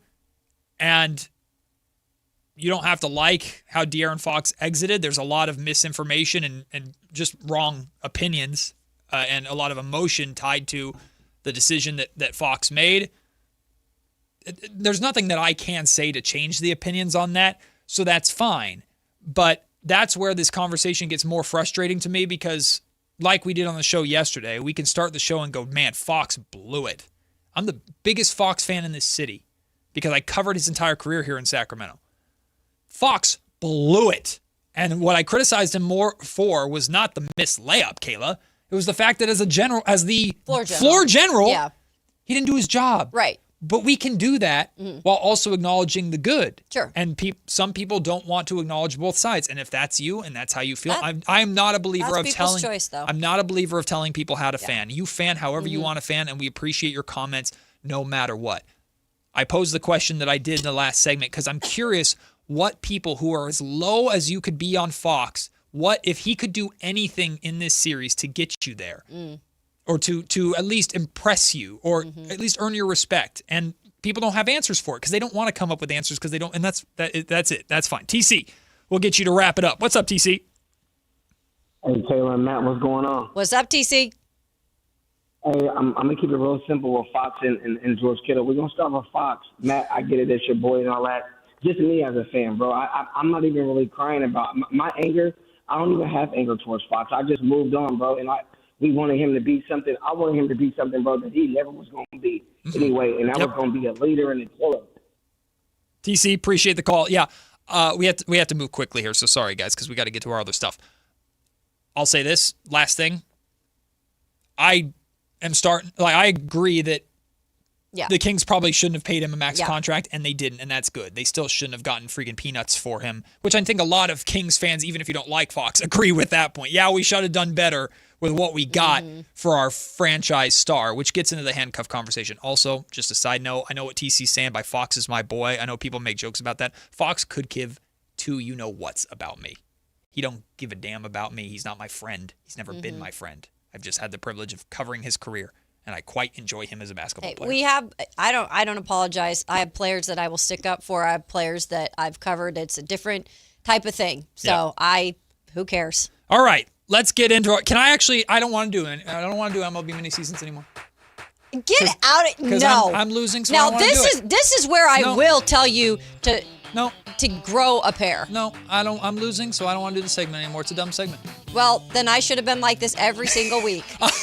Because I've lost every single week. You were. Don't worry. Thank you. What? You did say, I don't want to do this anymore. The amount of times I was you've doing said that. So much so that I had to bring in my Emmy to make me feel. Well, I got nothing to flex feel with. Better. I got nothing to flex with like that. Made me All feel right, better, let's so. check in on MLB mini seasons. Well, the good news is I didn't lose.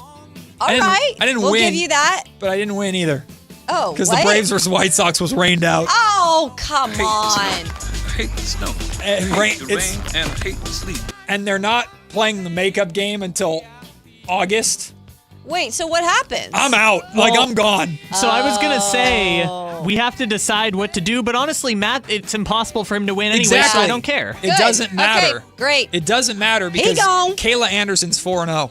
I think we What should. the? I think we should remember this, and then on August 20th, be like, "Hey, Matt, your makeup game I get a is being bonus played win. today." Can you imagine I win a tiebreaker because I have a 6th game in there? That'd be so cheap. You've already lost the week anyways, but it'll be like the week isn't complete. So Kayla's title will be delayed until August 20th. No. We are not delaying no title. We're not doing that, but I will say if that came into play for me to beat Kayla in August, I might not survive. Kayla might kill me.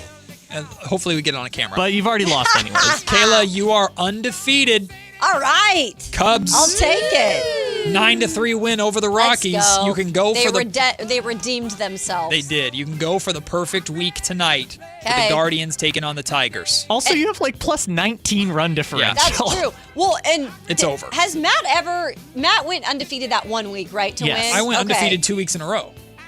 Like. Yeah, he I won won like like 10 in a 12. row. I won Remember? like And then 12 the- straight I didn't know you had 2 weeks of And undefeated. then the A's, when the game we went to, broke the streak. broke it. That's what broke this. That's right. That's why I had so little fun with you guys. You did. You were pouting at that game. Of course I was pouting. The A's got their butts kicked by the M's. By They didn't my do anything. Mariners. Then they hit a freaking random home run. I think Tyler Soderstrom hit a random home run in the 9th. I was like, to make you feel better. Thanks, Tyler. It's not I his lost yesterday, by You the way. did? What? Yeah, your Mariners lost. Yeah. Oh, I forgot you took the Yeah, Kyle made the mistake of picking the Mariners, and they blew it for him. Lost to Baltimore, 5-7. They lost that series. So Kayla, you've secured it. Wait, unless no. unless the A's beat the living crap out of the Rockies today. Which, hey, You it's never in know. Vegas, so I was that gonna ballpark. say, It is in Vegas. You never know. Weirder things have The happened. only stadium easier to hit at than Yeah. Coors Field. Well, I have Yankees versus Blue Jays, but I don't have to root for the Yankees, so that's fine by me.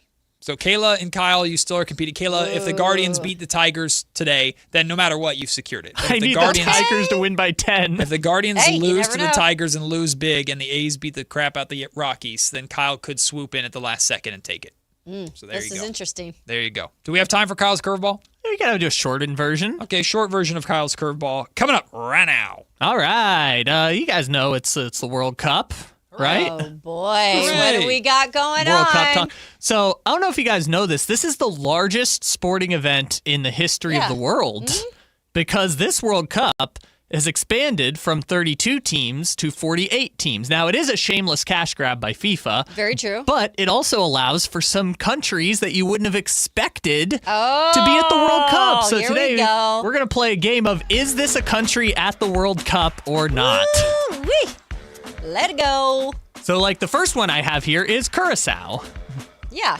And we know from earlier today, thanks to Matt, that Curacao plays Germany on Sunday. Yeah. First time they've ever been at the World Cup. Yeah, that's awesome. So There's some great baseball players from Curacao. They are, yes. So we've got a bunch of countries here. We're going to guess, are they at the World Cup or not? First one I have here is Tunisia. Is Tunisia playing at this World Cup? Tunisia, I do not believe is in the World Cup. Tunosia. Is that how you pronounce? No, she's saying no, but creatively. Oh, I had gone on a roll today. No, I kind of liked it. Right? I kind of liked it. Board didn't, though. All right. Tunisia will be playing in Group F against Sweden. Oops. Oh, against one of my ancestors. Yeah. Next up, we have Uzbekistan. Is Uzbekistan playing at the World Cup? No. I don't think so. Uzbekistan is in Group K. Oh my gosh. They will be taking on Colombia in their first match. Colombia. There's a lot of groups. Oh, Colombia. Yeah, this is a lot here. Next up, we have Chile. Ooh, Chile is not. Chile's not. Chile did not qualify for the FIFA World Cup. That is correct. Out of all of those, I would have originally said Chile did. No. I have no idea. I just guessed. All right. Well, next up, we have Finland. Finland, I know, did not. No, make they it. didn't, because I know Sweden and Norway are in it. You got it right, yes. But not my Finns. No Finland. Yeah. Yeah, no Finland. Almost all three of my descents. Yeah. Next up, we have the Democratic Republic of the Congo. Oh, wow. Is the Democratic Republic of the Congo. Oh, Canada just scored. Oh, good for Canada. Wow, Tying it up. Yeah, they're down. Yeah, Canada fans were very upset by the start of this game. See, if this game wasn't earlier, Bosnia and Herzegovina definitely would have been in this game. But we want Congo. I'm going to say yeah on this one. I'll say no just to be different. Democratic Republic of the Congo is in Group K. Yeah. They will be taking on Portugal. My group. In their first matchup. Group K. Yeah, that's K going to be a rough match for them. So that group has Congo and Uzbekistan, apparently. Oh, really? Which means there's a good chance one of those two is going to advance because the tournament's very weird. Next up, we have Egypt. Egypt is. Yep. Mo Egypt. Salah. Mo Salah is in Group G. Okay. And Belgium is their first matchup. Next up, Slovenia, the land of Luka Doncic. Side note, isn't Egypt, didn't you say they're Yeah, practicing in Spokane? they were practicing in my hometown, Spokane, Washington. That's fun. Yeah, it's pretty cool. Sorry, what was it? Sorry, we just did Egypt. Slovenia, land of Luka. I'm going to say no on this one. I think you're right. I'll go no. Slovenia not in the World All Cup. right. We're kind of doing well at this game. Yeah, you guys are doing pretty good. We'll do two more here. Next up, we have Algeria. Algeria Yes. is. Yeah, you guys got it. Yes. Group J. They're going to be playing Argentina. Yep, that's going to be a rough one for them, that's too. That is a difficult one. Messi incoming. Yeah. And then last one I have here, we have Nicaragua. I'm going to say no. I think they are. You're going to say yes? I'm going to say yes. Nicaragua, unfortunately, not at the FIFA World Cup. We did not do bad, though. Well, No, you you guys did good. I should know more than that. Yeah. By the way, some other fun countries that are there. Cape Verde is in it for the Oh, first wow. time. Yep. They've been kind of the fun They've story. been a really good story. Okay. Yep. Scotland, as you Yeah? mentioned. Scotland. Also, Yay! the team Scotland's playing in their first match. Haiti qualified for Oh, the first wow. time ever. That's huge, man. That's going to be a fun match. That's really cool. The match of the underdogs. I'm sorry. Every time I look up, there's a player on the ground. This is why soccer. it's the one thing I can't handle. Diving? Okay, let's not call it diving. That's Flopping. No, that's what it's. I Diving. know. Diving is the term. I know. Is flopping in soccer is Yes, diving. I know, but we know it as flopping. Okay. It's soccer terminology. Flopping makes it sound a lot worse. Flopping's basketball diving. terminology. Diving is. Diving makes it sound like interesting. So you're saying don't say pitch, say field. Is that you? No, I'm saying we want to make it more like, oh, really? They just flopped again? Oh, they dove. That makes it sound heroic. No. Flopping. You dive to the ground. They do it too much in soccer. I mean, yeah.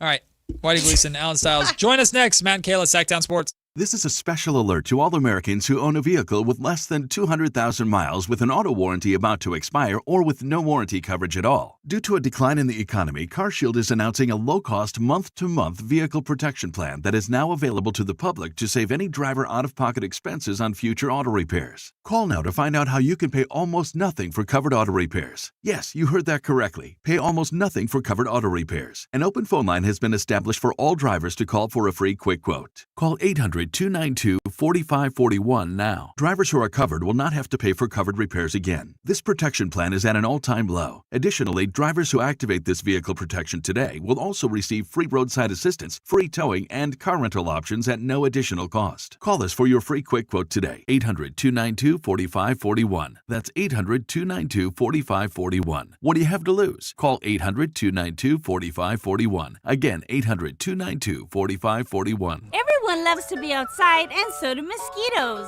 Protect yourself against mosquitoes and West Nile virus by following these simple tips. At least once a week, look around your yard and drain stagnant water from any containers where mosquitoes can breed. Remember to use an effective mosquito repellent, especially at dawn and dusk when mosquitoes are most active. Close all doors and be sure screens are in good working condition. At the Mosquito and Vector Control District, we're here to help. Visit us at fightthebite.net. Sacramento. Get ready because the Fasteners Inc. Super Sale is back on Friday, June 12th and Saturday, June 13th. Stop by Fasteners Inc. Tool Outlet on Power In Road for crazy deals on Milwaukee tools. We're talking 20% off all Milwaukee Packout, hand tools, and tool accessories. Free goods and dollars off your order and certain spend amounts. And overall insane deals on Milwaukee batteries and Bear tools again. June 12th from 7 a.m. till 5:30 p.m. and June 13th from 9 a.m. till 3 p.m. at Fasteners Inc. Tool Outlet. Visit fastenersinc.net for more info. T-Mobile has an exclusive bundle for customers 55 and up. I'm Sarah Bowl. Yeah, I'm Frank Bowl. A reliable network is key for us. And with T-Mobile, it's been wonderful. And going to the 55 plus plan saved us so much money. A lot. And that's important. Trying to keep costs down. The home internet's been perfect. It's fast, it's quick. The setup was so easy, it took less than 15 minutes. It was like, ta-da! If you want simplicity, coverage, reliability, you want the whole package, T-Mobile has it. Right now, T-Mobile customers 55 and up can get 2 phone lines on America's best network, plus America's fastest 5G home internet for just $30 each. $30 per month each line with autopay plus taxes and fees. Minimum age 55. Pricing for home internet rely on 2 lines of Essentials Choice 55. $35 connection charge per line required. Best mobile network and fastest 5G home internet based on analysis by Ookla of Speed Test Intelligence Data 2H 2025. All rights reserved. This is Sactown Sports 1140. Hey, it's Carmichael Dave. What's up? It's Matt George. What's good? It's Alan Stiles. With the most trusted voices in the community. This is Jason Ross. Hey, it's Kayla Anderson. It's Whitey Gleason. Ready to help promote your business, both as partners and customers. All you have to do is ask. Pick up the phone, dial pound 250 and say, grow my business to get connected with a team member today. That's pound 250 and say, grow my business. Our team will review your product, quickly pair you with a perfect endorser, and create video and audio samples all at no cost or obligation to you. With the most live and local on-air lineup, a dynamic content-driven website, and a state-of-the-art mobile app, Sactown Sports 1140 is tailor-made to help you connect with a sports audience in Sacramento. So why wait? Dial pound 250 today. Say, grow my business, and let us help take you to the next level. What's up? We're talking to Chad Hoblet of Hoblet Dodge, Chrysler, Jeep, Ram, and Woodland. Chad, tell me what's going on for Chrysler's Make This the Summer event. Well, you'll have to choose between 3 great deals. 0% financing for 60 months, 2.9% financing for 72 months, or 4.9% financing for 84 months. And whichever you choose, you get no payments for 90 days. Whoa, that was so many numbers. I don't even know what it all means. It means you will save thousands of dollars on your new Ram truck with the best financing options available. It's a choose-your-own savings and payments adventure with Hoblet Dodge. Search, select, and save through their whole inventory at hobletdodge.com. Unbeatable prices, unbeatable selection, and now unbeatable interest rates. Nobody beats Hoblet, period. Financing through SFS for qualified buyers. 0% for 60 months equals $1,667 per thousand borrowed. 2.9% for 72 months equals $1,515 per thousand borrowed. 4.9% for 84 months equals $1,408 per thousand borrowed. No payments for 90 days on approved credit. Interest accrues from date of purchase. Offers cannot be combined with certain other incentives. Excludes Ram, 1500 RHO, and Tungsten models. Sample VIN 342368. See dealer for details.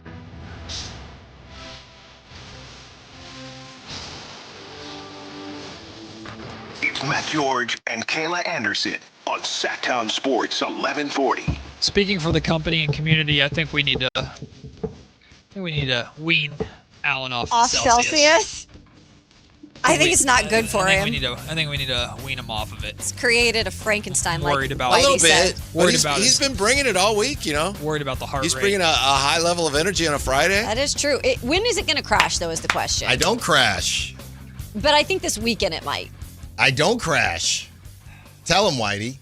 Yeah, I really haven't seen a real crash. I really haven't. At least we on lose air. a little altitude here and there, but I haven't seen. The altitude goes a little bit. Turbulence. Yeah. To level it out a little bit. A little turbulence. Yeah. Mm-hmm. I got to tell you a story about Allen. Oh boy. Yesterday. Oh no. Off the air. Oh, off the air. Let's go. Somebody for something. He had reservations somewhere, and they called to confirm the reservations. Uh-huh. And he got really mad that they did that. And What? he's like, man, I hate that.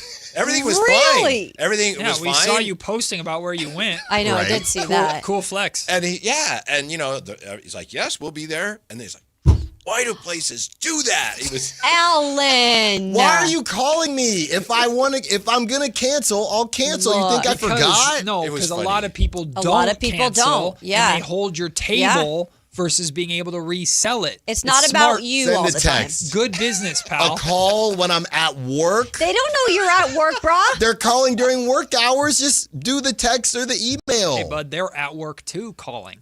Send a text. I thought it was funny, and everything was fine. That is I funny. really hate why did they do that. It was like, oh. So he was very nice to him, but then once he shut off the phone, it was like, ugh. He took it out on me and Jay. I hate it. So- I hate it. So hate it. If we want to piss off Alan Stiles, we fish in the pond by his house. Mm-hmm. We call him while he's working. Mm-hmm. What else? Talk about dentists. Dentists. Wait, that's one? You don't like dentists? Neither do I, by the way. I don't have a problem with the dentist. Oh. That was just a thing on our show, is that we were talking about not wanting to go to the dentist, and then everyone on the text line is like, dentists are a scam. Well, yeah, no. Oh, Other people think geez. dentists are a scam, not me. Compliment Cal Raleigh. Yes. That- Oh, and De'Aaron Fox. No, De'Aaron's my guy. Okay. I'm looking for a big bounce back. Oh, go. So, oh boy. bit aside, we did a segment to start the final hour of the show where there was a bit aside. Yeah, Starts with. what does that mean? because you are a perpetual bit. I caught that too, Kayla. I'm glad Bit you called aside, that out. Alan calling Fox his guy. Bit aside, beyond a game, because if like we've talked about, if Fox dropped 30 and they win game 5, it's like, well, good bounce back, Fox, but are you gonna do it again? Right. Like it, and the Spurs obviously need to win out if they want to win a title at this point. So I opened the question. Kayla answered it. We opened it up to the comment section. A couple people called in. I'm curious what you guys, how you would weigh in on to not just make up for game 4, but to be worthy of essentially what the Spurs are paying him to do. You don't have to ever think he's going to be worth that contract, but for what the Spurs are paying him to do, like realistically, what does Fox have to do in this series to at least get the respect of he did his job? He's got to play well, and they got to win. Bit aside. He's got to play well the rest of the way, and they got to come back and win. Right. Yeah, it doesn't really. I mean, unless he played out of his mind and they lost, they just have to win. And he's got to be a part of it. Right. I don't think it has to be anything crazy if they win. If they don't win, he better put up some crazy numbers. But that's the thing. I think if they don't win, it's cooked. Period. Because that will always be the moment of you could have won this. Because if they lose in 7, it's what was the 4th game or one of the games that you lost? It should never have gone to 7. But for me, I think if they lose, period, Fox is going to have to wear it maybe forever. Like it's a career defining moment. Unfortunately, what happened in game 4, but if Fox averages 15 points a game and maybe hits one clutch shot over the final 3 games and just takes care of the basketball and runs the offense and plays decent defense, like, are people still going to say he's overpaid for that position and for what he does if they win a ring at the end of it? Like, that's what I'm getting Yes, but it wouldn't matter, I guess. I mean, Mikal Bridges not the same from a money aspect, but he's been trash and nobody said anything, about those draft picks because they're in a good spot. I just don't think this team is, when they knew they were going to, it's all about Dylan Harper to me. Dylan Harper broke everyone's brain, including De'Aaron's. And I don't think that they're even set up for De'Aaron to go crazy, at least scoring the basketball. They have, between Dylan Harper and Stephon Castle, those 3 guards, they have 3 guards and they have a bunch of shooters. But you heard what Mitch Johnson said about De'Aaron, right? The ball's going to be in his hands. He's going to be in his hand. Like that. We'll see. Would you expect anything different, though? No, I wouldn't expect him to say anything different. I don't know if that's what's actually going to happen. It would have to be something pretty extreme to Fox playing probably like by himself, not just the team, but Fox by himself. And I know, Whitey, you pointed out he did not play well at all. A lot of game 4. It wasn't just the last play.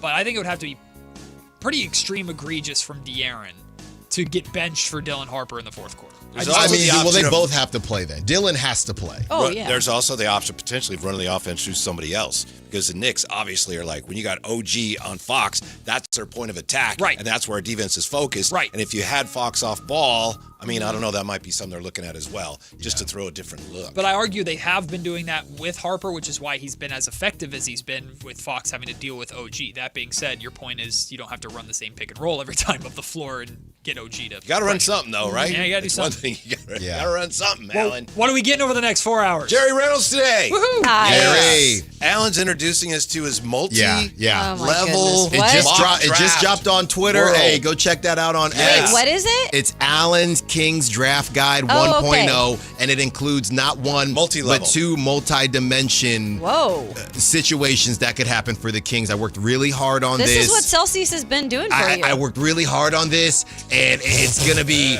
It's going to be incredible. You're not going to want to miss it in about 3 minutes. Don't go anywhere. Woo-wee. The Drive Guys driving you through Friday, baby. I just looked at the graphic. Put your seatbelts on. Just looked at the graphic and my brain broke. Can't wait to hear Alan Stiles explain whatever the hell That's I'm how we're looking starting at. off. All So right. buckle up. Right off the jump. Whitey Gleason, Alan Stiles. 4 hours and 4 cans of Celsius to get you through to the weekend. Matt and Kayla will be back to react to whatever happens in Game 5 on Saturday. Will the NBA Finals be over? We'll find out and react to it Monday. We'll see you at 10 a.m.